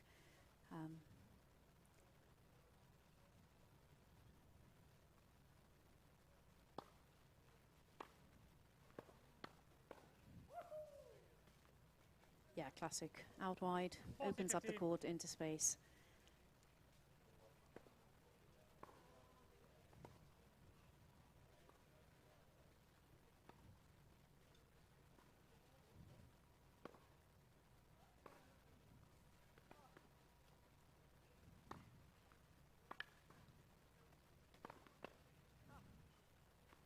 Out. Again, useful to actually put that return deep and onto the chair down the middle. Caught Jordan out on that occasion.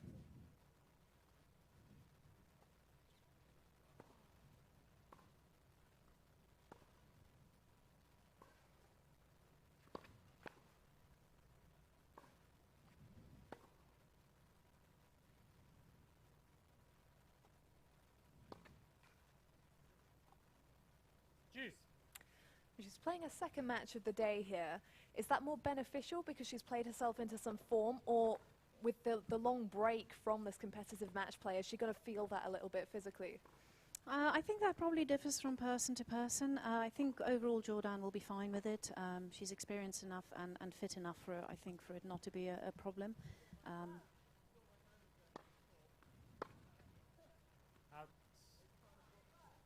In my own experience, I find it tends to help you more than it hinders you, unless you had an absolute belter of a first match, you know, that went for 3 sets to the nth degree. But on average, it tends to help more than hinder. Game. Wiley. Not the first of them we've seen in that opening game. And Jordan Wiley is on the board. Yeah, it wasn't too taxing for her earlier. A little bit of trouble closing it out, but 3-3 over Lucy Shuker. And straightforward wins for Alfie Huitt.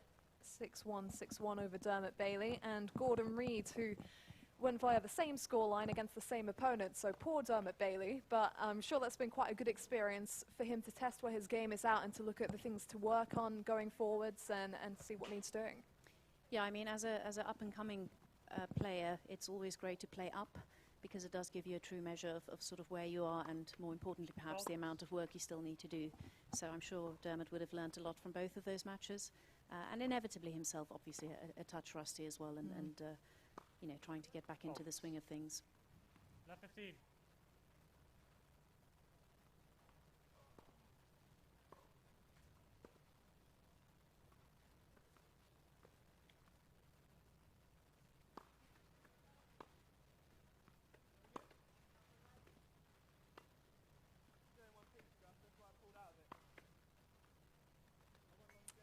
Found the open space.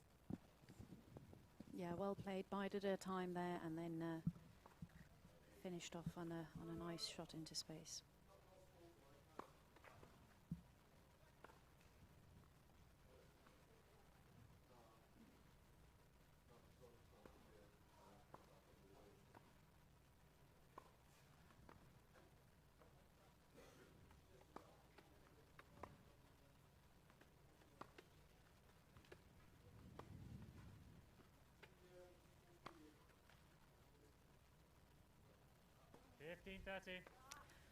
Obviously, she is the lower-ranked player here, Hunt. So what's the biggest thing, the biggest challenge that she has to deal with in terms of facing Jordan Wiley? I think the main thing is Geordie's movement. She moves very well. It looks quite relaxed, and sometimes perhaps you don't quite appreciate until you see her playing live how proficient she is at movement. Out. She probably also has a bit more pace on the ball if she chooses to employ it. She doesn't always need to or choose to, but I think the mixture of sort of having that supreme movement definitely is a deciding factor in what has brought her obviously a lot of success, and the fact that she's got a nice variety of shots in her repertoire as well, that she can vary as far as the pace is concerned.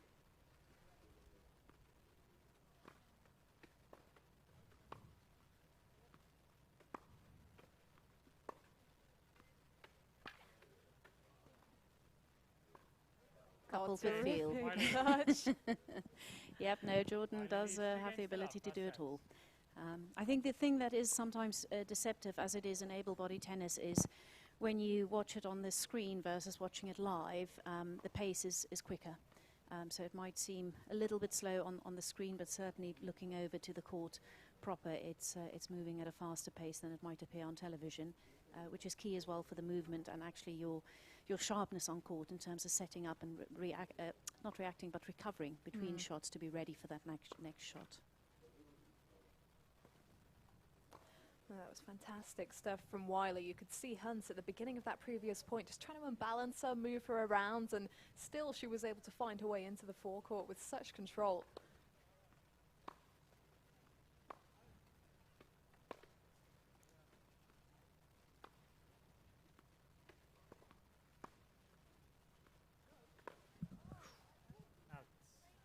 She is human after all. Good to know. But no, you make a valid point in that, like most top players, you know, she seems, she makes it look so easy, especially as far as the movement's concerned. And I can assure you, having pushed around on a tennis wheelchair for some time myself, it's certainly not as easy as she makes it look. So again, it's a credit to her proficiency in the chair and using it as an extension of her body, rather than just being sat in the chair, if that makes sense. Do you remember your first time attempting to play wheelchair tennis and trying to maneuver the chair? It was not pretty, I can assure you. Well, to be fair, it's still not particularly pretty, but it was definitely not pretty then. Yeah, no, it takes a while to get used to it.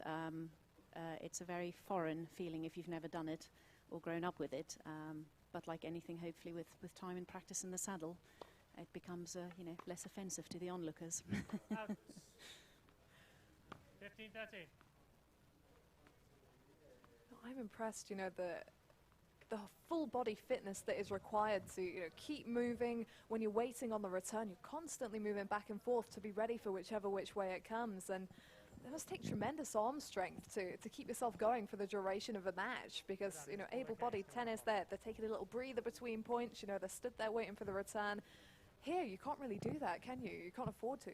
No, and again, you'll see if you look close at how Jordan manoeuvres the chair.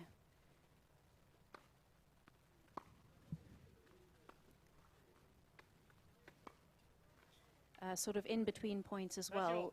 You're looking to really use the momentum of the chair as much as you can, especially in points as well. Sort of moving onto a ball from a standing start is essentially, very difficult and takes a lot of effort. Whereas if you can maintain that momentum, actually, you're helping yourself along much more effectively than not moving the whole time. You also want to be moving onto the ball, because if you're static or too slow moving onto the ball, you're relying on essentially your arm to generate all of the pace that you need. So similar to sort of pushing your balance forward in able-bodied tennis, you want to make sure that you've got something behind the ball, and partially the dynamic movement of the chair helps you to achieve that.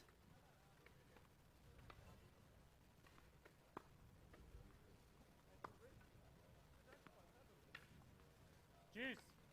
Oh, well, the chance came for Louise Hunt, and she looked to be working her way into it, but once again, the depth of shot from Wiley just catching her out. Yeah, I mean, the top players know what to do and when to do it, playing those important points well.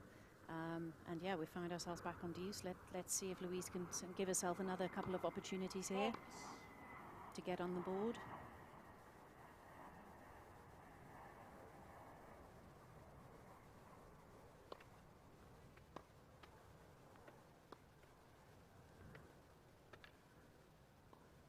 Again, placement and shape of the ball just made it a bridge too far there for Louise to get to it in time. This is potentially a key game for Hunt. We've seen in the matches so far today, once the players had the momentum, they've really ridden with it. Yeah, it can run away from you quite quickly.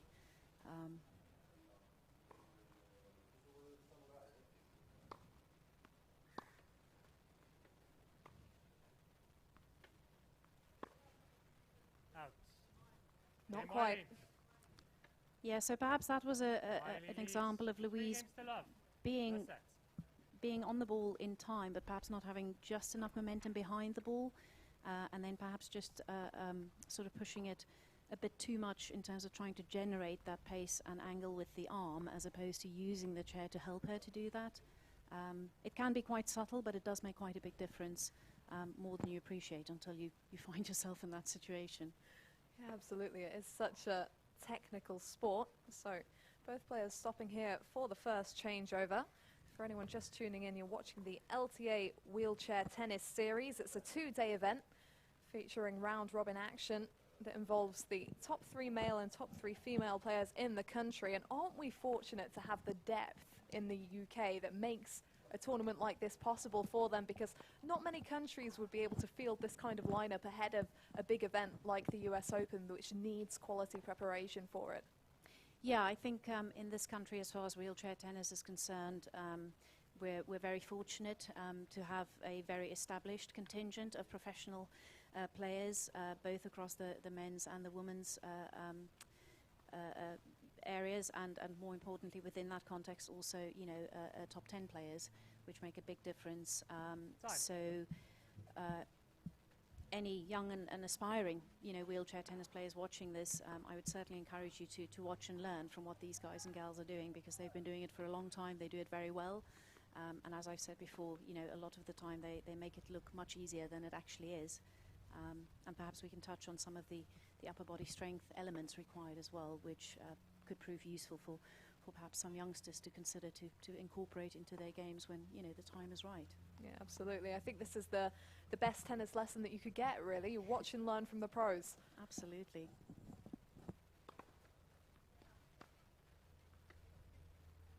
Oh, right in for that. Straight on top of it. Yeah, she connected that early into space. Did enough, job done. Up love 15.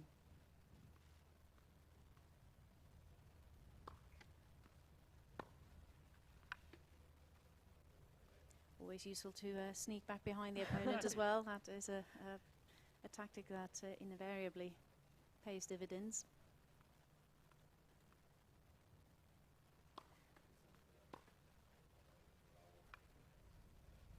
Oh my word.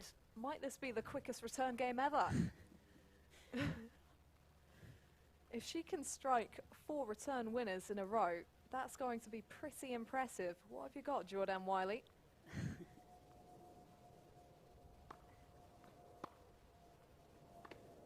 Game Wiley. Well, that's good enough. That'll do the job, absolutely. Wiley leads 4 games to love.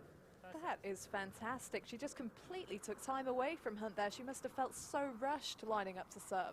Yeah, again, it seems deceptive when you watch it on television, but again, that's where the top players are very good at sort of making you play at a pace that you're not particularly comfortable with. It's not necessarily always about the pace and the heaviness with which they strike the ball.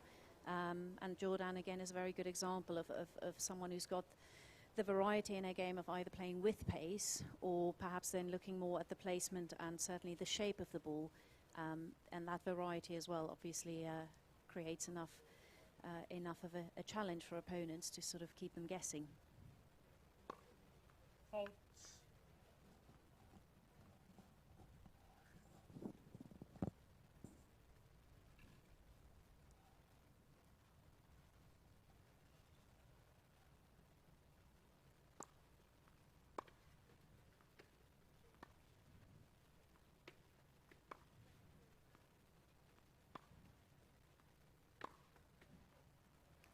That was a great strike. Yep, again, Louise sort of sticking with the initial rally, and then when the time was right, opened up and added a bit of pace to that last shot into space. Well played. See the acceleration there of the racket head as well to achieve that pace.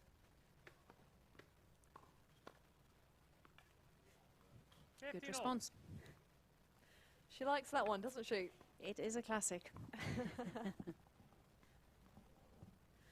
Yeah, she doesn't need to worry too much about the scoreboard right now, Wiley, even if she is down in her service game. Faults. She's got quite the lead going on here.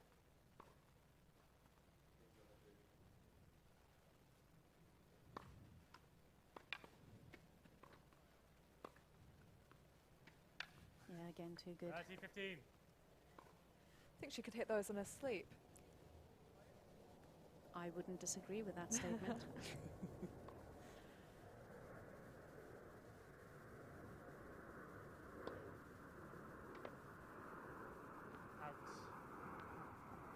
40-15. Very much looking a player who has played her way into some form and shaken off some rust out here. Wiley looking really comfortable. Nice conditions out here at NTC today, quite still. Yeah, it's a perfect day for tennis.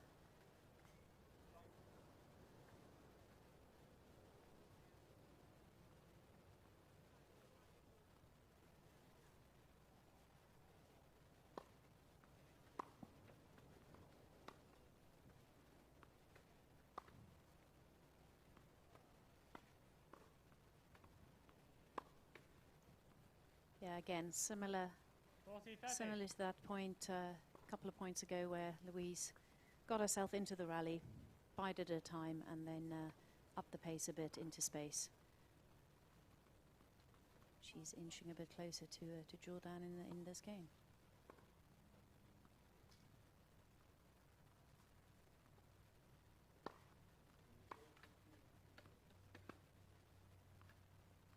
Oh, that's a lovely Wiley. finish. Jammed Hunt up on the Wiley return. leads. She really 5 had to games to block love, that first one set. back, and Wiley taking full advantage, finishing the job. She's looking pretty seamless right now, Cornelia. Hey, it comes with the territory, I think, if you're one of the top players in the world with the amount of experience that she's got. But yeah, very well served. Obviously, Louise did well to return that serve, or to make the return, but there was a limit to, obviously, the intent she could put behind it, and Jordan just, yeah, rolled up to that, put it into space, and very, very comfortable lead at this moment. The people who are watching who aren't familiar with the rules of wheelchair tennis will have noticed that the ball is allowed to bounce twice if the first bounces within the confines of the court. How early do you have to decide whether you're going to let the ball have the 2 bounces in order for it to be effective? I think, in principle, you ideally always want to aim for connecting, you know, the ball as early as you can. So ideally off 1 bounce. Time. But it depends on, you know, a number of factors or variables. Obviously, who you're playing, how well they've placed the ball, the pace at which they're playing, your own sort of speed of movement or lack of speed of movement. But in principle, you always want to, you know, connect early and get to the ball as soon as you can, because that invariably takes time away from your opponent to recover and or react to what you send their way. However, it is nice sometimes, especially if the ball goes deep, to have that bit of time to sort of, you know, give it that second bounce to sort of set up and then, yeah, get yourself back into a rally. Well, Louise Hunt needs to put the scoreboard out of her mind right now and just take this point by points, get a game on the board and ensure that if we are soon to enter a second set, she's serving first, so really important to hang on to this game and force Wiley to serve this one out.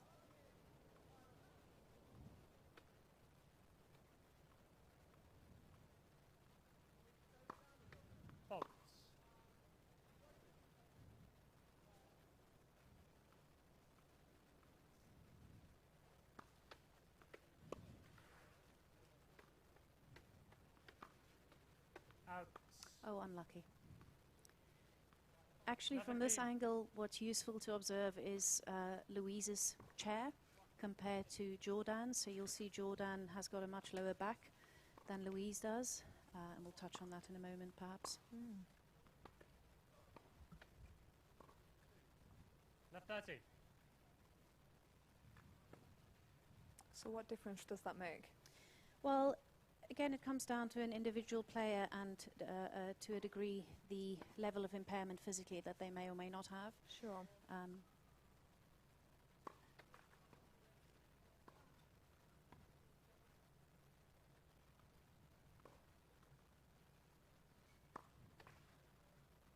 So, for example, Louise and Lucy Shuker, compared to, say, Jordan, has less sort of use of their core to a degree, whereas Jordan has got pretty much full, you know, use of her core, which affects your movement certainly. You may have noticed that Lucy also plays with a band around her midriff to support her core, and so more often than not, when you see players with high back rests, they tend to have an impairment within their core or their trunk to a lesser or a greater degree, and that certainly affects movement, certainly more so than when you've got that full range of mobility in that part of your body.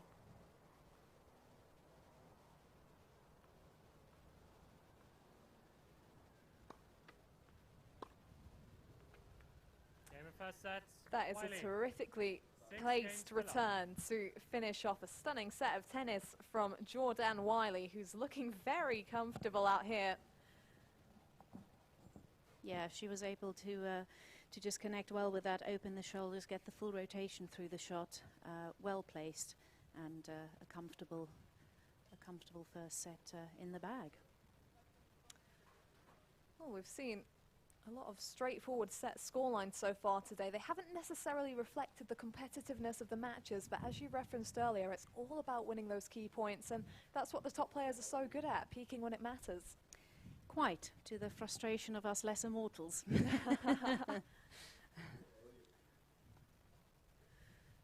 Well, halfway home then for Jordan Wiley. You can see the first set stats here. Anything stand out to you? Well, again, I mean, if you look at Louise's first serve percentage, it's a touch better than Jordan's. But then if you sort of scroll down to the total points won, again, like you just mentioned, that's sort of the key to why Jordan's up 6-love. And Louise, unfortunately, at the minute doesn't have much to show for it. We're going to have a quick chat with Jordan now, I believe. Can you hear us, Jordan? I can. Fantastic first set from you. What do you think was the key to coming through?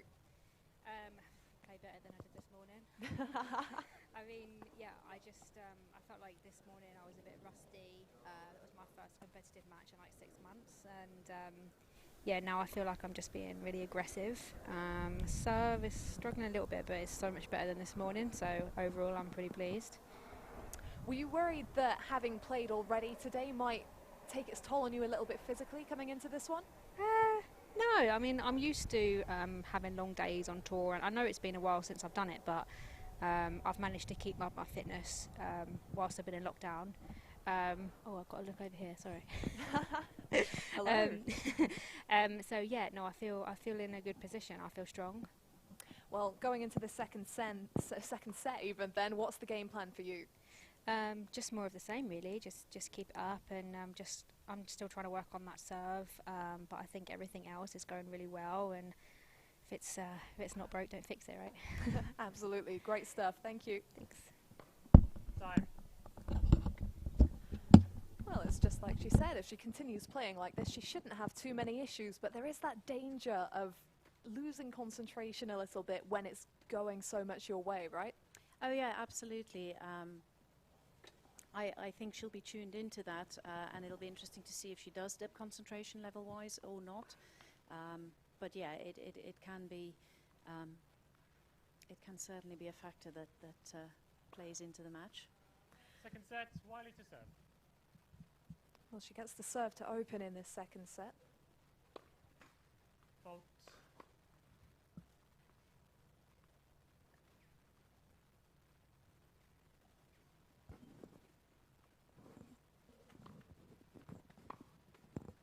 Out.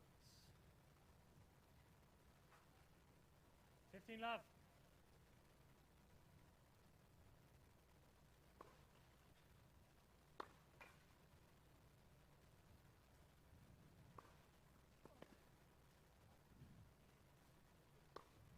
Let.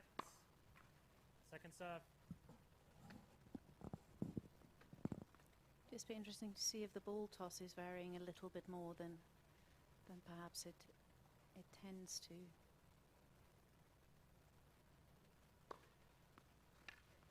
Oh, wow.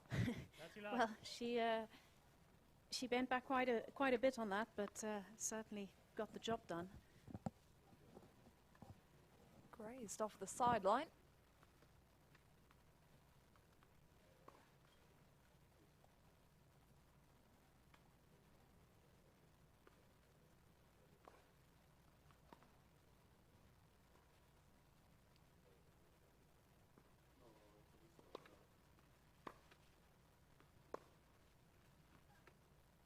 Yeah, too good.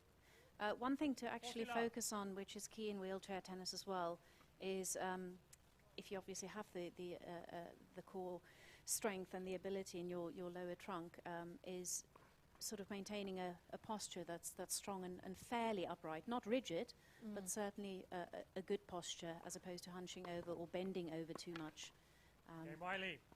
So you'll see even on the serve, Jordan tends to stay in a nice and strong position, feeding into obviously some of the off-court work on strength and conditioning that she and many other wheelchair tennis players tend to do, not only on shoulders and upper arms, but also certainly on your core stability. Because again, if you've got that ability in your body, it provides a distinct advantage if you can optimize that as part of your range of weapons, I suppose, that you can bring to bear on court. Clinical opening to this second set for Wiley, carrying on where she left off. So Hans has a little bit to think about here. Well, she's been going for those returns, Wiley. 15. Yep. Why not? When Like you're she nailing said, them like that. If it ain't broke, it's certainly not broke at the moment, or broken. Yeah, again, just the placement there was just too good. She took that early, nice and early, took the time away from Louise, and finds herself up love 30. Or third, well, yeah. 2 points. Love 30 for Louise. Those first 2 points, almost an exact replica of the placement on the returns as that love 40 game in the previous set where she broke to love. And I guess if you're striking with the precision that she is. It doesn't matter how predictable it is, because Hunt is just robbed of time here and not able to adjust in time. Absolutely, yeah.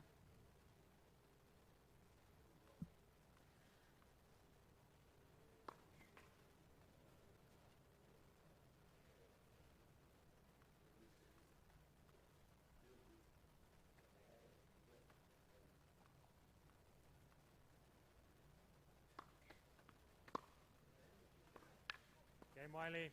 Yeah. I think even there, I think one thing that I've Wiley noticed leads 2 games to love. in Second set. wheelchair tennis is that actually that first shot after you serve, it can be more of a weakness than perhaps it might be, compared to, say, able-bodied tennis. And again, if you look at the top players, for them, granted, it'll be less of a weakness because their movement enables them to recover as quickly as they can and as they should. But then if you look at some of the other echelons of the game, that can be a very big area for improvement, which again is something I would recommend to youngsters to work on from the word go. That first shot post your serve, to be ready and recovering effectively to receive that and get to that next ball as quickly as you can. Absolutely. And be prepared for a lot of frustration in those practice sessions, because your coach will hit a lot of them past you. But stick with it, because it will get better over time and you will eventually get to them.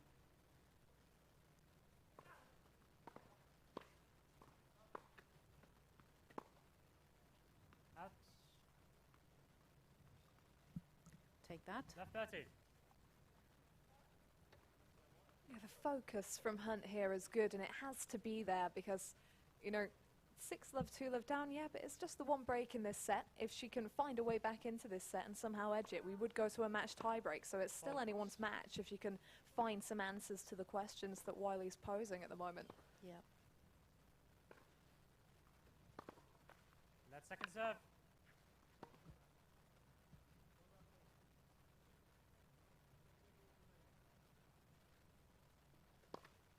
Fault.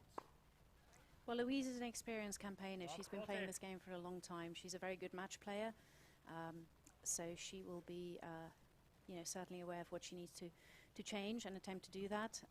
But yeah, maintaining the focus certainly is something that from what I've seen of her competitively is a strength.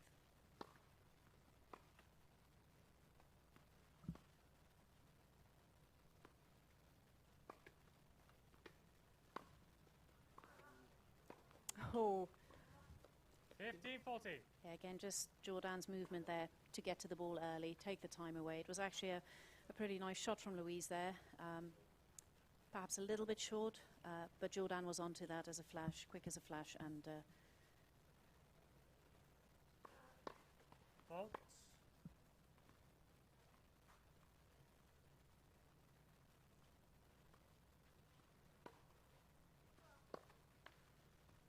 Game. Hunt. Well, she gives Wiley way, leads 2 games to 1 second set. and here we go. 1 set to love. She's on the board, Louise Hunt, and she is back in this match. And I think we have to give her some credit. I was thinking before, even as Wiley flew to that break of serve to love, Hunt didn't double fault. We've seen a fair few doubles today, and it's the mounting up of the pressure, the feeling that your opponent is going to get on top of those returns. And Wiley was cracking those returns, and still Hunt was able to put some decent serves in play. And I think that as well, even before we saw her focus and her determination in that previous game where she broke, I think that just shows a lot about where she's at mentally in this match. yeah, I think it's also a measure of the player that she is. Let's not forget where she was a few years ago. Within the top 10, she's a Paralympian. She's had a distinguished and very long career and a very experienced match player, and also quite mature in her outlook, on life, both on the tennis court and off the tennis court. And I think all of those factors together, render her, as I said, a very good match player. So yeah, and she'll just keep at it. She won't give up. So it'd be interesting to see if she can, capitalise and build on this early break in the second. Have you competed against her much? Yeah, I've played against Louise once, I think, or twice in singles. Good learning curve for me, and I came close once to beating her, but as I just alluded to, that seasoned campaigner in her got the better of me. So certainly a measure, as I said, of the caliber of player that she is, and certainly a reflection of what she has achieved in her career. Yeah, absolutely. So she'll look to consolidate the break back.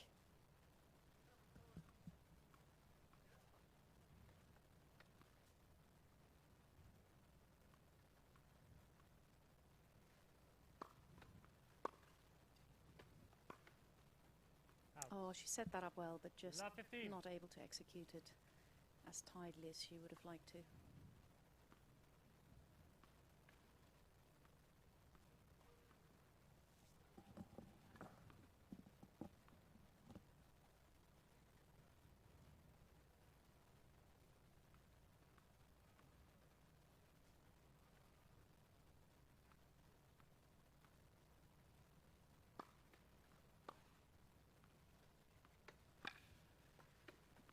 Out. Love 30. Yeah, let's go back to that first point. She put herself in a spot of bother by going down the early deficit. When you said that she couldn't quite execute it the way she wanted to, was she rushing? Was she under pressure because of the placement of the return? What was the issue there, do you think? I think from what I saw, she perhaps connected the ball just a fraction too late and perhaps didn't accelerate through the shot as much as she should have, which then just pushed it, a bit wide. The other alternative is that perhaps she did feel that pressure to sort of go for the line and then overplayed it a bit. That second serve. Because she'll be very well aware of how quick Geordie is around the court.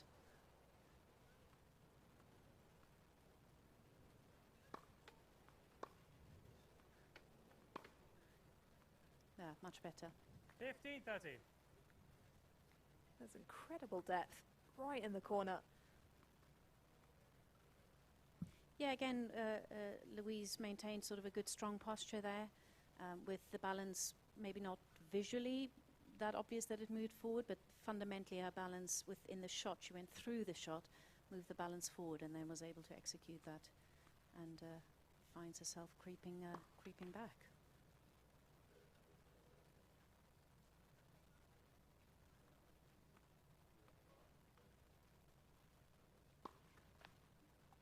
Oh, unlucky after 15-40. making headway. It's a sport of slim margins, tennis.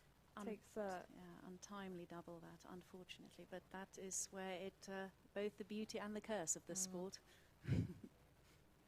Here we go then, facing break points.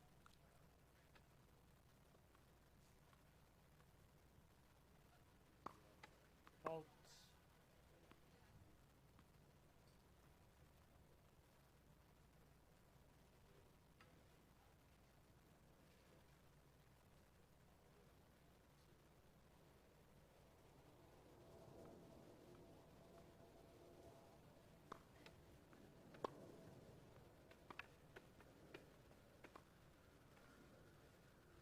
Yeah, well 30-40. played.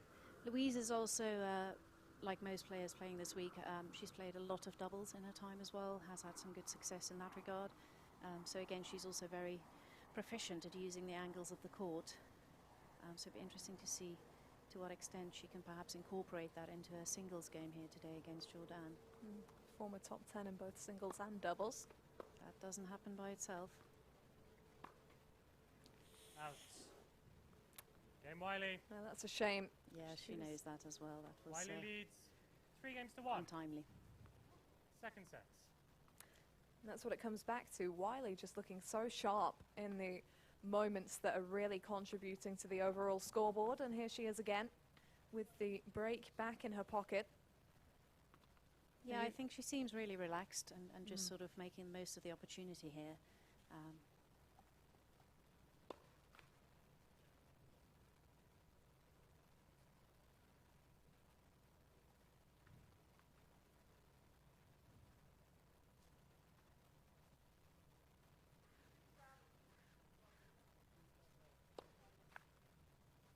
Love 15. I think despite that double fault, the measure of confidence that she'll be coming into these couple of days as well shouldn't be underestimated.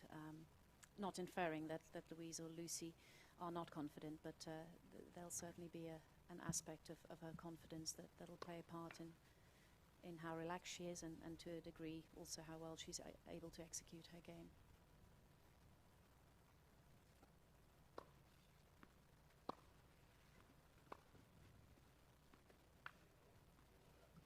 All. Same principle, but got a bit more shape on that ball, but still enough spin behind it to render it unreturnable for Louise, and nice recovery after that initial double fault. Fault.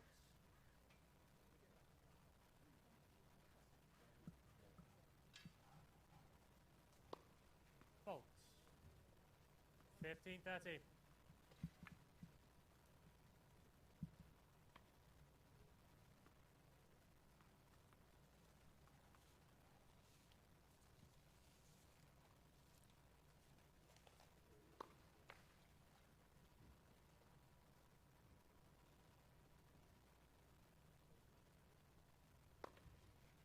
Fault.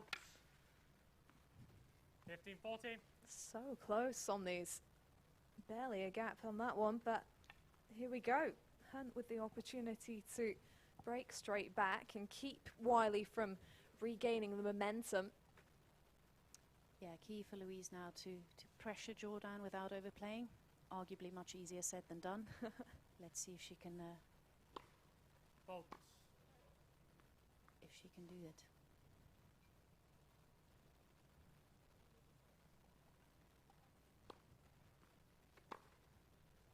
Clever. Game.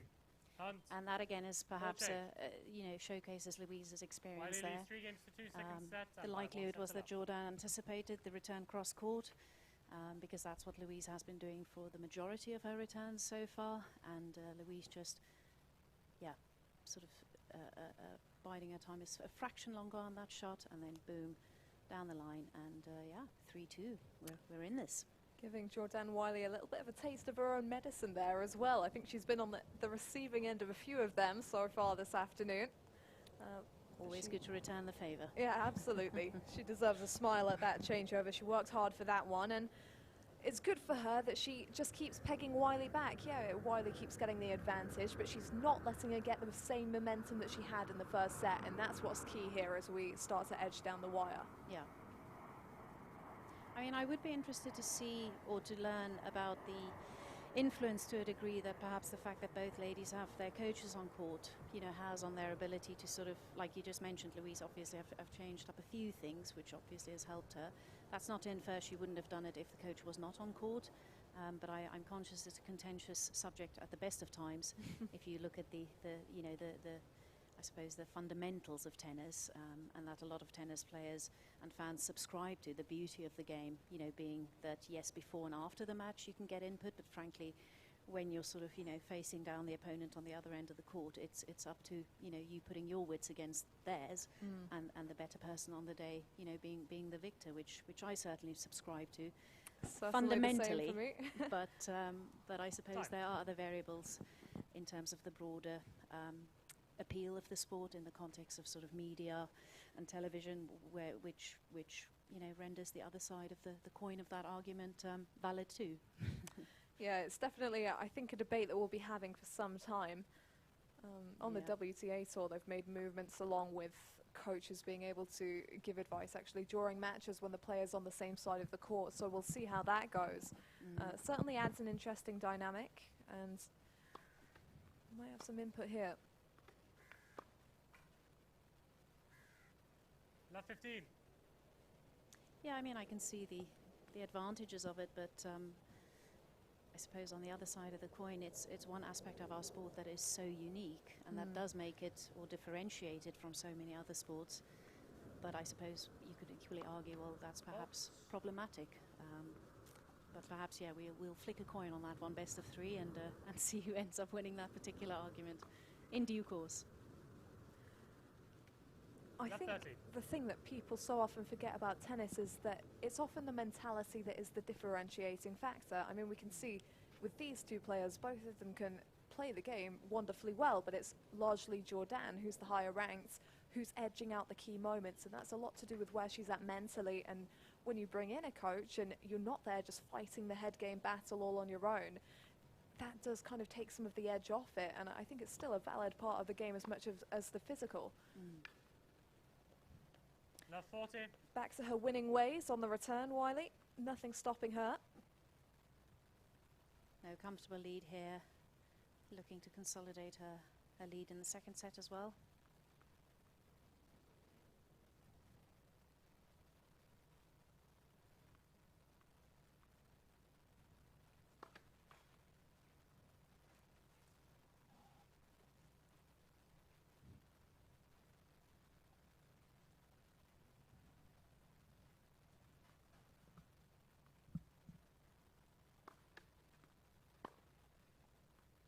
Game Wiley.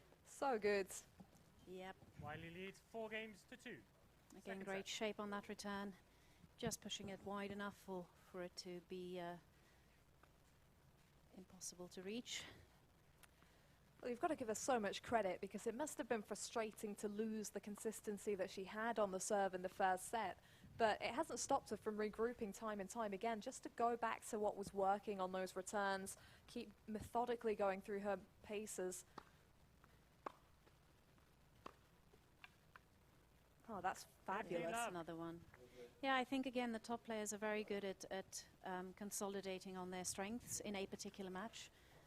And then, like you say, continuing to work on perhaps the areas where they're a bit more vulnerable in that particular moment in time, or changing things up to the degree that that issue that they might experience is neutralized by virtue of what they then offer to the opponent, to sort of limit what the opponent is able to do against them.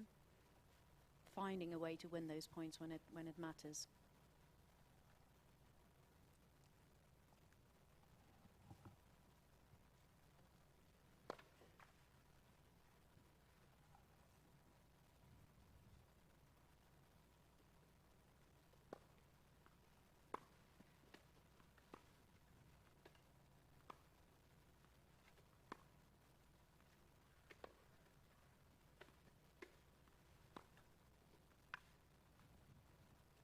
Yeah, you would have seen how Jordan adapted her approach to that particular ball to accommodate the spin, giving herself enough space to then open up and get through that shot into space. Faults.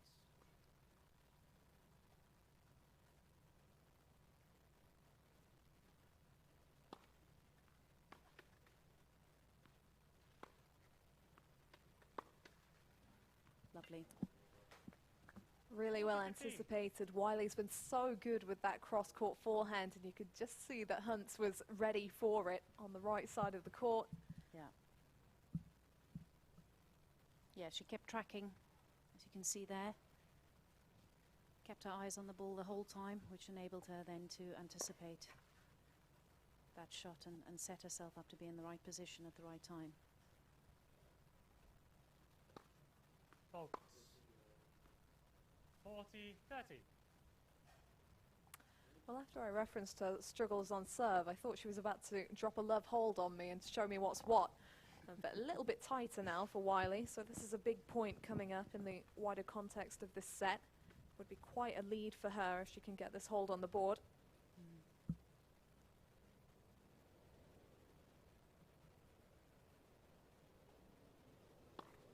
Faults.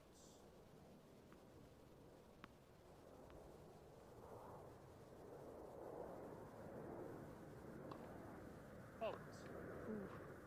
I wonder whether part of the struggle is related to, it seems on the screen that she's not perhaps accelerating as much into the shot as she needs to. Not to say that it's pushy, but it does seem a bit, in terms of the tempo at which she's hitting it, like she's sort of following the motion in a similar sort of speed, as opposed to perhaps starting slow and then accelerating into the shot.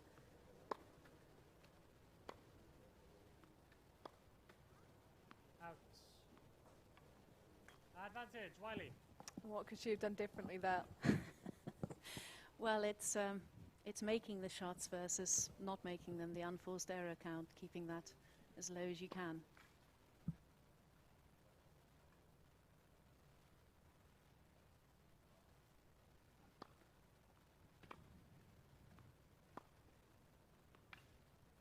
Game, Wiley. Wiley. And once again, the depth of shot sees her through. Lead. 5 games to 2, second sets. Yep, By 1 set to just love. moved on to that ball nice and early. Did enough, both in terms of placement and relative pace, and she finds herself up 5-2. Yeah, there were some tense moments at the back end of that game, and you felt like they could ultimately be decisive. It is Wiley that inches her way across the line, as she has done so many times in this match today. It's been, I think, more competitive at times than that scoreline suggests, but once again, Jordan Wiley just knows when to bring it. Yep. Well, this is the last match of the day, but we've got 4 more coming up tomorrow, again starting at 10:30 a.m. Available on the BBC Sport digital channels and the LTA's channels as well. We'll be kicking off with Gordon Reid up against Alfie Huitt. Now that'll be a great match to test where they're at ahead of the US Open. And Louise Hunt will be back in action against Lucy Shuker in the final singles match of the week before we move on to the doubles.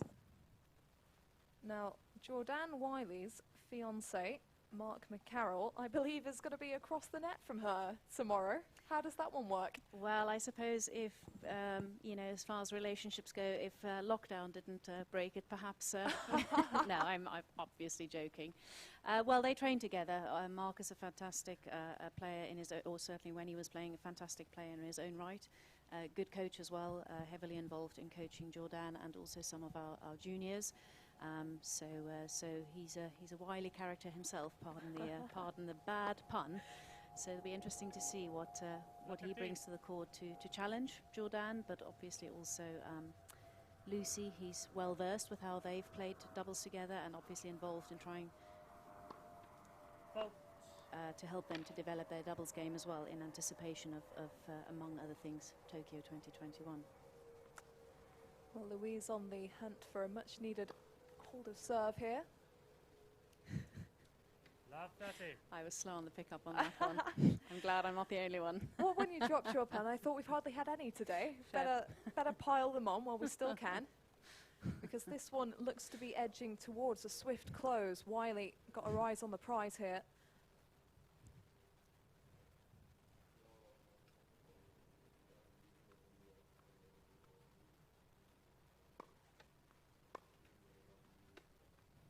Yeah, again, just too good. Even though there was a relatively short return, the angle at which that sort of shot through the court, and the earliness with which she took it, took enough time away from Louise to sort of make it tricky to return.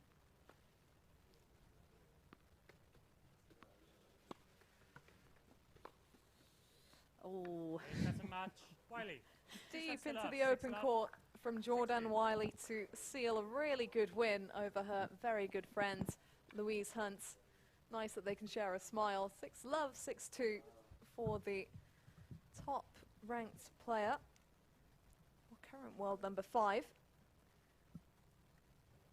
And she makes sure it's 2 wins out of 2 matches today, which is something that she can be pleased with. I'm sure she'll sleep well tonight.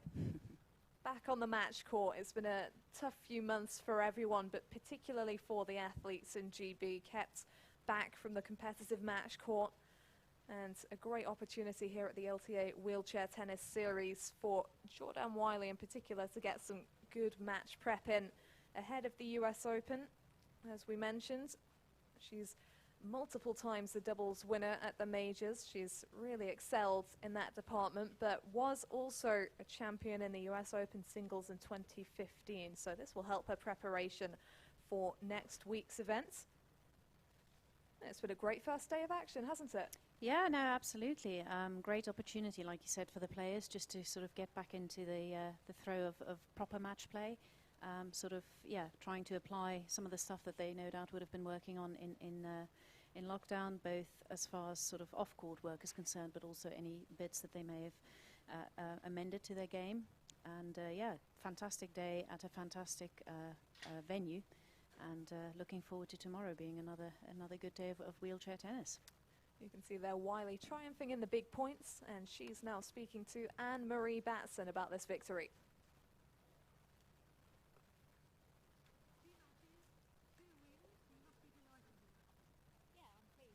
nice to get a win. It's always nice to play better than the match before as well. I was going to ask you about that. What was the difference between the first match to this one? Yeah, I think I was just a bit rusty, you know, this morning. It was my first competitive match in 6 months, and I feel like I was a bit like, ooh, dusty. But no, I'm really pleased with this performance. First set, pretty much plain sailing. Second set, break. You both faced break points. How did you manage to remain calm under pressure? Yeah, I think it's just believing in my own shots, to be honest. I mean, the serve was niffing me off, I'm not going to lie. I was really annoyed. But it did get better, so I'm just going to park that for today and then come back to it tomorrow. Okay, fair enough. I won't ask you about the serve then. In terms of that second set anyway, do you feel that the score reflects actually what was going on in that match? Yeah, you know what? I feel I do. I feel like I was on top of it. Felt like I was aggressive with my movement, like I was up the court, and those are the things that I'm really focusing on for the slams. So I'm really happy that I managed to do that well. No fans here, of course, and we all know the reasons why for that. Does that give you a different perspective in the way that you play your game?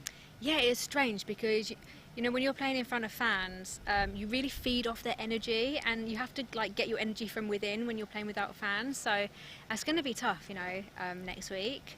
But yeah, I'm just going to have to find some inner energy and just channel myself, I think. Some more tennis tomorrow. You back with us tomorrow, of course. What are you looking forward to? Yeah, well, I'm looking forward to seeing my serve.